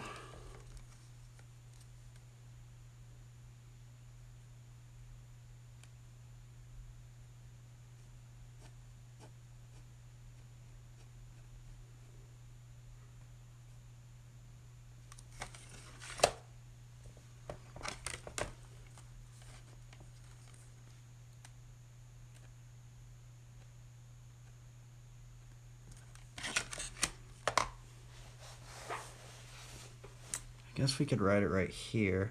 I kind of want to see if I could write it in a different manner. I kind of want to maybe like try and do like a scroll. Because I think I saw like something like that where they had like a scroll and then they like wrote a verse or something like in the scroll or something like that. I kind of wanted to maybe try something like that. Something along the lines like that. Maybe, maybe not. I thought I saw something like that. Oh, I guess we could just write it down. Let's just write it down. Yeah, I'll just write it down, or I'll just write it down right here. Those who wait upon the Lord shall renew their strength. I guess we should write it on the bottom one before we get into it. Okay, let's figure out. Okay, so this is the first one. Put this one over here. Let's just see where we want it first. I'm gonna write it like right over here. Right there.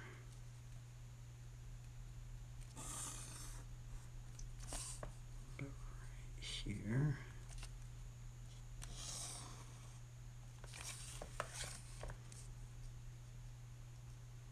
So I think if I could write it within the square, it should be good.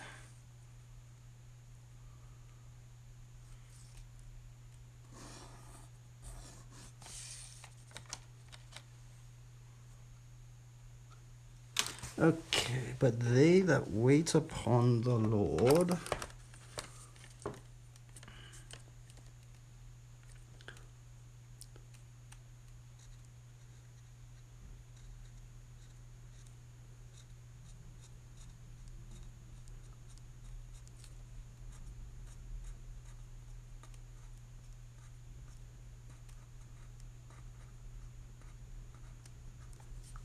but they that wait upon on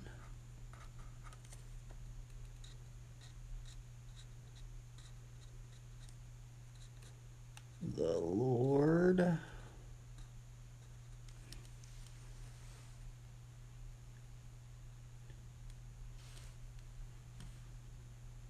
shall renew their strength.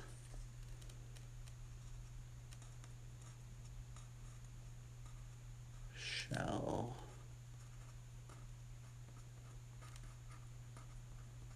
renew. How do I spell this there? T-H-E-I-R. T-H-E-I-R shall renew their strength.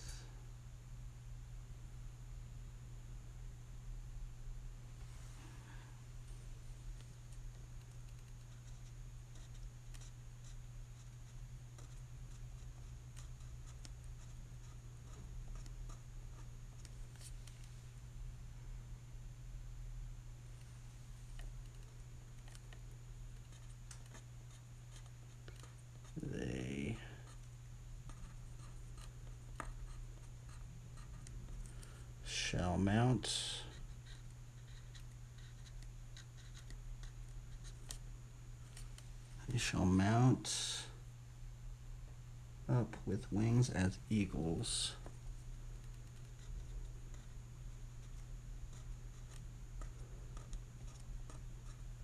With wings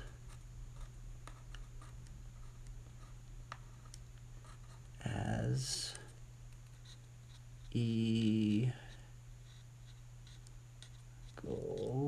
I think I spelled that right. E-A-G-L-E-S. They shall run and not be weary. They shall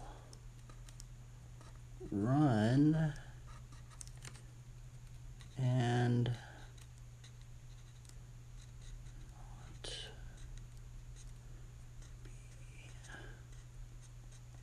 weary.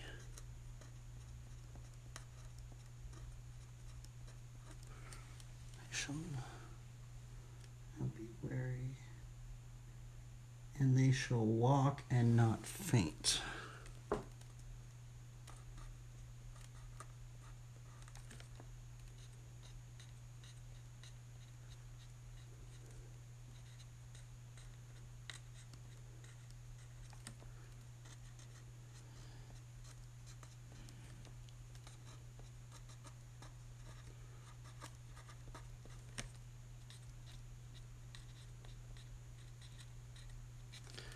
Isaiah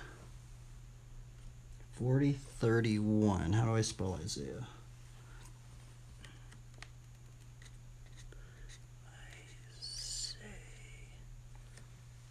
Isaiah. I-A-H.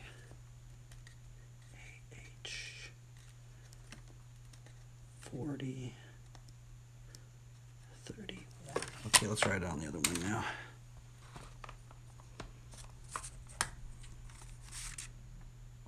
That's where it's weird now. I have like two of them. Oh my goodness. So you have like two different styles of them. Oh, honestly, kind of like this one now.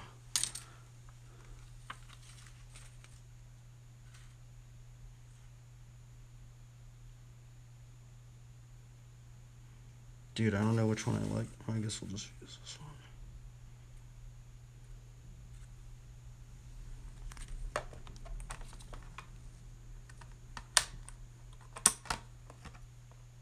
I guess we could just slowly block mass this one out then.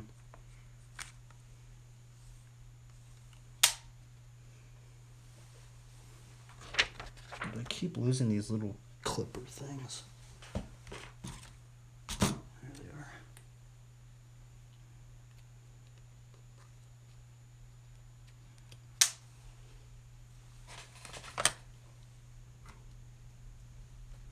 Honestly, the other one's kind of better, huh? Oh well.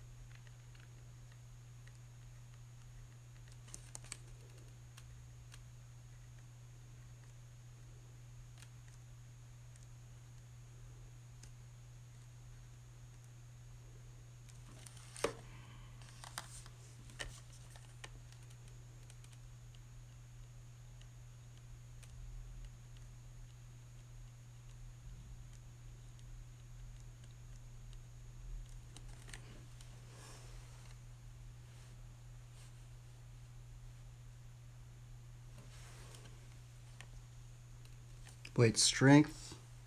Oh, it's like one of those weird italic things. I don't know what it's called.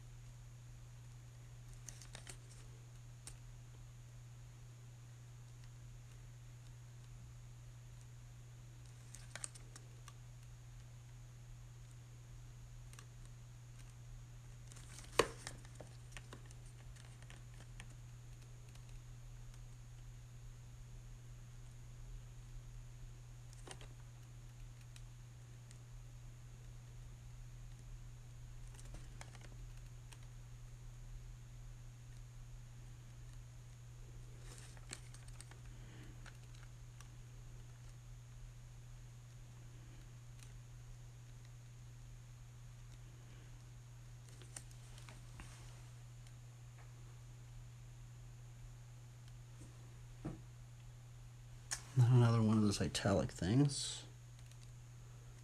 And they shall walk and not faint.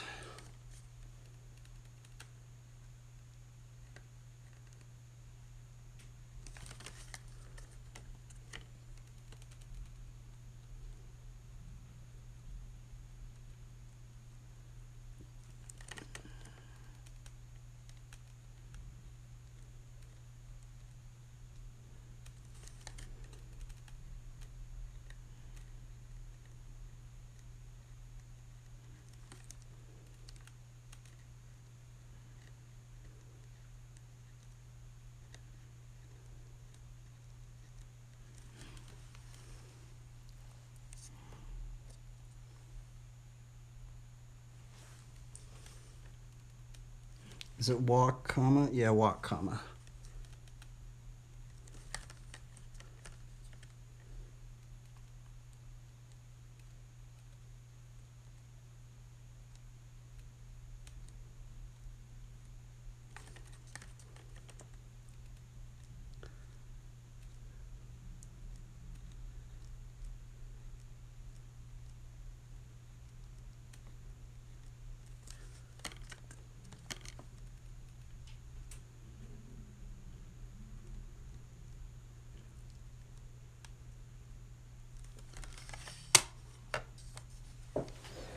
Okie dokie. Let's keep grinding away at a lot of this, these shadow shapes. Keep doing that. Oh my goodness.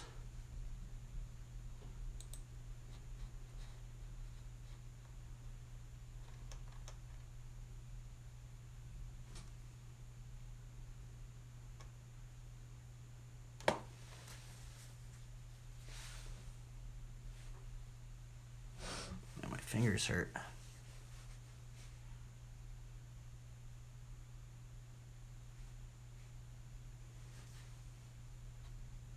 I guess now is when I can maybe use the brush pen. But I kind of don't want, I kind of just want to like slowly build up these shadows shapes, right?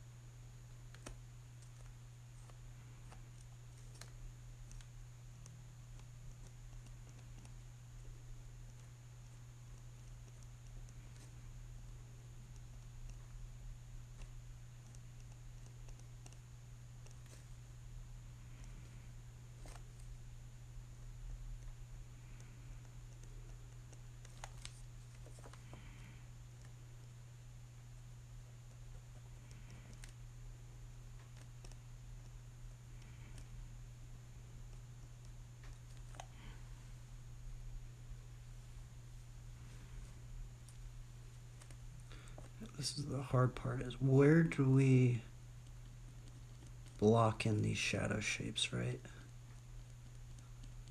This is the hard part. And I'm kind of doing it differently than I was earlier.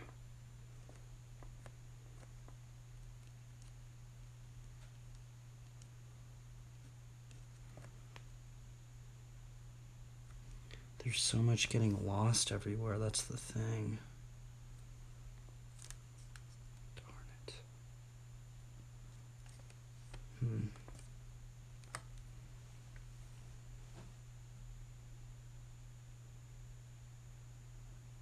Oh, what's up, Empathy?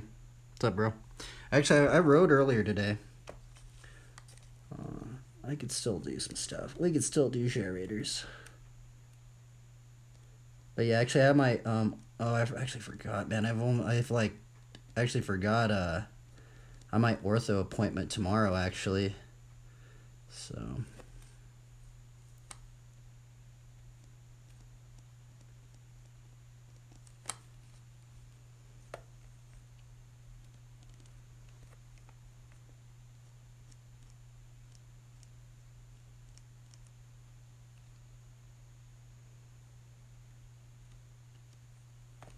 Trying to learn how to ink, man. Inking's hard, bro. I've been just struggling all day today. I've literally drawn this like 5 times.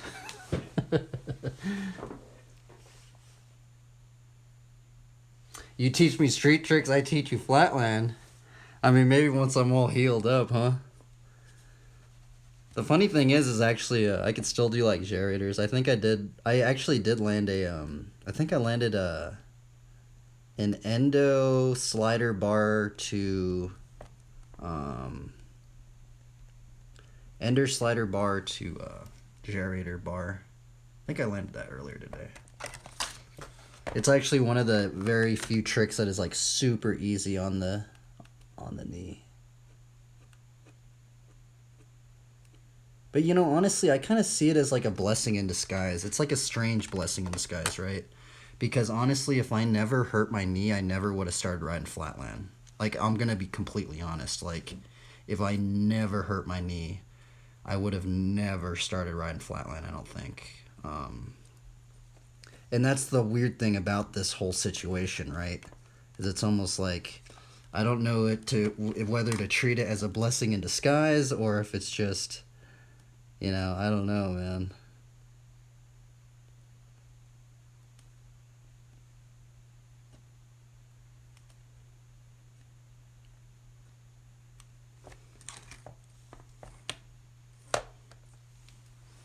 Look, I have some little mushrooms up in here. Some little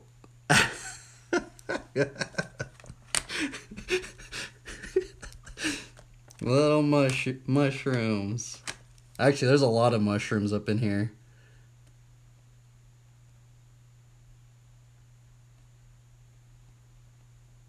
You can't really tell unless you really look at it, though.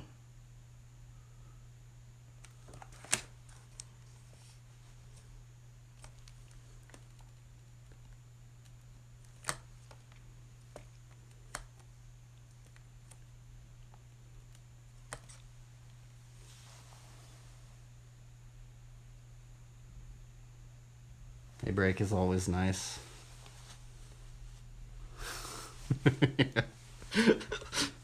You know, the funny thing is, man, is I've met a good amount. I mean, I have some good friends actually that did mushrooms a lot, and you know, they're firm believers in the Lord, you know. So, but take that with a very big grain of salt, because I'm not saying you should go out and do it, because I know it's. And I will say I've met some more than the fair share of people you'd probably even want to think about that would even admit to say that. I'm not gonna. I guess I'll just leave it at that, right?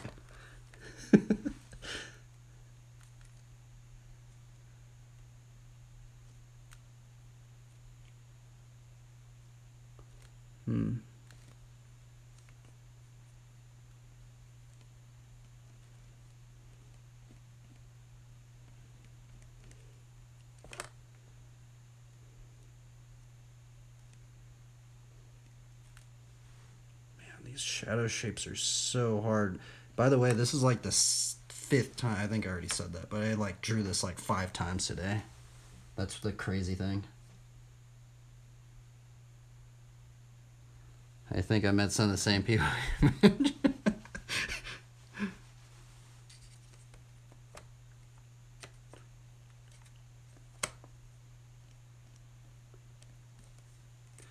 is a trip, though, huh? It is a trip.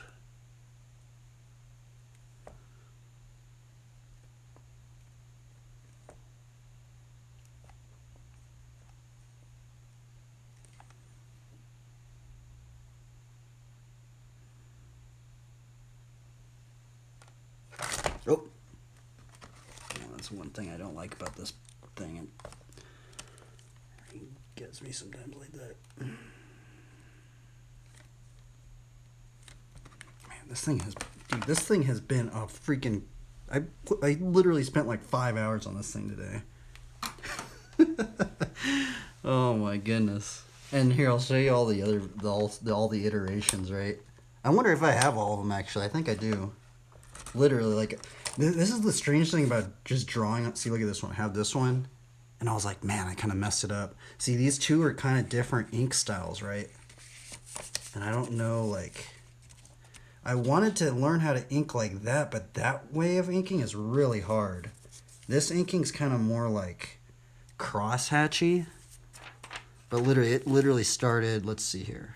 I think it literally started with this one. And then I literally, how many times have I drawn this thing? Let's see. Okay, so it started with this. This is the very first iteration. Then I redid it like that. Then I redid it like that. And then I redid it like this. And then I redid it like this. So it's basically taken me 5 tries to get to this level.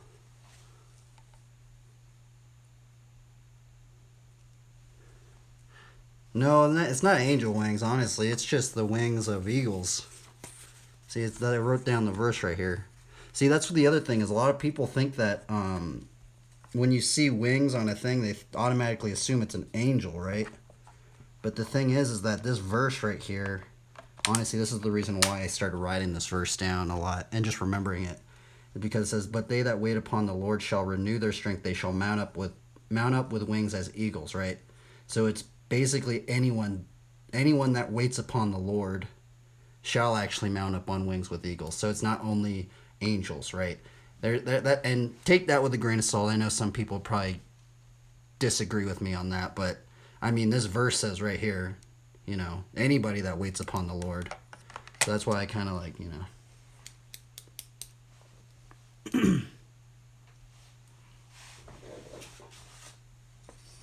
I'm kind of just nitpicking things.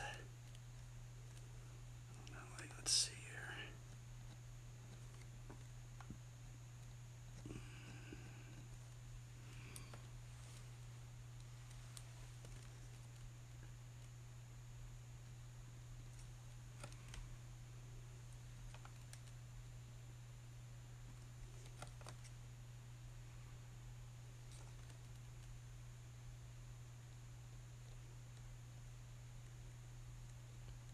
Man, it's weird how things work out, huh? I was actually going to try and stream video games, but then, like, my computer's all weird, and for some reason, I can't, like, stream, like, my camera and then play a video game at the same time. Like, I can only just do the video camera, or I could just do the video game. So I was like, oh well, so I was going to try and do the video game streams, but oh well. I mean, I guess it's for the better. I think I honestly needed to start drawing again, so that's probably why that stuff happened, but it's just strange because I feel like if I didn't start drawing again, I probably wouldn't have gone back into it.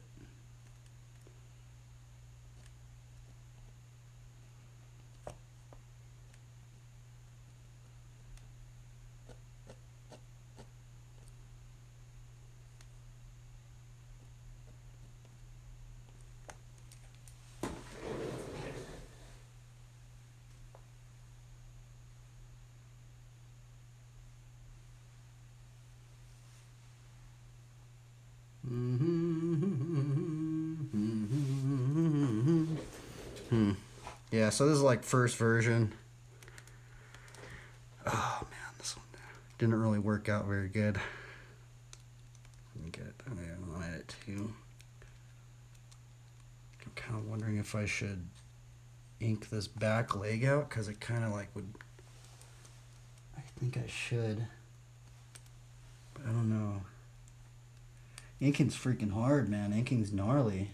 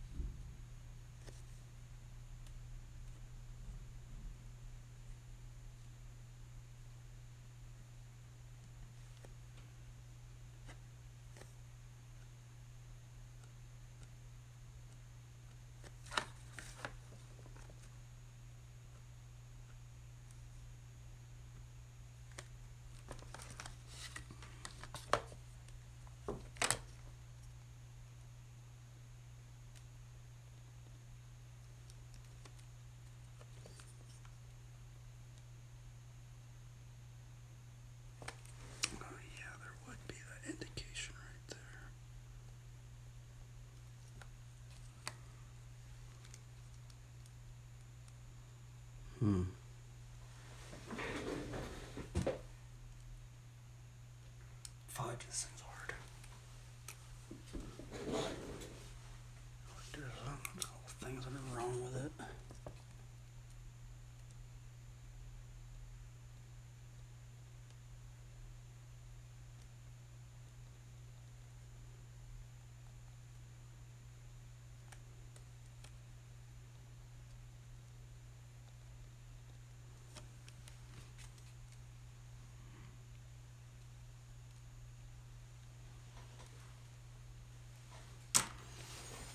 Yeah, I want to learn how to ink better.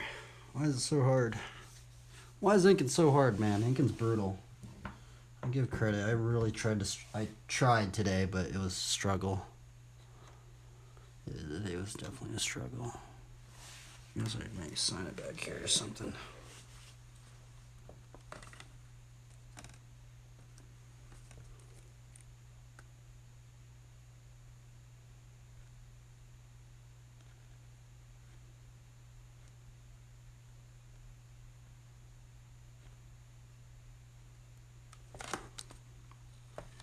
You can barely even see it. Almost like goes into the drawing.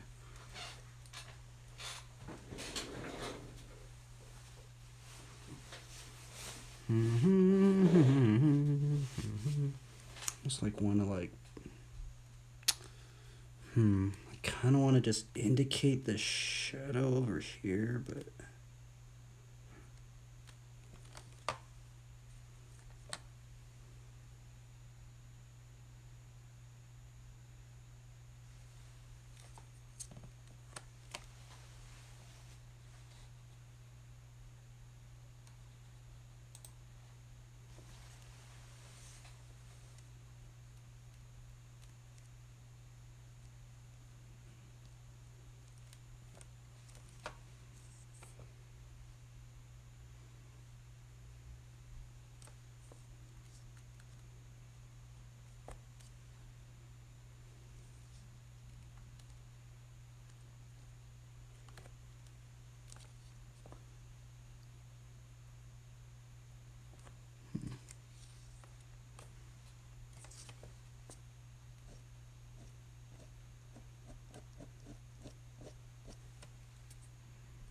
It's when I just start nitpicking everything.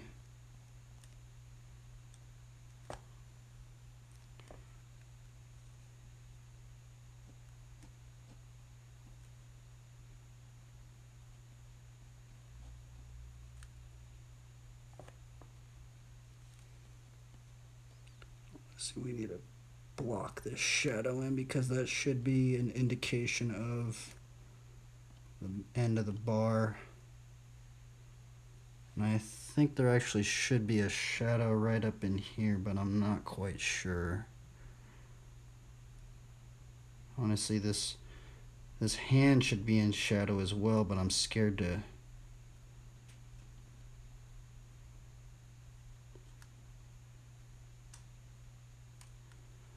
indicate that. See, this thing should be in shadow too, but I'm scared to indicate it.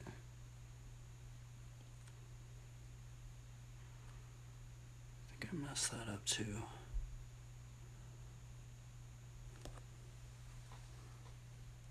God, even I have no idea, honestly. God believe in crypto? I have no idea, brother.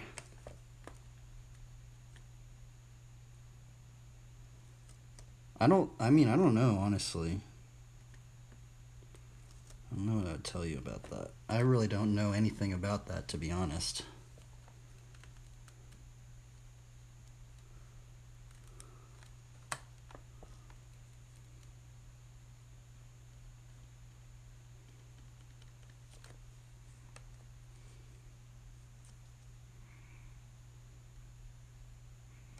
I guess since I did this over here, maybe I should put it over here a little bit more.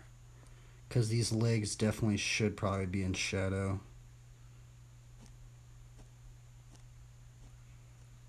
A little bit more.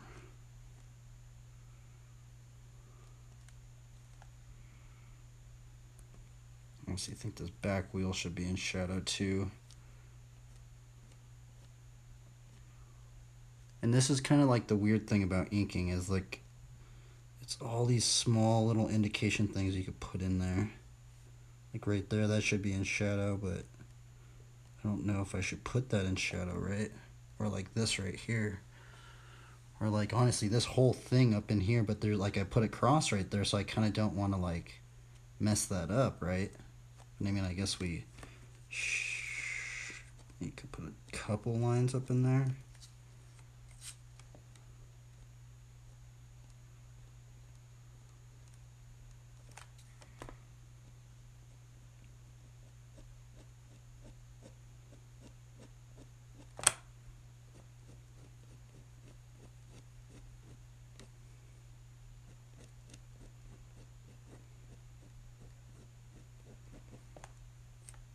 And I kind of don't like doing this where I'm just like tick, tick, tick, tick.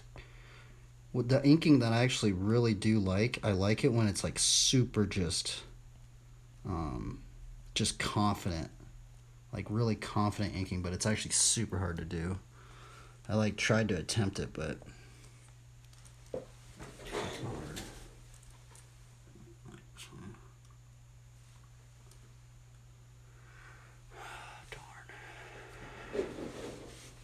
I honestly think there should be a shadow on this downward thing right there, but I don't know.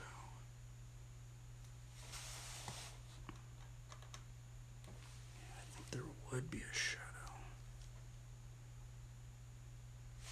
Honestly, I think there would be more of a shadow in here. I think this whole thing would be put in shadow.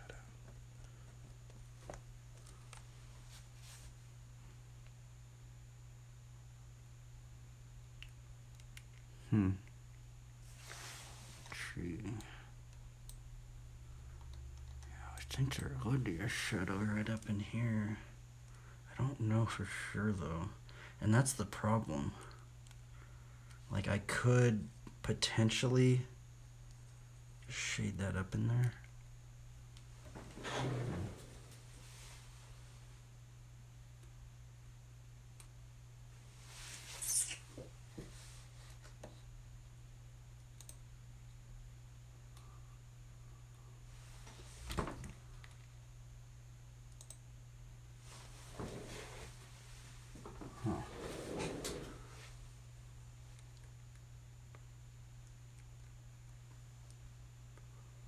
This thing's weird. Maybe I should stick to just the single line thing. Let's take a look at the revisions.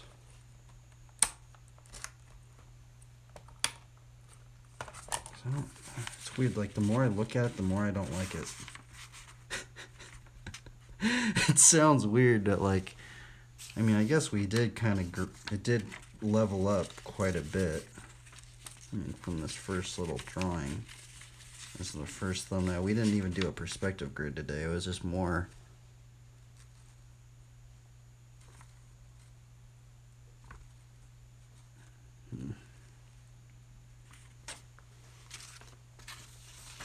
I guess if we just look at it that way, it has grown. From that one to this one. All leveled up. So I guess that's something. I guess that's the cool thing about looking at how it started out. It kind of motivates me to keep going. I mean, I guess I was going to do a circle behind it now I think about it.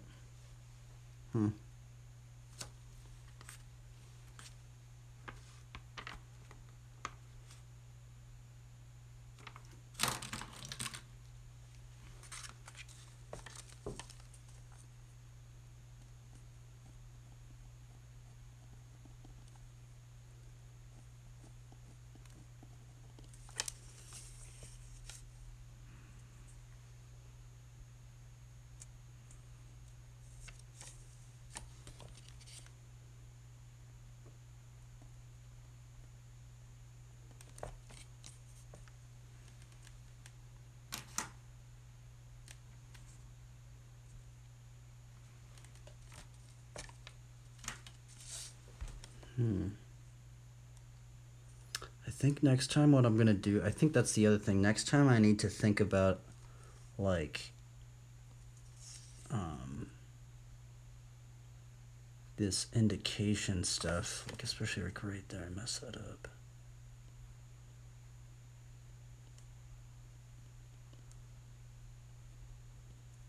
I guess I should put, I'm just kind of just thinking about all this stuff.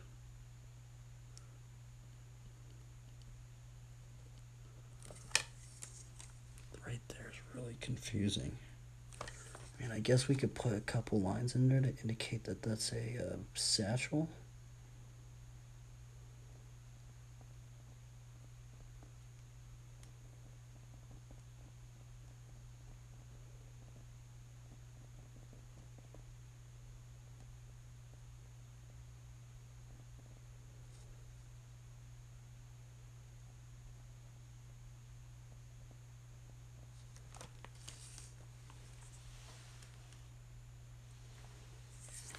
I forgot I haven't even been listening to music.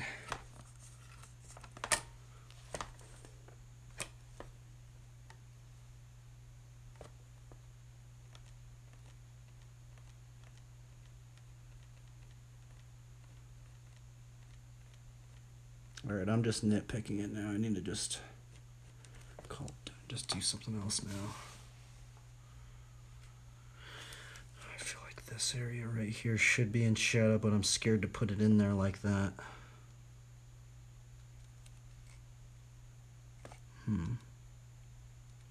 This actually doesn't make sense right there either. There's a bit of confusion. I mean, I guess maybe I could put one over on this side to maybe indicate it a little bit more.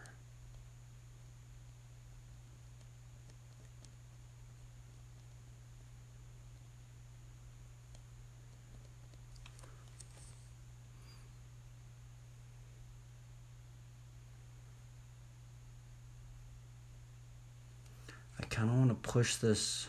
I do want to push this back, but I don't know if I should.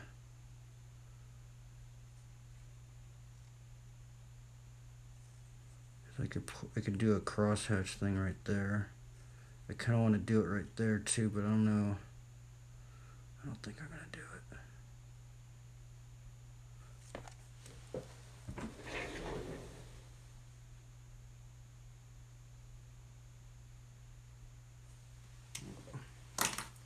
Today was kind of a failure, but oh well. We gotta just keep grinding these inks out. I think that's how we're gonna do it. Hopefully we can potentially get some that maybe work. It's so weird. There's so many different styles of inking. It's actually crazy to think about. And I don't know if I'm gonna go with this kind of style. I wanted to go with like a very different one, but Let's get the thumbnail now. I guess this will be the thumbnail. Where's that little wood thing? Where is that wood thing? Fuck, where I put it? I had it over here somewhere. There it is. Okay, let's see here. What's the best street BMX tutorial? I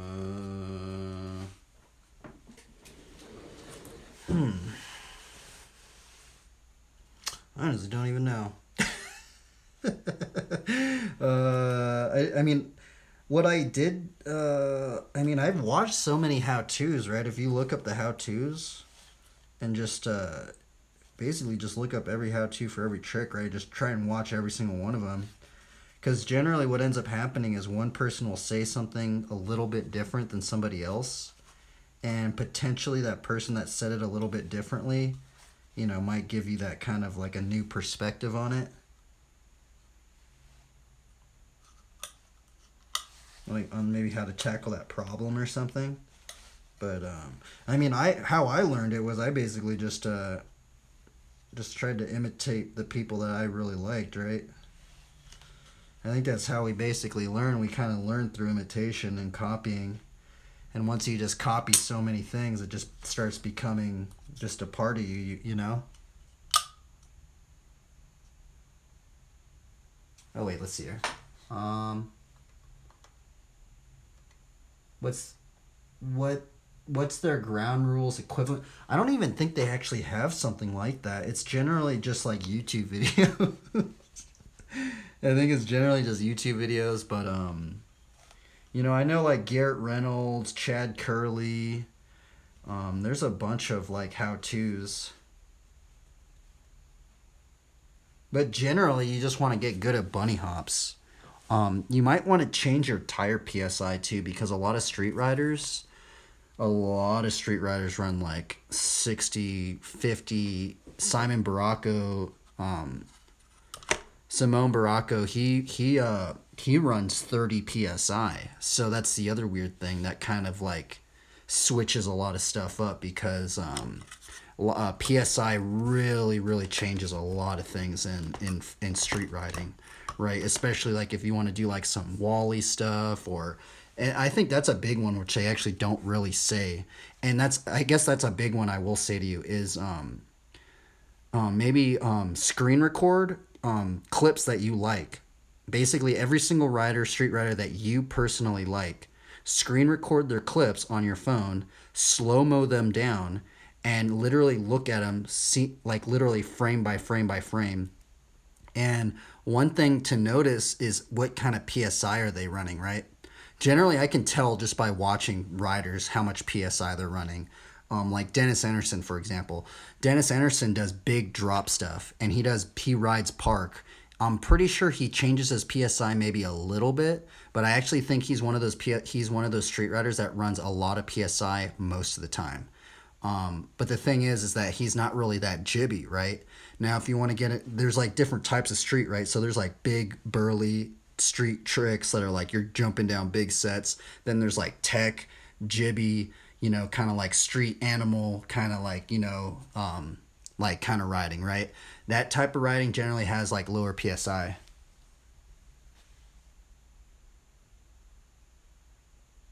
How much PSI to drop off a car? Well, you probably don't want to do like 100 PSI, because if you have 100 PSI, I think it's going to be really hard to push up. Because, you know, like the thing about having squishier PSI is you can kind of like preload it. It's like a shock, right? So like if you see some riders, some street, or actually just most riders in general, sometimes they'll even preload their like PSI. And that's the other thing about PSI, right? Is because it's different for what body weight you are, right?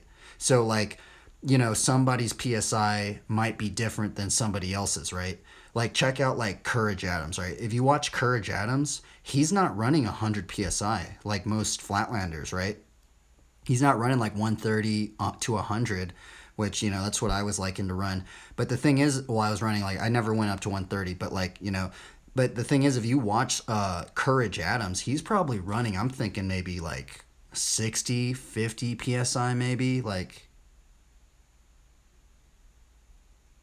yeah, 90 to 100. And that's just something you gotta like kind of like mess around with, right?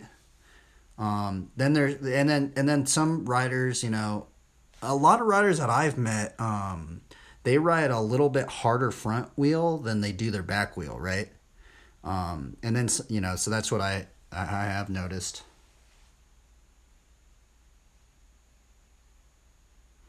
What other stuff could I mean, that's the other thing. I haven't really like. I mean, that's yeah.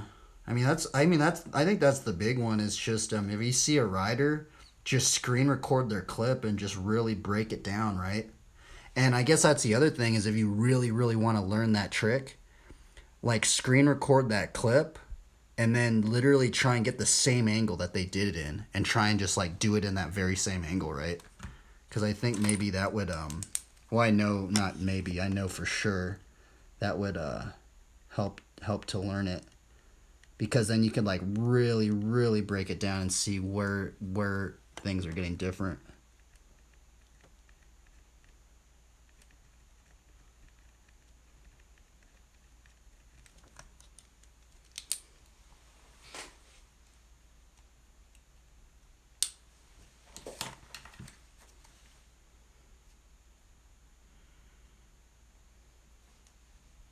But yeah, I think learning the bunny hop's the big one. Learning the bunny hop. Most people learn their tricks fly out. Like finding a good 5-foot quarter pipe with a big deck on the top, like a 4-foot or 5-foot quarter pipe with a big flat deck up there. Like that's like really good for learning tricks, right? And then just you know, I say even armor up, dude. Wear everything: knee pads, shin guards, ankle guards. You know, if you want elbow pads, you know, helmet. Just wear as much armor as you can. Just start sending it off of a you know, 4-foot or a 5-foot. You know, you can learn bar spins, you can learn tail whips, you can learn, you know, X up, can. I've seen so many people will just get really, really good at fly out, right? And then once you can get good at fly out, then you can just start learning at bunny hop, right? I mean, some people do learn at bunny hop, but generally people learn their tricks fly out first. They'll get really good fly out, and then they'll start doing it like off drops and stuff like that. But I think just going to the skate park too.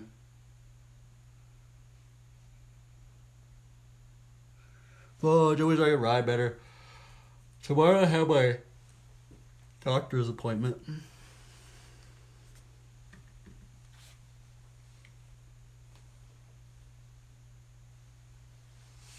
Okay, let's see. I'm going to get the thumbnail for today's stream. Turn this thing off.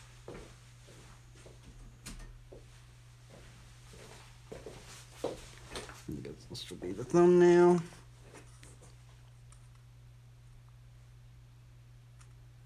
Oh, you know what?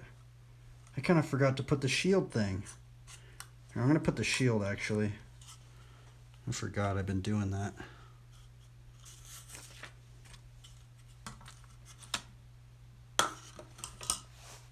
But yeah, like street riders that I like Simone Barak. I mean, I like so many riders, man. It's like, that's the thing. You know, there's so many riders that I enjoy watching. I like all the Colt guys. I like, you know.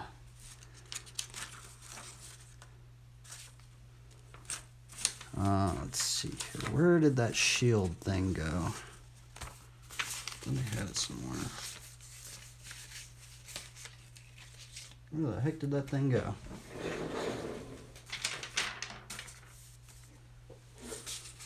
Are there any particular riders you're kind of looking at, or?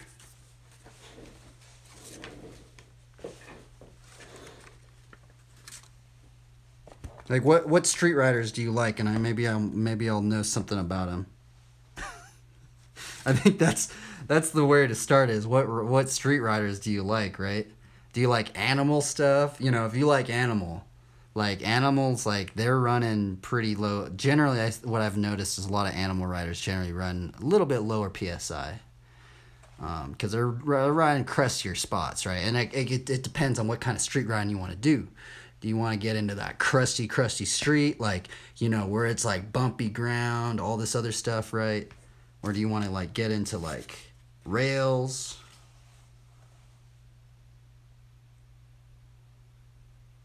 Not really. I just know the S&M guys. I do like Courage Adams stuff. Yeah, Courage Adams is gnarly. Now, the thing about Courage Adams is he is a very, very big park rider. Most street riders are really good park riders. So, I mean, that's the thing, right? I mean, I'm pretty sure Courage actually rides more park than he actually does street. But he's so good at park stuff that, like, you know, it just goes into the street stuff.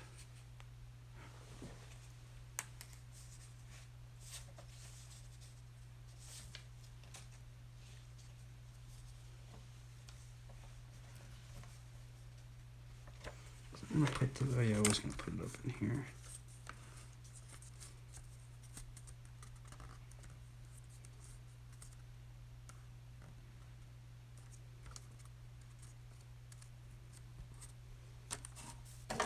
Fudge. I'm trying to fit this in here.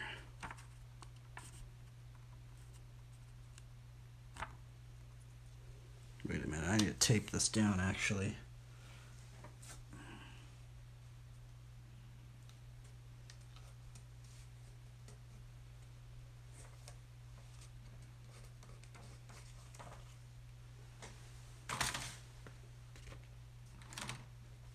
Man, what other tech? Oh, I like Eric Elstrom. That dude is gnarly. I'm pretty sure that dude learned hitchhikers.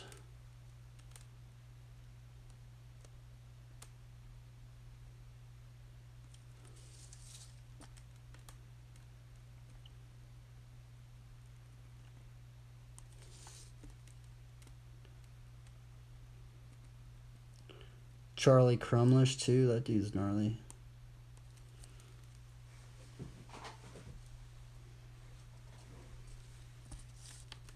Charlie Crumlish runs really low PSI, I think, but he's kind of a bigger dude, so I'm thinking he's probably running like 60 PSI. Maybe like 50.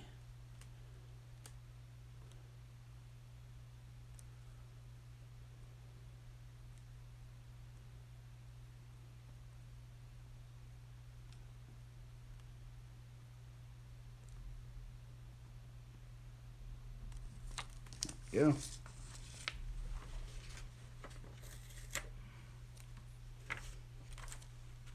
Kind of another little thing.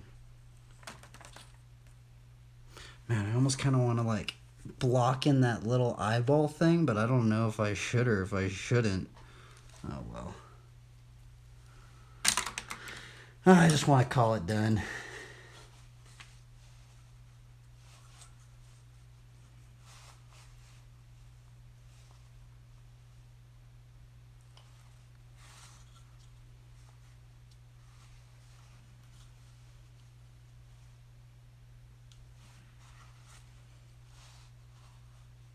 Fudge, I wish I could just ride, honestly. I'd much rather ride than draw. But drawing does kind of feel like riding, because, like, you know, you're taking lines. You got to, like, figure out that line. You got to figure out that angle.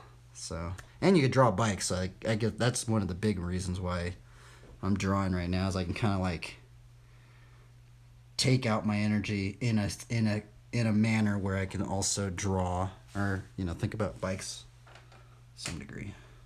And actually, I keep looking at it and I keep seeing things that are wrong with it.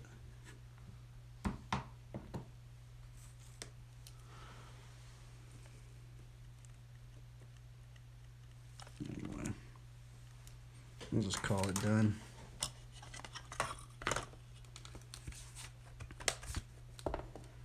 Get this thumbnail. So that's what we drew today. Super cringy. This thing took so long. I give credit to inkers. Inkers are super gnarly. I'm still trying to learn how to ink.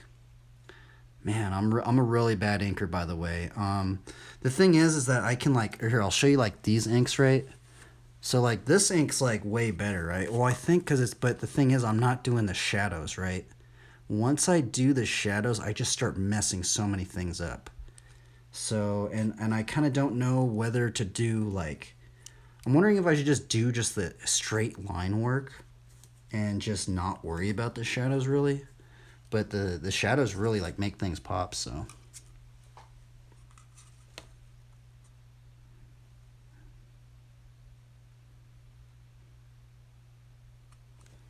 I guess that will be the thumbnail. We'll have the Bible study over here. We did a Bible study on anxiety and reasonableness. And this is the verse that we kind of went along with this one. But they that wait upon the Lord shall renew their strength. They shall mount up with wings as eagles. They shall run and not be weary, and they shall walk and not faint. Isaiah 40:31. And I'm going to make a stream marker right here. Stream marker, edit stream info. The other thing is I like every time I just do a long drawing, I generally just stare at it for so long I don't even really like always find something really wrong with it. That's why I have trouble like doing something for multiple consecutive days. I feel like if I do something, I gotta like just do it in one sitting, otherwise I'm never gonna finish it. But I think I might just be a little bit ADHD. I just can't I mean, that's the weird thing is I can focus on something for one day. But generally, if you tell me to do something for like, you know, just work on this same piece for like a week or something, bro, I would like get so bored. Like I like just have to like get it done in a day. That's kind of how, I don't know if that's the way to do it, but I think I just maybe have a mild ADHD or something like that. Anyway, 631. I wish I could place like a video game now. I mean, I guess I could just restart the stream, but I wanted to have it to where I could stream this, right? And then like I could open up a window on my computer, like right here. Be like, oh, let's watch a riding video right there or something. For some reason, I can't stream and I can't have the camera and then stream my computer at the same time. Like, I guess, I don't know if it just takes up too much internet or just, I don't know what's going on, but I can't do it. But I might have to, like, change out my Ethernet cable or something like that. I really don't know too much.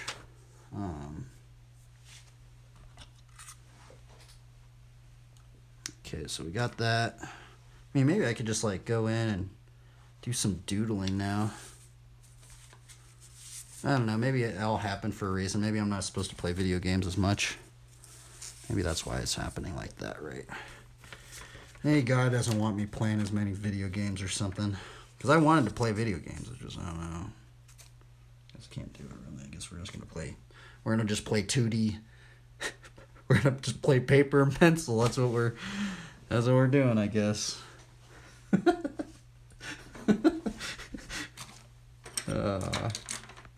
Now, what can we do now? I mean, I guess now we can just, like, practice and stuff, but I think I'm going to call it, though. Yeah, we out of here. I'm going to go eat some food and do some stuff.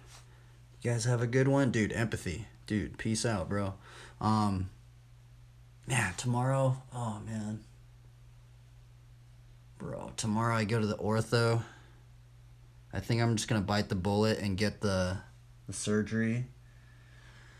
I did a Bible study on anxiety today. I ain't going to lie. I have some anxiety.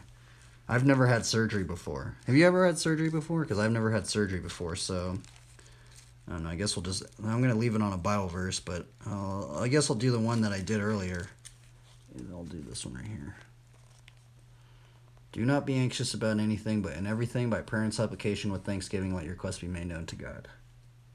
And the peace of God, which surpasses all understanding, will guard your hearts and your minds in Christ Jesus.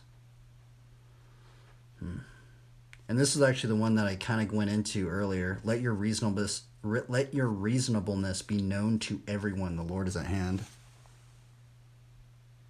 I mean, I guess I did have my teeth worked on, but I guess that is kind of like surgery. But I feel like it's not like a gnarly surgery, right? Man, because they're literally going to like, I think I'm going to get the patella graft. And basically what they do is, I don't even want to talk about it, but basically they drill this thing in your femur. They drill a hole in your femur. They harvest part of your tendon on the top of your kneecap. So they're literally going to cut a sliver thing with a little bit of chunk of bone. And then they're going to drill a hole in my femur or something like that, in my shin bone and then the femur. And then they're going to put that graft in it and then the little bit of bone, and then I guess they just sew it up and titanium bolt it down. And then you just wait a long time. So, yeah, it's brutal. But I don't know, my buddies just told me, like, it's not even that bad. Like, you just go under, you take whatever, you take a shot or something, they put you under or something like that, and you just wake up and it's just done. So, I mean, I don't know. I don't even want, yeah, I don't know. Anyway, peace out, guys. We out of here. Guys, have a good one. I'll probably maybe try and stream tomorrow. So, we out of here. Woo! Peace out, empathy. Have a good one, bro. Keep shredding, bro. Keep shredding. Keep shredding the gnar.